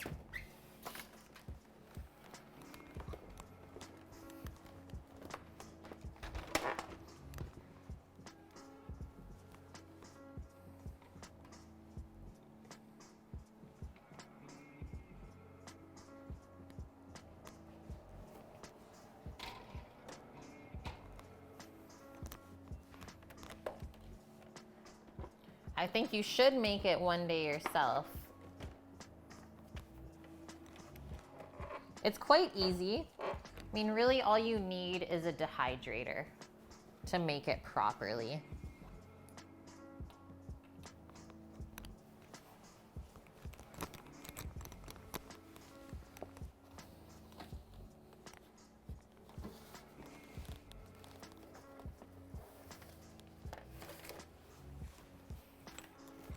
Let's make some small bags. Dehydrators aren't super expensive.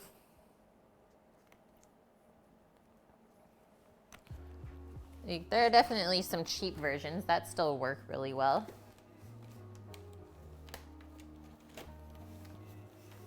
Also, dried fruits are super good in the dehydrator. And you can make more than just beef jerky. Why not try pork? Or turkey or chicken even? The options are basically endless. I've even seen salmon jerky. Well, at least you gave it to someone who would use it, Rook.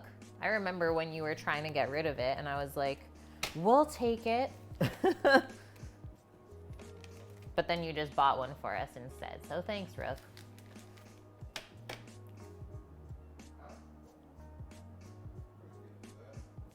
What?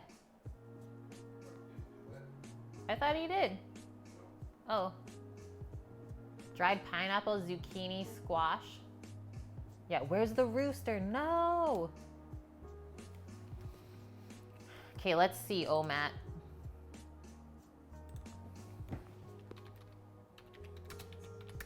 Amazon EU.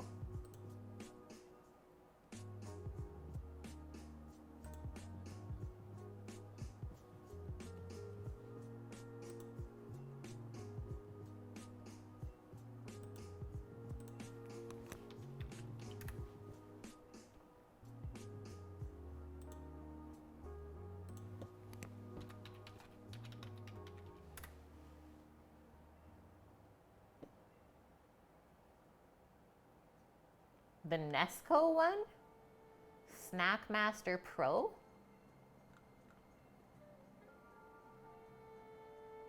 Or Presto? Presto. Dehydro Digital Electric Food Dehydrator. On sale from $110 to $67. That's a good one. I think as long as you can set the temperature and timer on it, that's all you really need.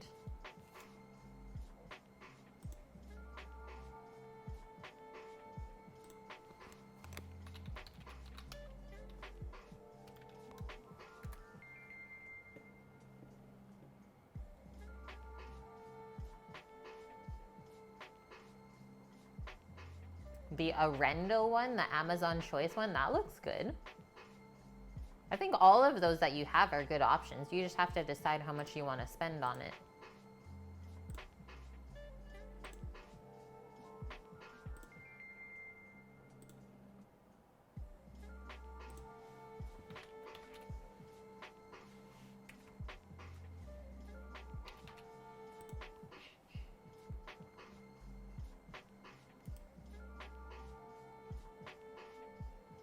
This is probably going to be the longest link ever, though.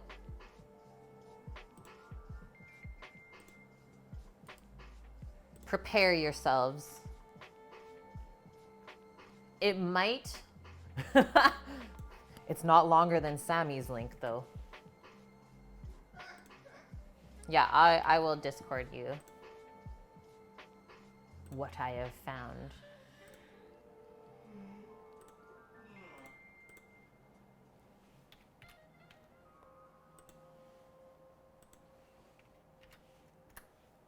Boom.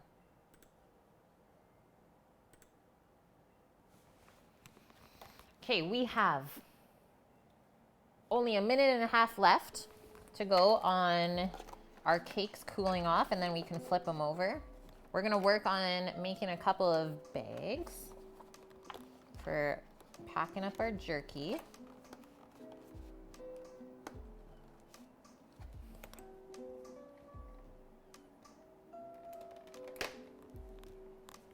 No problem. Yeah, bookmark it.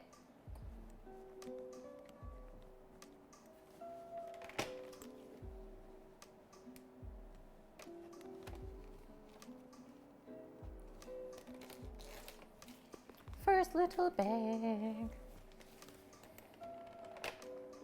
Oh, yeah, I guess we can seal it.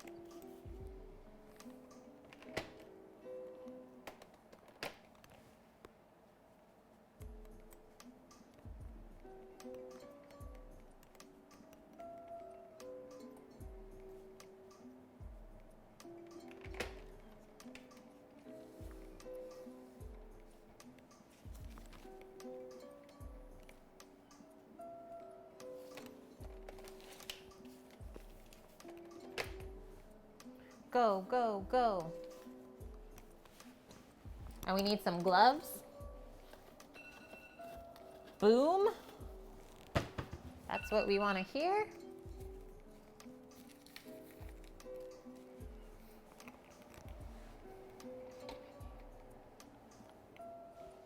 All right, that was our 15 minutes of resting.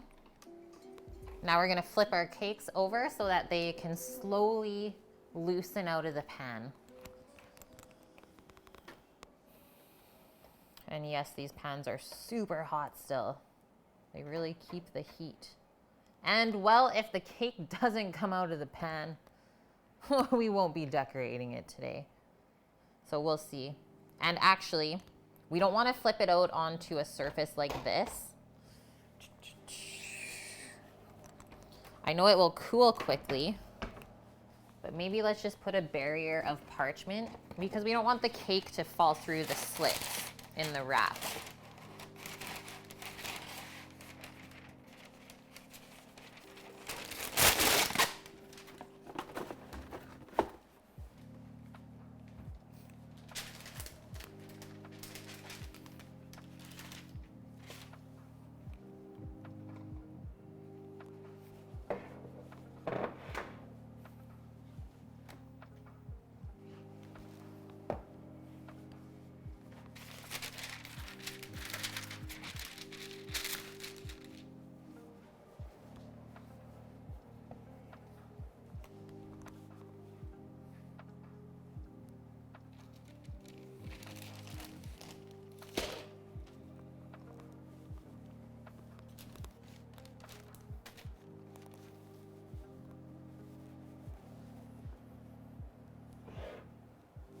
Who knows? Maybe the lady sold the pan because it didn't work.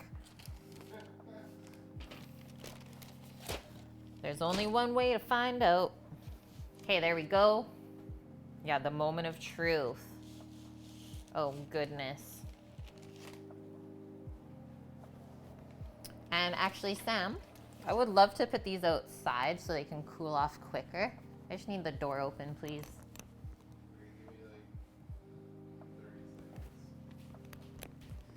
Actually, the door is popped open, so I'm fine.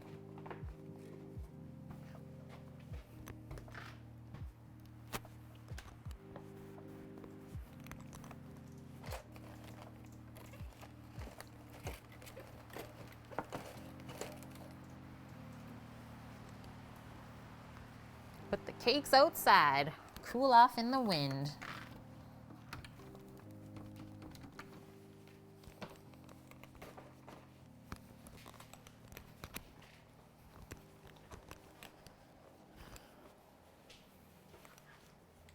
Hey Siri, 10-minute timer. Let's do another 10 and then go from there. No, Annie, you can't say that. I didn't put it on the egg table. It won't get it. Plus, it can't even get into there because the pan is turned over. Hi, Mama. How are you doing? Don't say it. That is the chocolate cake. Yeah, I just put it outside to cool off quicker. Okay, now let's stack and pack this jerk. So it's gonna be 1 tray of jerky per subscriber. That's quite a bit. Considering the 10 pounds made 9 trays.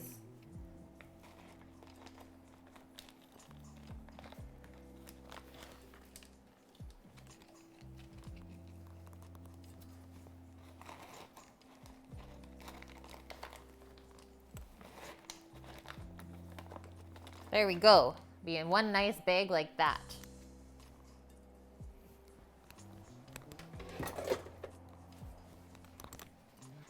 And then we seal it.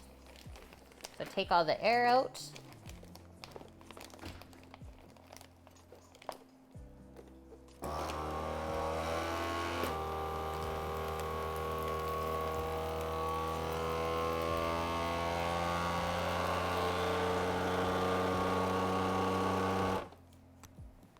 Boom.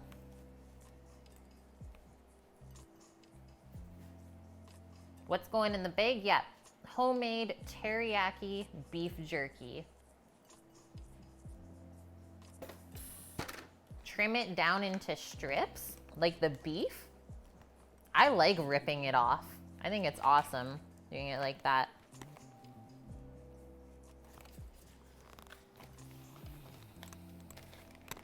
Oh, this was the tray that only had 4 pieces. I guess that's for Sammy and I. Schnackies.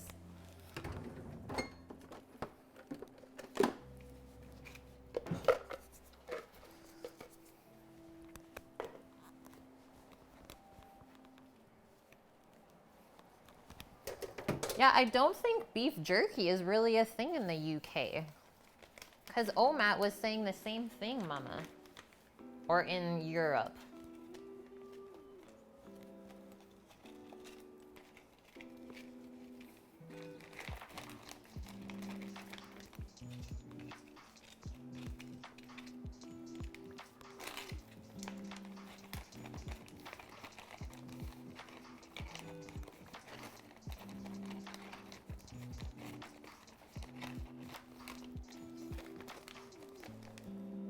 You can buy it, all different kinds there. You've just never bought any.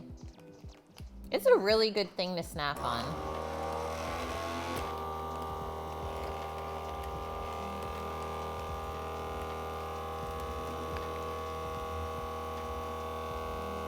Slow and steady.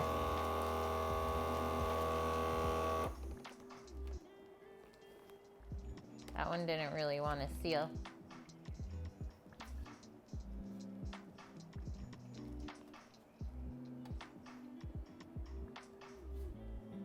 Oh yeah, that's exactly how it looks in the store here as well, Omat. Is they do add all sorts of interesting stuff to it. Okay, we need to make a couple more bags.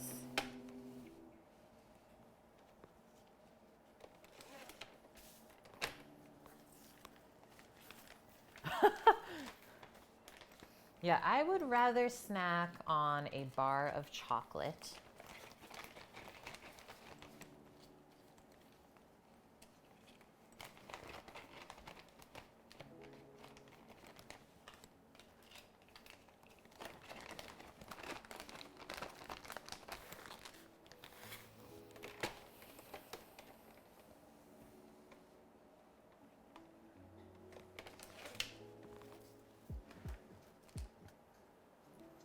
Nothing like a bit of lead poisoning.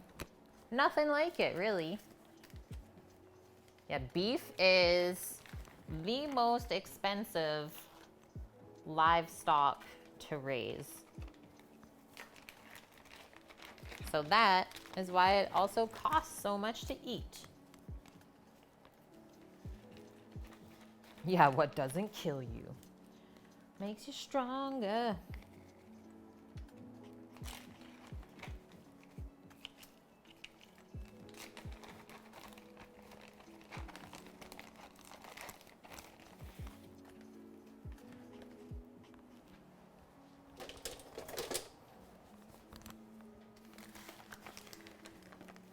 Yep, we are all born to die.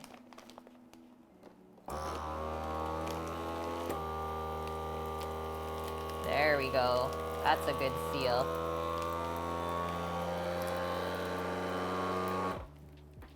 What?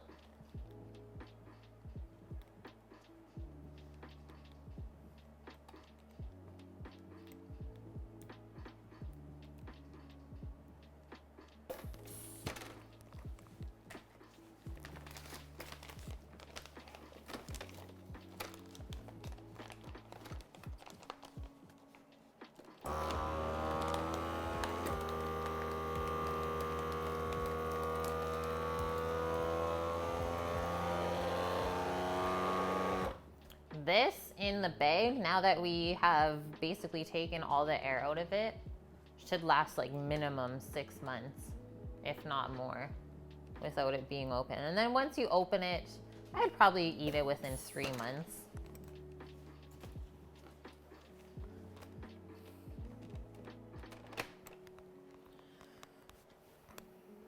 Yeah, several years really, if it's made properly. But I'm not a fan of using stuff more than like 1 year. Yeah, nothing bad can grow on it when it's dried out. Exactly.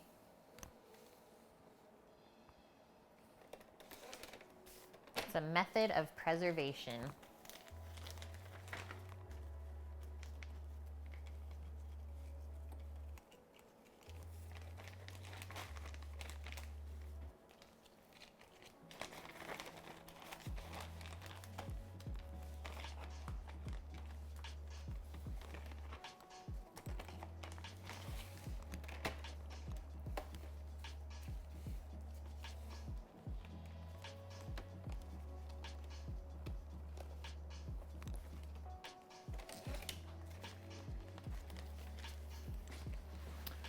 Two more trays, guys. And then we're gonna check on our cakes.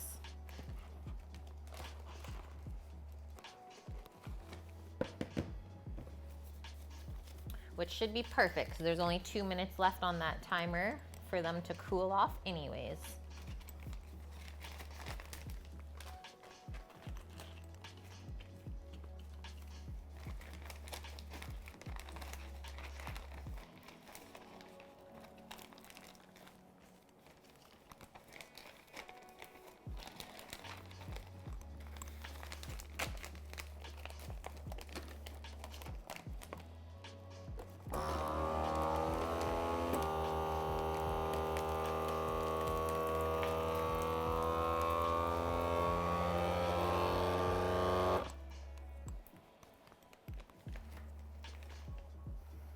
That's exactly it, Bonkman. If you store that somewhere cool and dark, when the apocalypse happens in a year or two, at least you'll have beef jerky to live off of. Yeah, we're just prepping for the apocalypse, guys. That's all.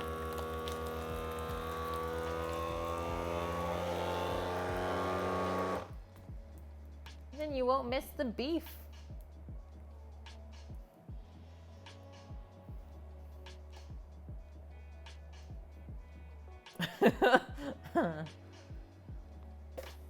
I'm with you, Bonkman. Okay, last bag.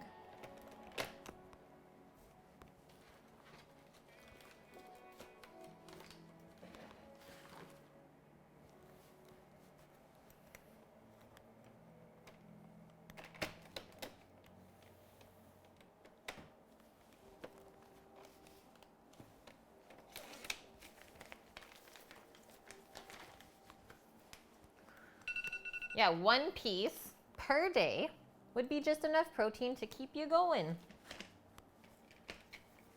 Hi, Apple Avocado. How are you today? Have I ever made venison jerky? I have not.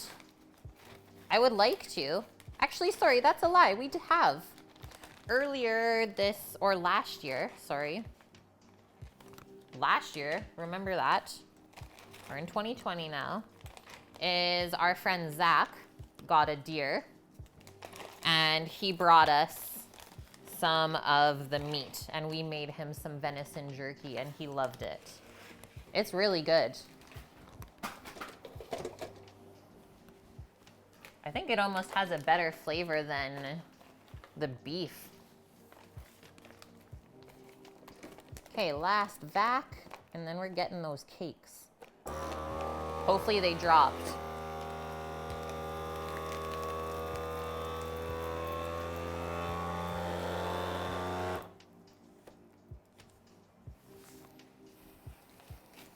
Done with our glovies. Everything is food safe.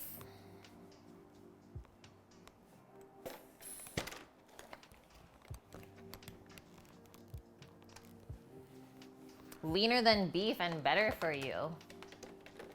Well, yeah, because they're grazing on all sorts of stuff all the time.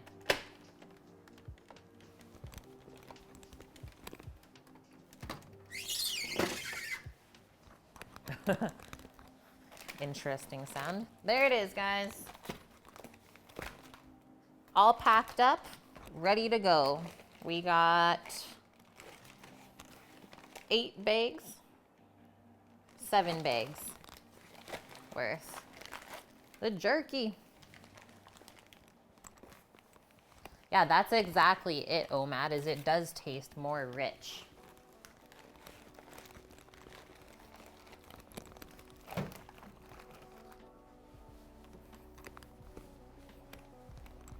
Just giving our board a wipe, and I will be right back.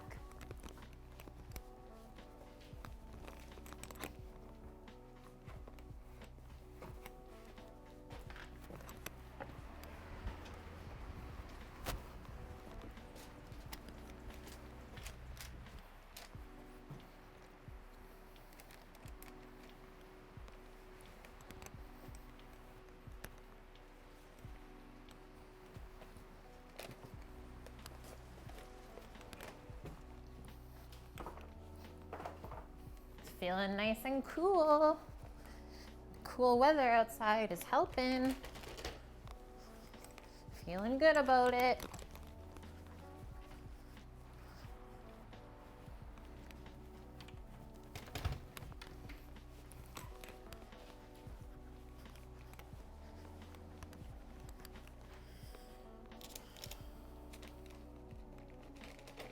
Oh, it doesn't feel like they dropped.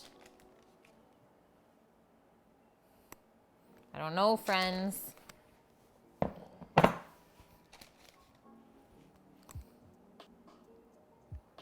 It is slightly loose though. We might just have to help it or give it a good smack onto like a flat surface like this. So let's take our cooling rack out of here. The smack will either be really good or really bad, where like half of the cake comes out of the pan and the other half is still stuck in there. So this is a risky thing to do. Yeah, it needs the old tap-a-tap-tap. Taparoo.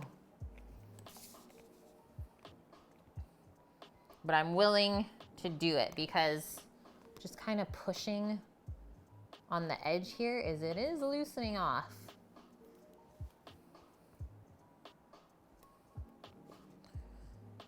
Ready for the drop.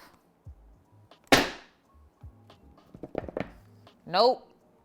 Didn't do it. Again. Nope. Didn't do it. Guys, we think that the lady sold this pan for $5 because it's stuck?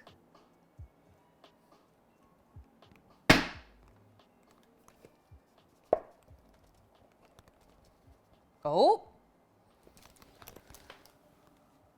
I feel movement, not making any promises about it saying cookie or having flowers and squares. Need one more. It's loosening up here.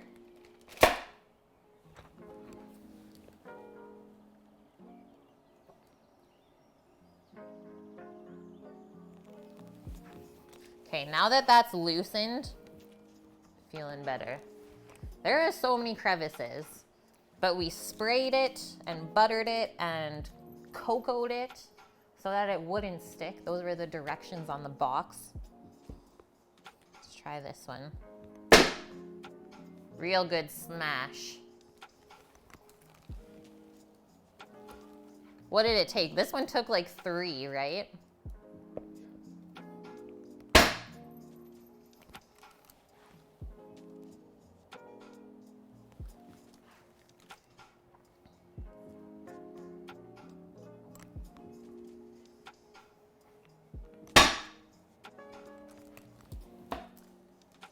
Ready? It's starting. Okay, it's starting. Lift it up with the paper. I hope they're not cracking. Oh, guys.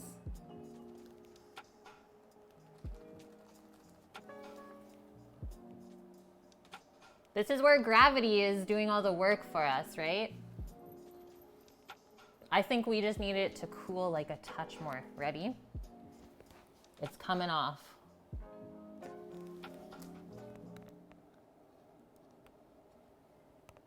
Oh, so close. I don't know how to get more light on this for you guys because you probably can't see really well. Let's try that. I don't think it turns out the way that they advertise. There we go.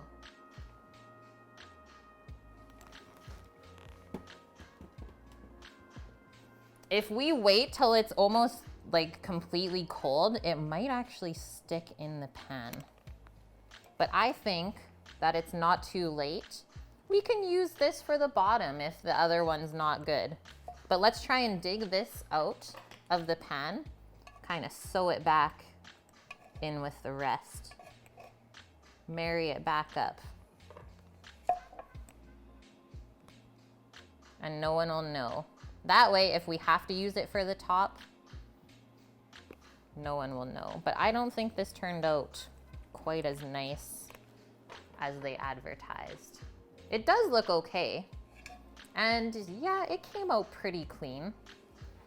I don't know if I would use cocoa rather than maybe flour next time. And that way the cake won't look as dark because you can't even really see what it says. It does still look like an Oreo. Okay, how's this one? Still just the one side loosened.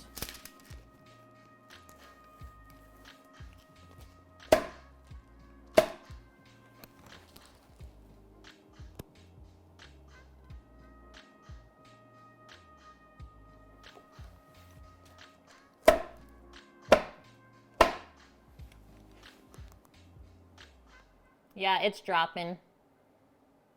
Just gotta have patience. This one's definitely not as nice as the first one, I don't think.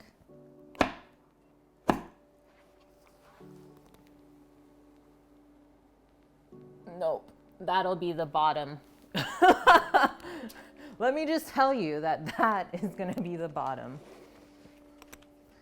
I think before we actually take that one fully out, we need to slide our, I guess, plate or whatever you're gonna put the cake onto.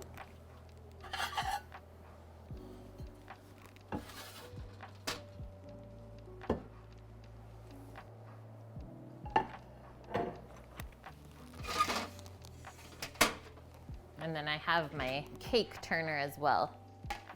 There's our plate. Oh, we are making a big Oreo, Rook.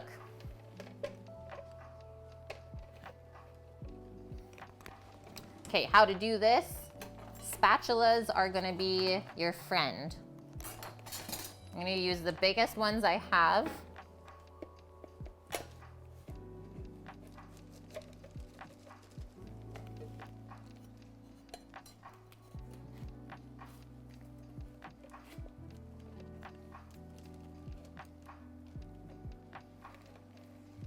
Oh.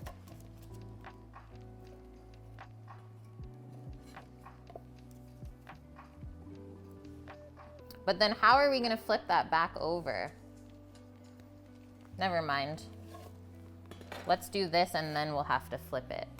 So yes, this is gonna get torn up, guys. Just letting you know now.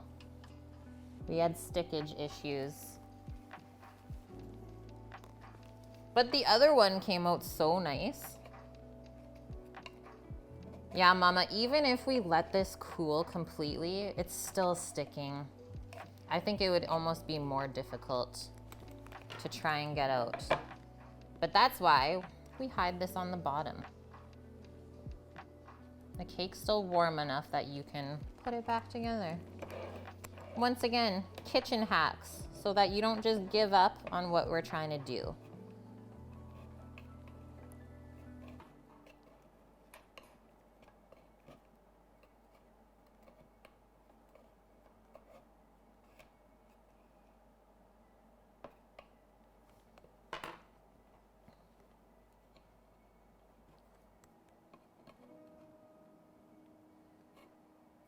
And as far as decorating goes on this guy, it's really simple.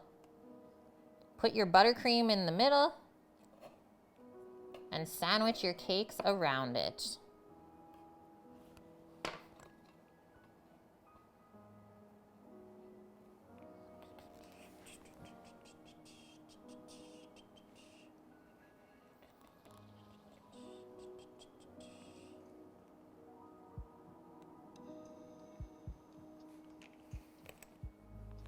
I think the cake itself is going to be really delicious, though.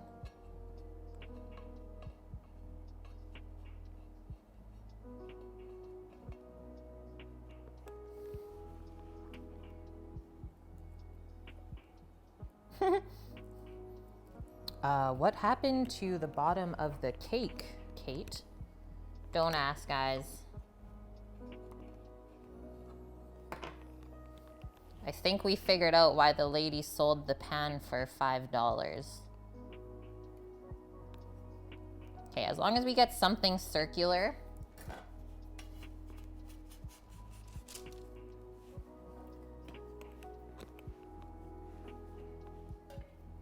And how are we gonna flip this?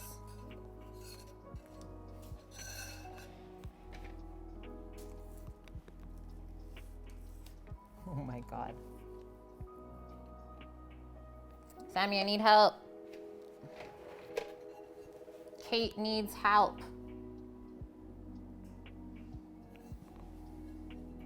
This is how we're gonna do it, guys.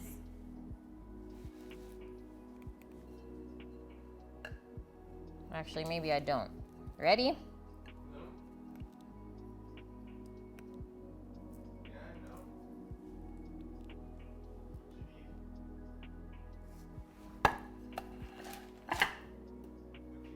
I'm good. I'm good.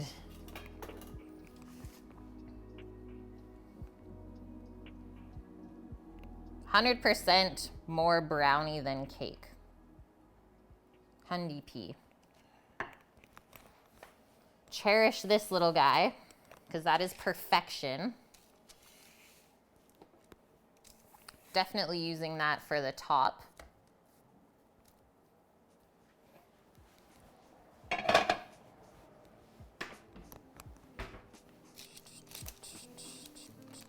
Just want to clean up some of this cocoa.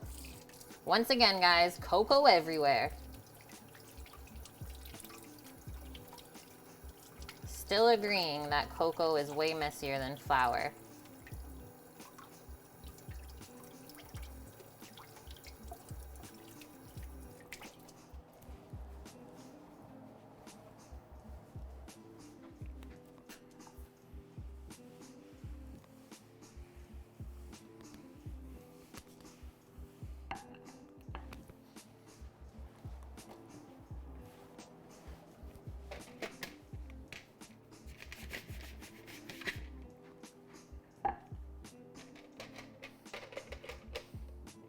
Hey. There's nothing that a little bit of buttercream won't fix.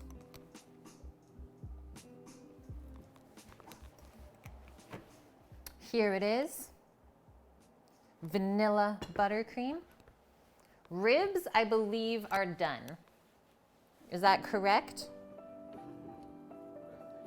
They are resting.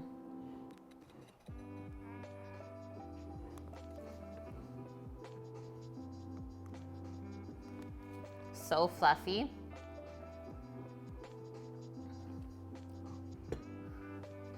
Oh no. How not to decorate a cake.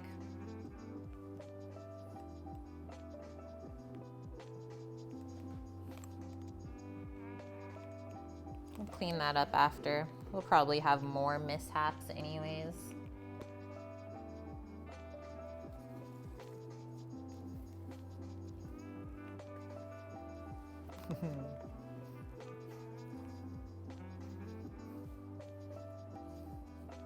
All of the icing.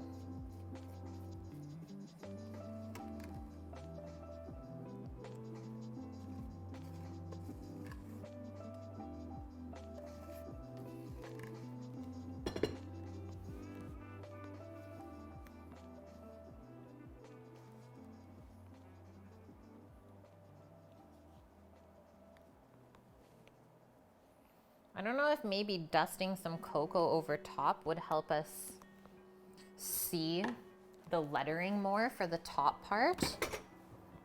That might help.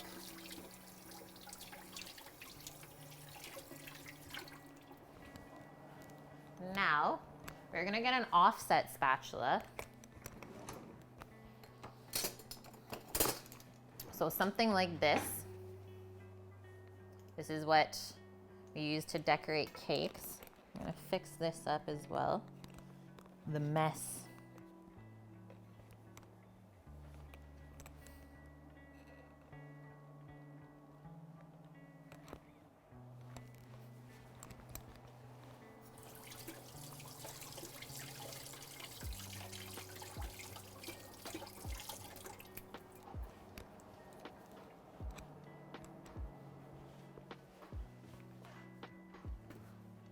Powdered sugar.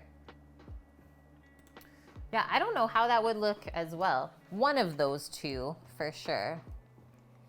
So now we just use our cake turner and our spatula to smooth out the buttercream.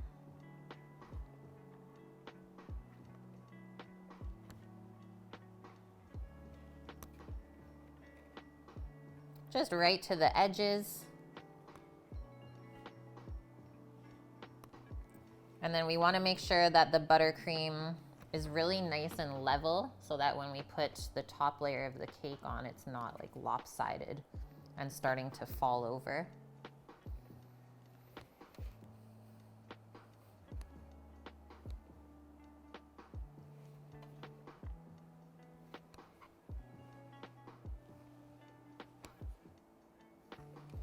So basically you want to get down at eye level.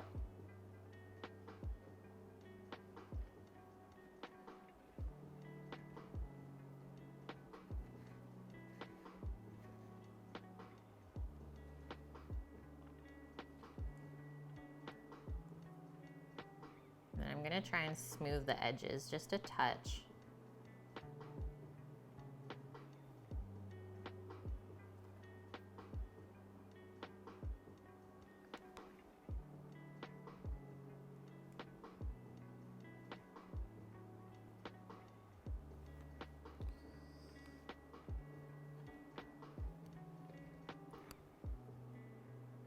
There we go.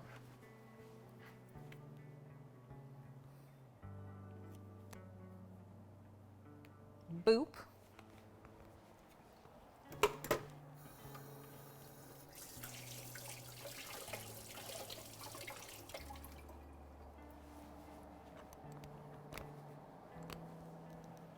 And now the transfer.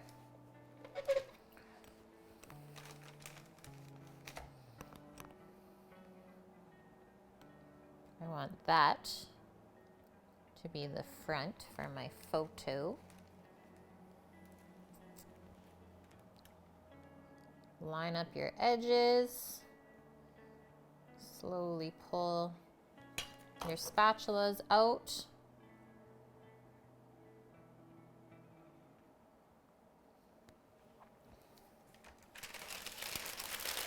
Drink? Rook wants me to drink?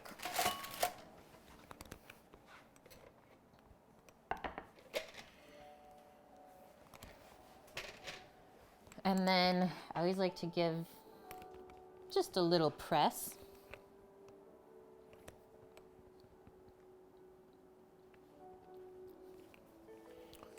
And then maybe just a little bit of a smooth. Again, just gonna use my paring knife, I think.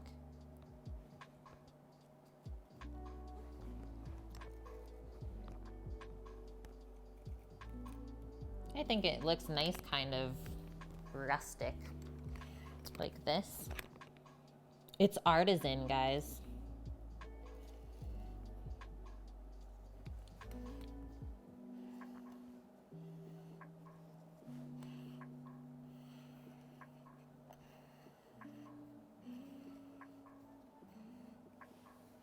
Paring knife fits in there pretty perfectly.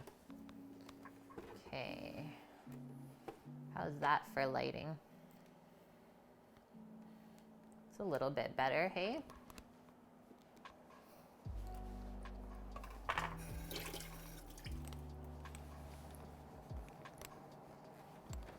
Okay, cocoa.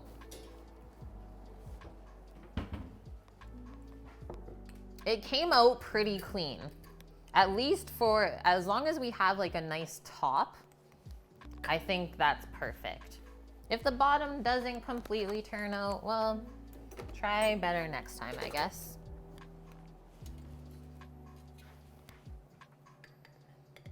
Now just a touch of cocoa to maybe make the lettering stand out a bit more. I don't know if that's gonna help though.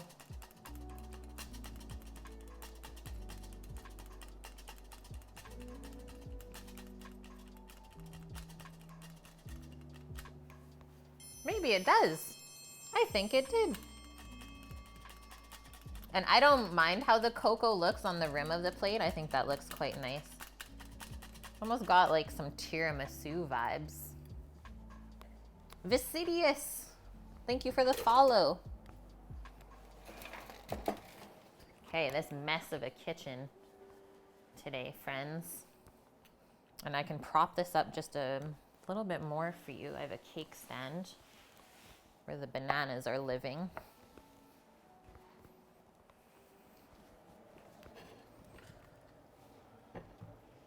Bananas, you're out. Cake, you're in.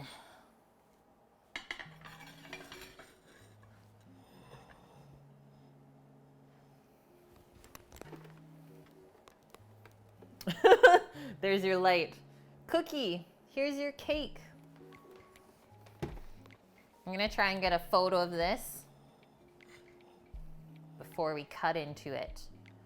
Yeah, this is the side view. Pretty messy. Top down though, perfect. I mean, are you ever really upset about a messy looking cake though? I don't think so.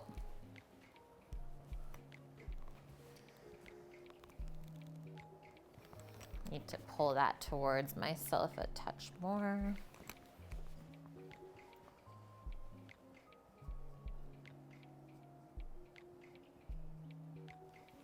And take this away a little bit. What about a messy looking Kait? Oh gosh. I don't know if anyone wants that.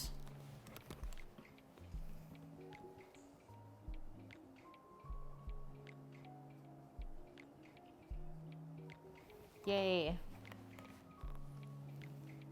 There we go. It's like, why is my phone blurry? Probably just have some butter on the lens. It looks really good in the photo, guys. All the detail comes through, at least. Yeah. All right. Should we cut into it?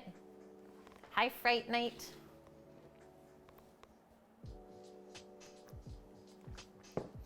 The moment of truth, the slice. And I'm just gonna say it's gonna be real messy.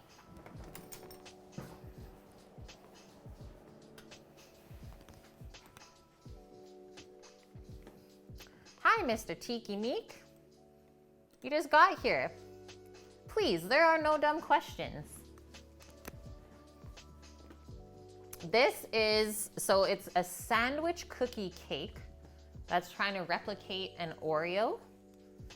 And it's actually more of a brownie consistency in my mind. This is the first time of me making it.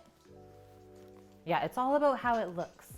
Thank you very much, Fright Night. Is this Vincent? Like Claire's Vincent? Thanks for the sub, 2 months. Looks a lot better in the photo. Thank you.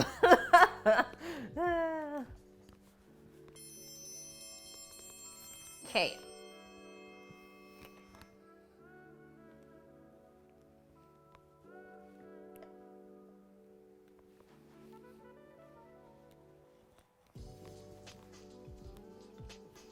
Yeah, this is going to be messy when we serve this up.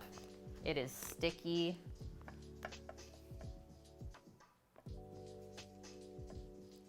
And delish. Not a light dessert, let's just say that. There's like over a pound of butter in here.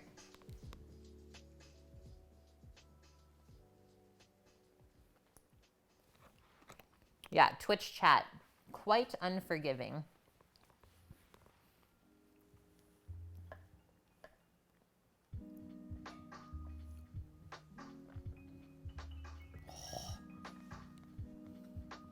Probably want to let it set up if you are going to serve this at a gathering of sorts.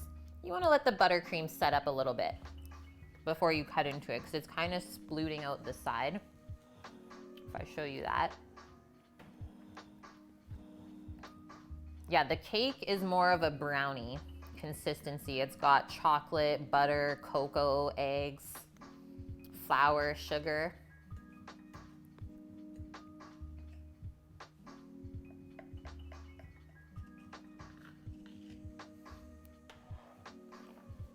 Shaking my head at this one.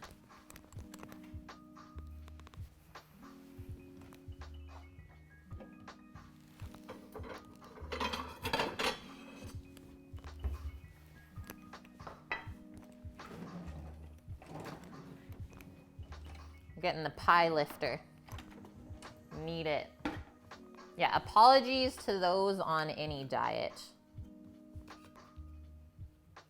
Sincerest apologies. Comes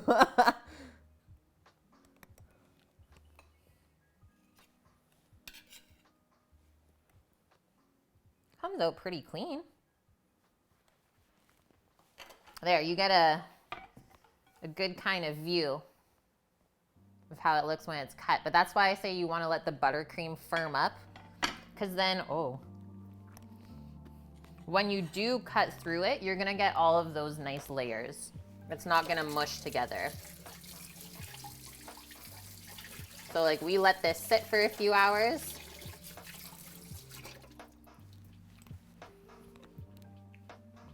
Oh gosh, raspberry sauce would be super good, Annie. Super good. Actually, let's just do this.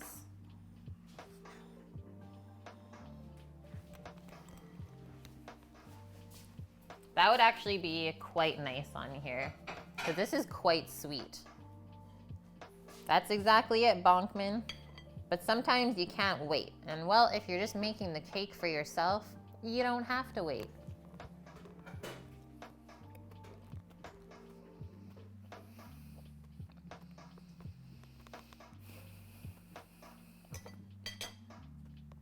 It's sweet.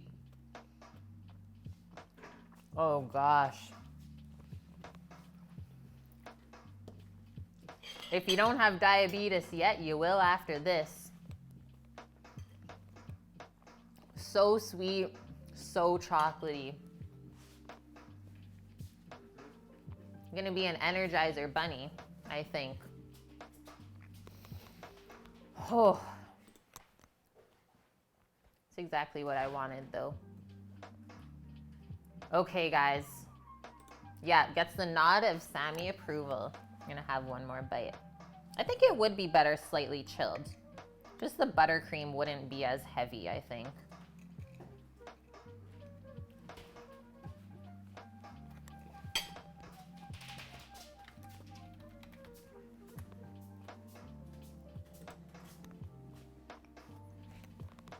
Next. But wait, there's more. We did it, guys. We got all the way through until the ribs were done.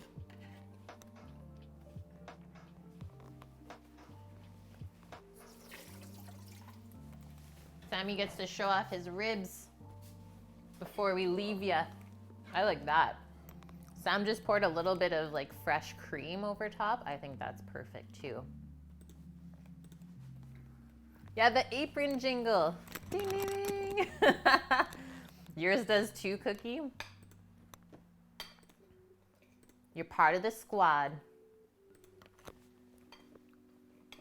Way better.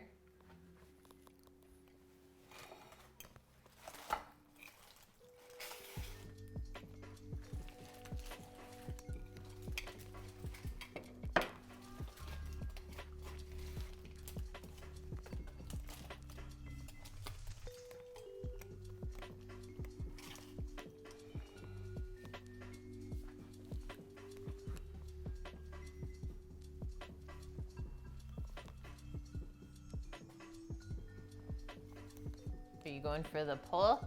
You can. It's all you I do. get to go for the pull? You get to go for it.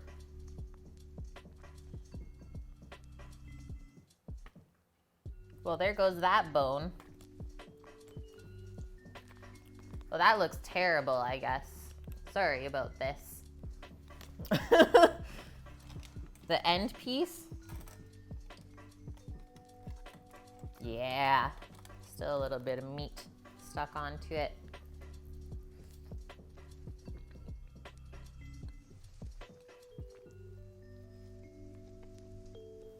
Very nice.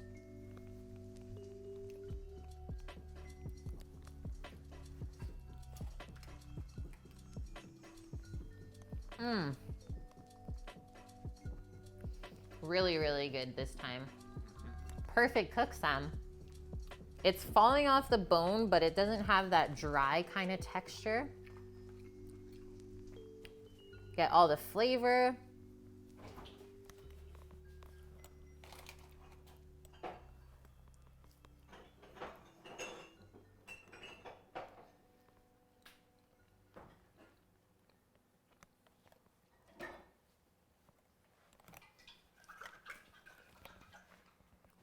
Tammy's coming in with some sauce. Rook, this is one of your sauces.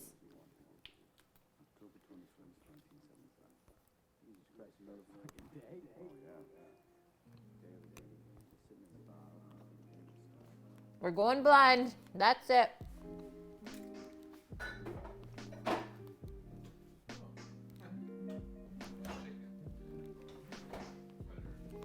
Slather. This is like the burnt end.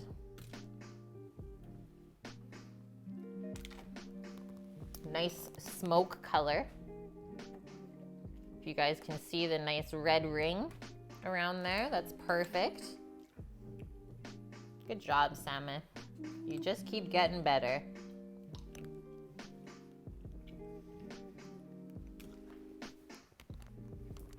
That's a spicy sauce.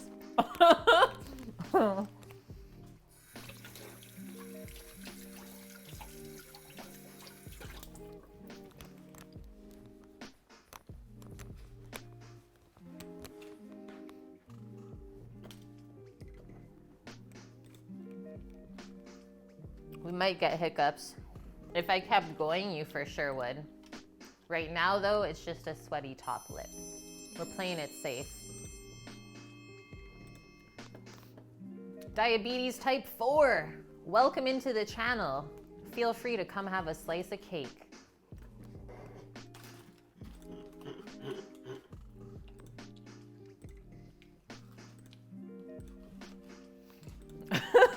Yeah, oh gosh. Try out the hottest ride. We're not ready yet, Rook. I'm not ready. Oh, look at this guy. We got Sammy. Got him good.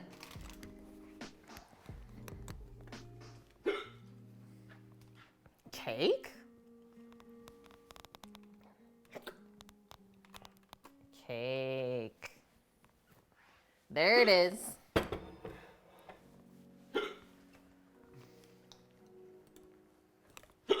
Yeah, hiccups from this and not the scorpion?